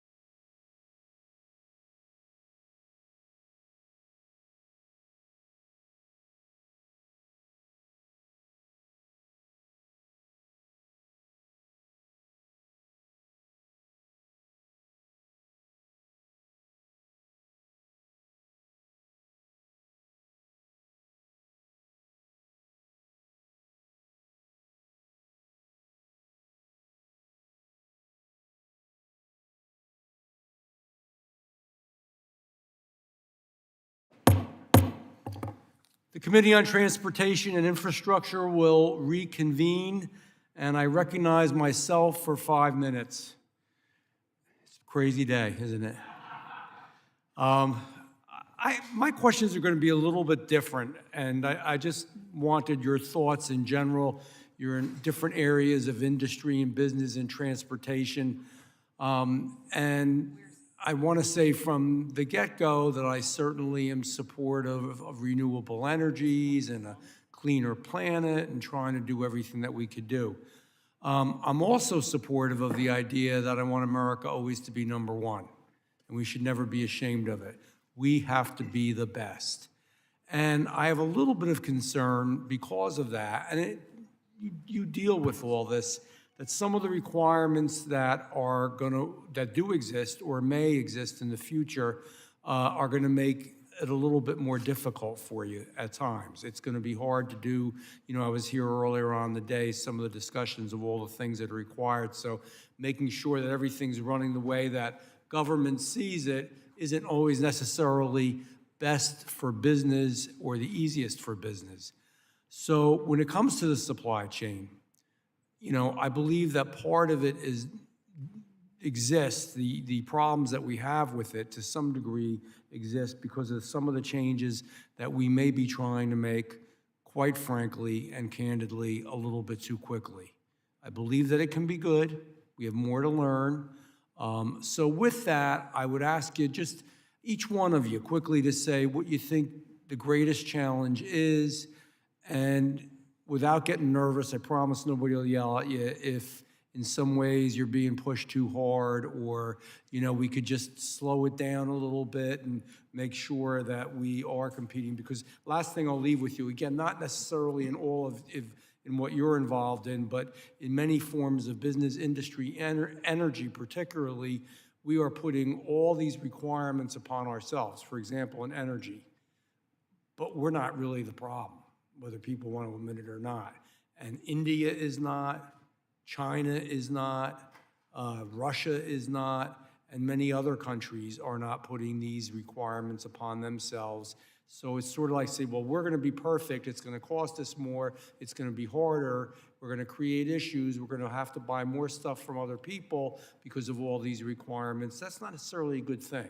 So I just wanted some general thoughts on that. And I know everybody was touching on you about, well, what are you doing about this? And how are you going to make sure everything's exactly perfect, in the brave new world? I'd like to see the other viewpoint. So, Chris, I'll start with you. We just go right down the line.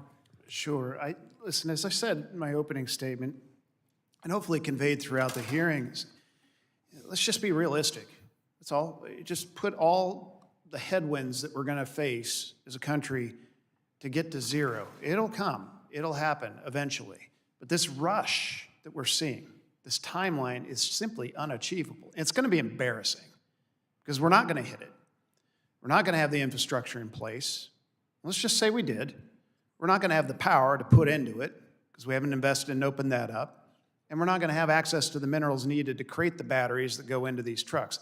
I had an instance in Joliet, Illinois, a member built a 30-stall, not a big stall facility, but a 30-stall distribution center there. Well, let's just electrify it. And they submitted the plans. The city of Joliet shows up a few days later and said, what are you building here? It's like, what do you mean? It's a truck terminal. I said, you're asking for more power for this 30-stall facility than the entire city of Joliet. That's the disconnect, and that's not solved overnight. So let's be realistic about it. Let's put all the headwind on the table. Let's come up with a timeline that works. And we're all in on that, but that has to be transparent. Yeah, government can obviously, policy can help drive the process forward, but the market's got to be able to react and innovate in order to meet those top-line goals. And you can facilitate, you can support, you can take a carrot approach, but to Chris's point, you have to look at things holistically. And just demanding one thing in one area here without considering the consequences or the inputs required from another part of the process, you just end up in a backward situation where you're being, jerked back and forth and trying to figure out just, what the path forward is. So It just requires a holistic, clear-eyed approach. Yeah, for me, I think it's the administrative burdens that are going to be coming down the pipeline, I think. You know, to comply with all these federal requirements, you know, as it gets more complicated and everything. I mean, we've got 215 employees, you know, that we look after.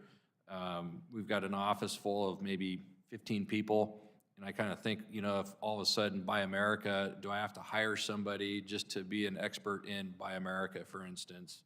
And then I also kind of think about, okay, what about some of these smaller firms that don't have those resources or those capabilities to be an expert in Buy America? So somehow or another, we got to be a little simpler, and, you know, simple's better. I agree with you.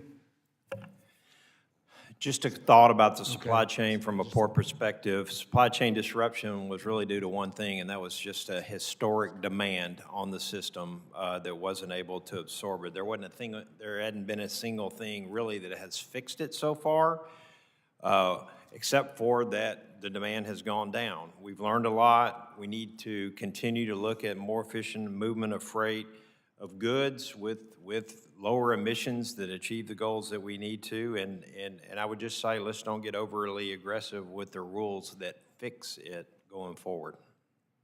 Thank you. Well, I'm used to getting yelled at. Time's so don't expired, worry but go about ahead, you finish up. Getting me upset. But I would just say we need to have the workforce in place to be able to meet the consumer demand that we're going to have, both from a passenger and freight perspective. And we also need to rebuild our manufacturing capacity so that we're not completely reliant on foreign countries for the critical materials that we need to rebuild in the greener and a better way. Time's expired. I appreciate you guys. I'm going to recognize now Mr. Williams, Representative Williams, for a statement. Thank you, Mr. Chairman. Thank you to the witnesses for being here. We certainly cover a broad swath of transportation here, so thank you for your time. I had the benefit of attending the Wharton School and studying operations under Patrick Harker and Professor Marshall Fisher, if you've ever come across either of them. So I have a slight understanding of, queuing theory and OR models and some of the things, I think, the tools that you use. But more importantly, I played the beer game. And before you... my colleagues here think it's that beer game. It's actually the supply chain beer game, which I think perhaps many of you have played or members of your team has. And the idea of it is that in any kind of supply chain across multiple distribution points, if you don't have visibility and transparency in data, that you make some very egregious decisions and assumptions about supply and demand and capacity and utilization and all those things. And I notice in the petroleum industry, they have the Energy Information Administration, a little bit different function. I know it's a commodity, it's much simpler, but the industry cooperates in ways that shares data and visibility around supplies, storage, transport, all of these kinds of things that seem to make things move a little bit simpler. And it's really an open-ended question. Are you aware of any in industry or federally sponsored clearinghouses or brokerages of real-time or time-relevant data, whatever that is, if it's daily or weekly or hourly, whatever it is, that is giving visibility of supply chain information that makes your jobs easier, that makes you more efficient? Is there a role to be played by the federal government to broker this kind of exchange of information that helps you do your job better? Is that something you've considered, or is there something I should be aware of and I can look into? I'm happy to take a first crack at that. In the rail industry, actually, my organization is a primary clearinghouse for data along those lines. We have a wholly owned subsidiary called RailLink in Cary, North Carolina. That is the kind of the IT backbone of information sharing and information transfer, because We are an interconnected network and exchange traffic, exchange business across lines so much that tracking that's critically important. Also, we're required to submit a vast amount of reporting data to our economic regulator, the Surface Transportation Board, and all that data is generated in-house in my shop. I'll also say there's a pretty significant push recognizing that the Amazonification of the world has occurred. And, you know, when I order a pizza, I want to know when the pepperoni's going on it before it goes in the oven. And so there's a lot of work in telematics, in real-time sensor tracking, et cetera, in the industry. There's a joint company that's been stood up with railroads, short lines, class ones, car owners, car leasers, really working to make headway there. So there's a lot of efforts afoot. You know, I understand, like with rolling stock and maybe, you know, to manage capacity across a rail line, again, not my area of expertise. But what about like bill of lading? You know, what about the actual flow of materials that allows, you know, companies to communicate better? And again, if you've played the beer game, you know what I'm talking about, is that, you know, if you have better data transparency, it really makes a huge difference, you know, in how things flow. And again, if this doesn't exist, if it's something we should look at, or that you think has obvious barriers, like no one would do that, then let me know. So, at the risk of dominating the conversation, that is an issue we ran into during some of the container supply chain challenges from port to truck or port to rail to inland yard and to final destination of warehouses. You know, a lot of times your contracts with the ocean carrier, and you don't know who the beneficial cargo owner is or what's in the box, and so you're kind of playing a guess game about where you're positioning your boxes in the yard, and just some simple knowledge transfer, you know, I know our folks have said would allow for an easier transition of product.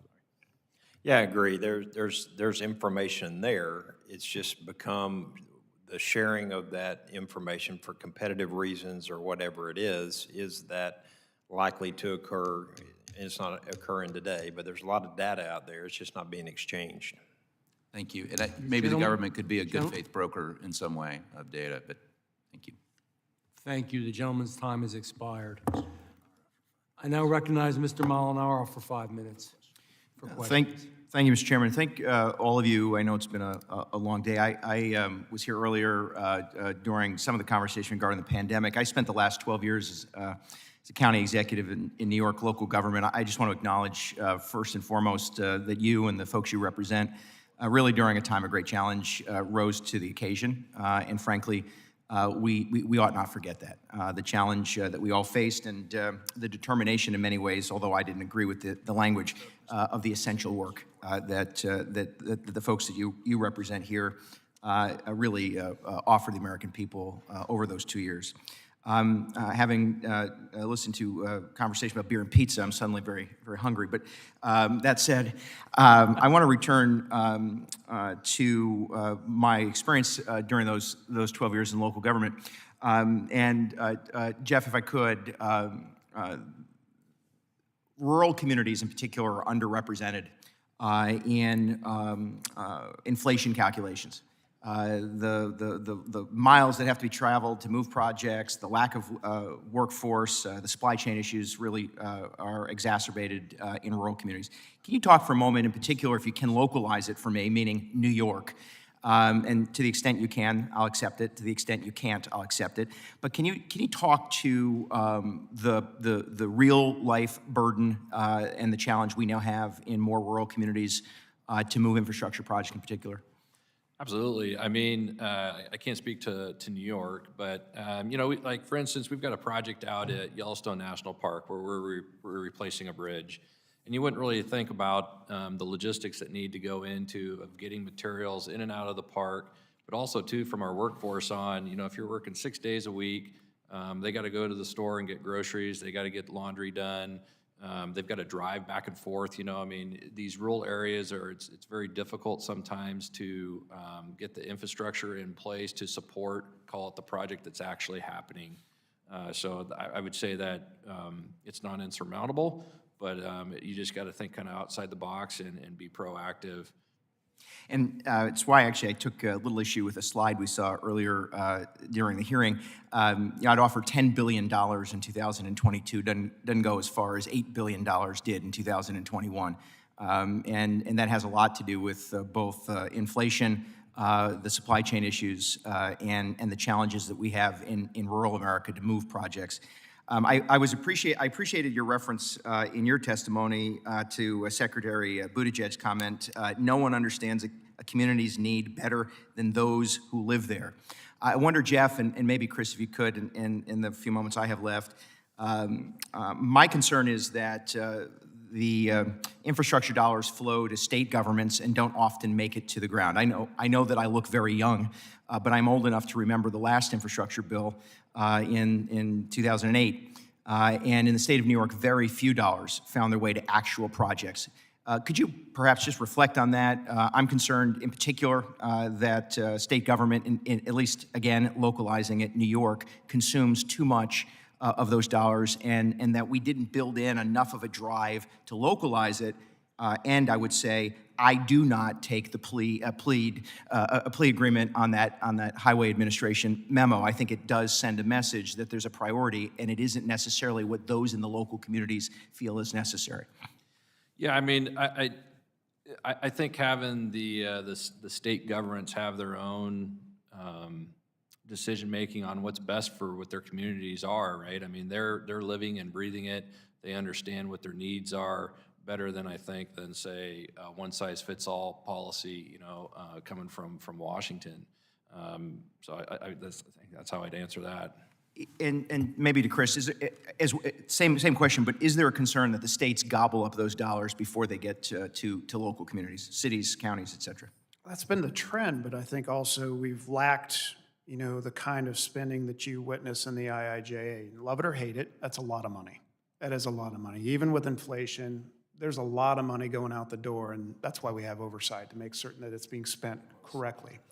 I do think smaller communities that are generally 80%, if not more, dependent on trucks to deliver their daily goods do get generally less of a voice on such matters.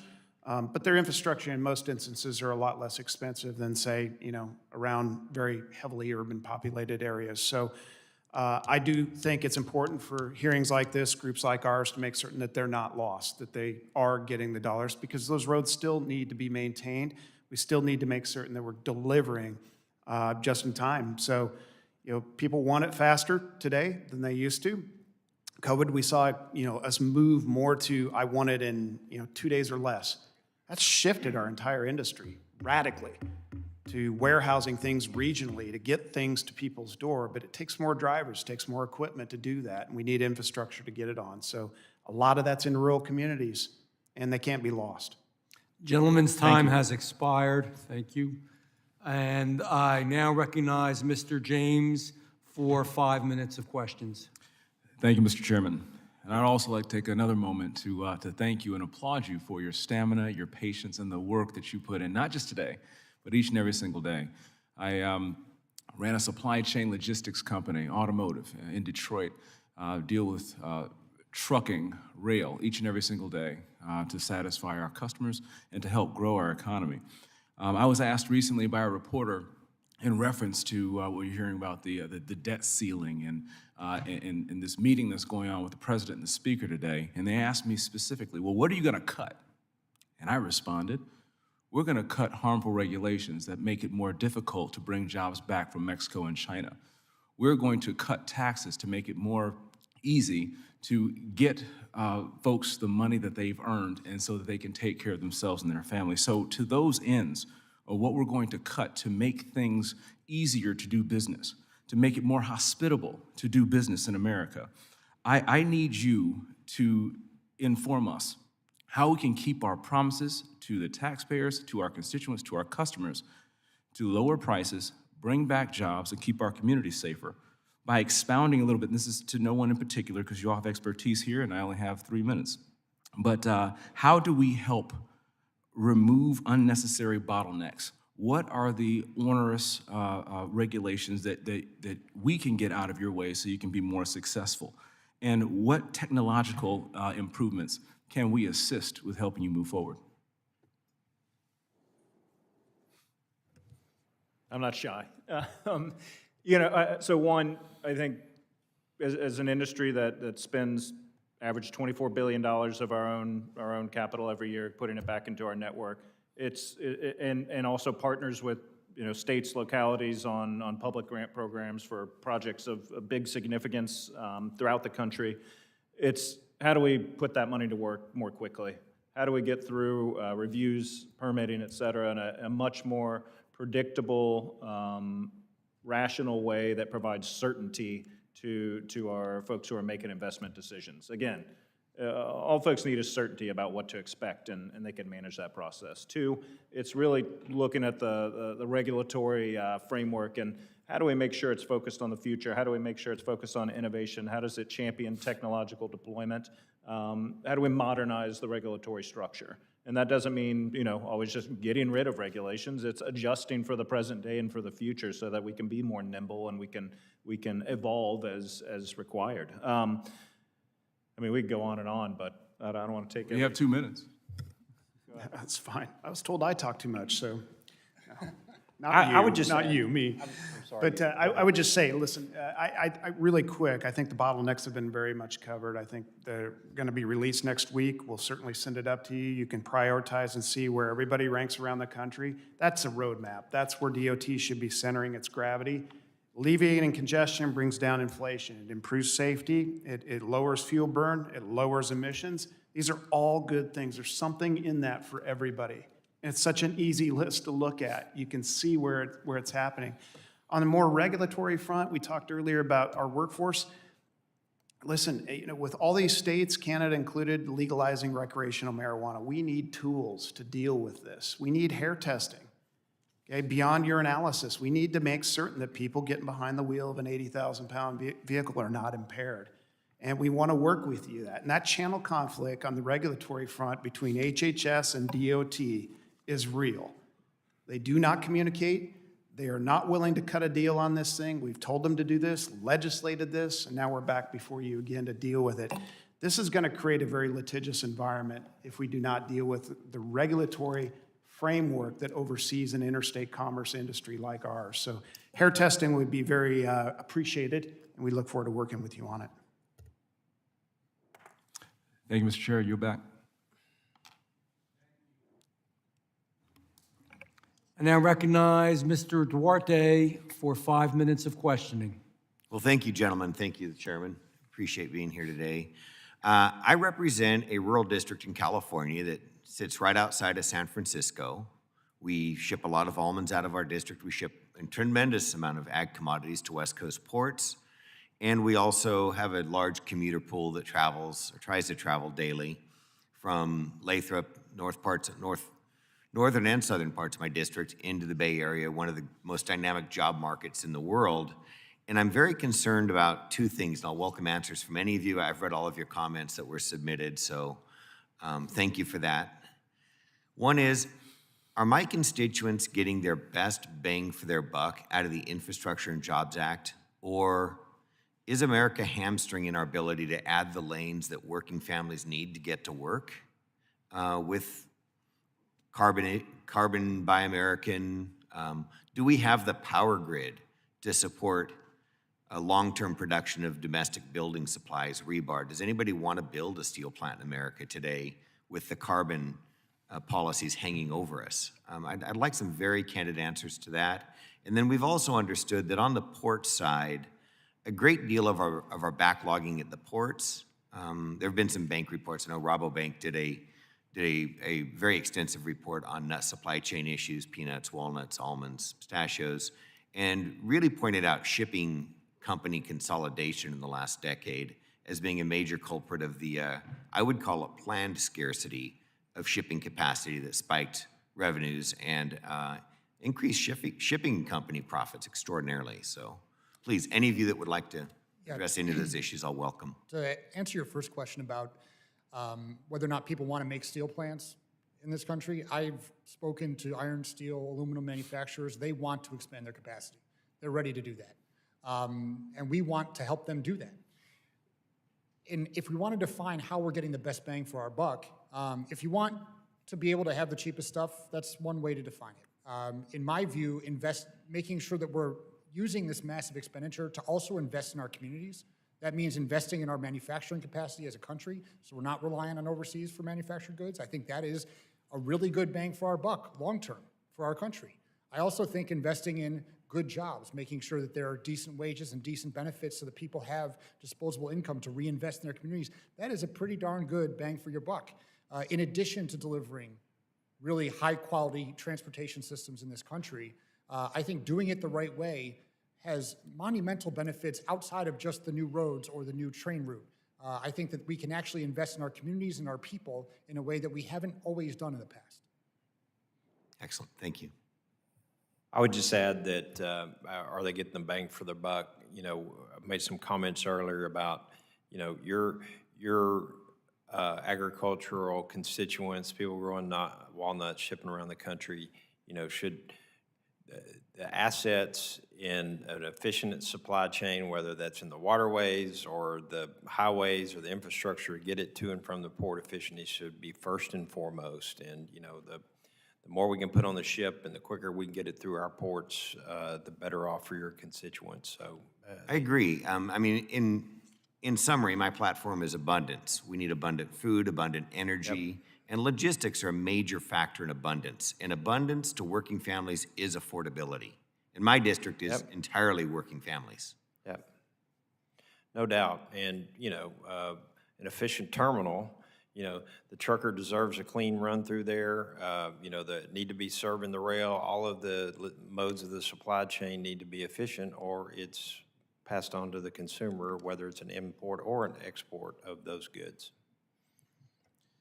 Yeah, I think the best bang for the buck, I mean, the American people are going to see it, maybe not right now, but later. I mean, I think back to like when the highway system was built back in, what, the 50s and the 60s. It probably wasn't recognized right at that moment, but it catapulted America later on down the road. I think that's where something today is that with the IIJA money, we're going to be able to see that's going to take America further down the road. Is it going to manifest itself in markedly better freeways, easier commutes to work, better logistics in our products and goods getting to markets and getting to consumers in ways that improve their lives? I think so. Are there ways to make that even better? Well, I mean, you've kind of heard me talk about permitting, you know, and everything. That's kind of one of my hot buttons is that, you know, streamlining permitting. We got to get it built first, right, and everything. And so, I mean, if we want greener and faster and everything better, it starts with permitting. We got to figure that out. Thank you. Thank you. The gentleman's time has expired, and the gentleman yields back. Are there further questions from any member of the committee who have not been previously recognized? Seeing none, that concludes our hearing for today. I would like to thank each of the witnesses for your testimony. I ask unanimous consent that the record of today's hearing remains open until such time as our witnesses have provided answers to any questions that may be submitted to them in writing. Without objection, so ordered.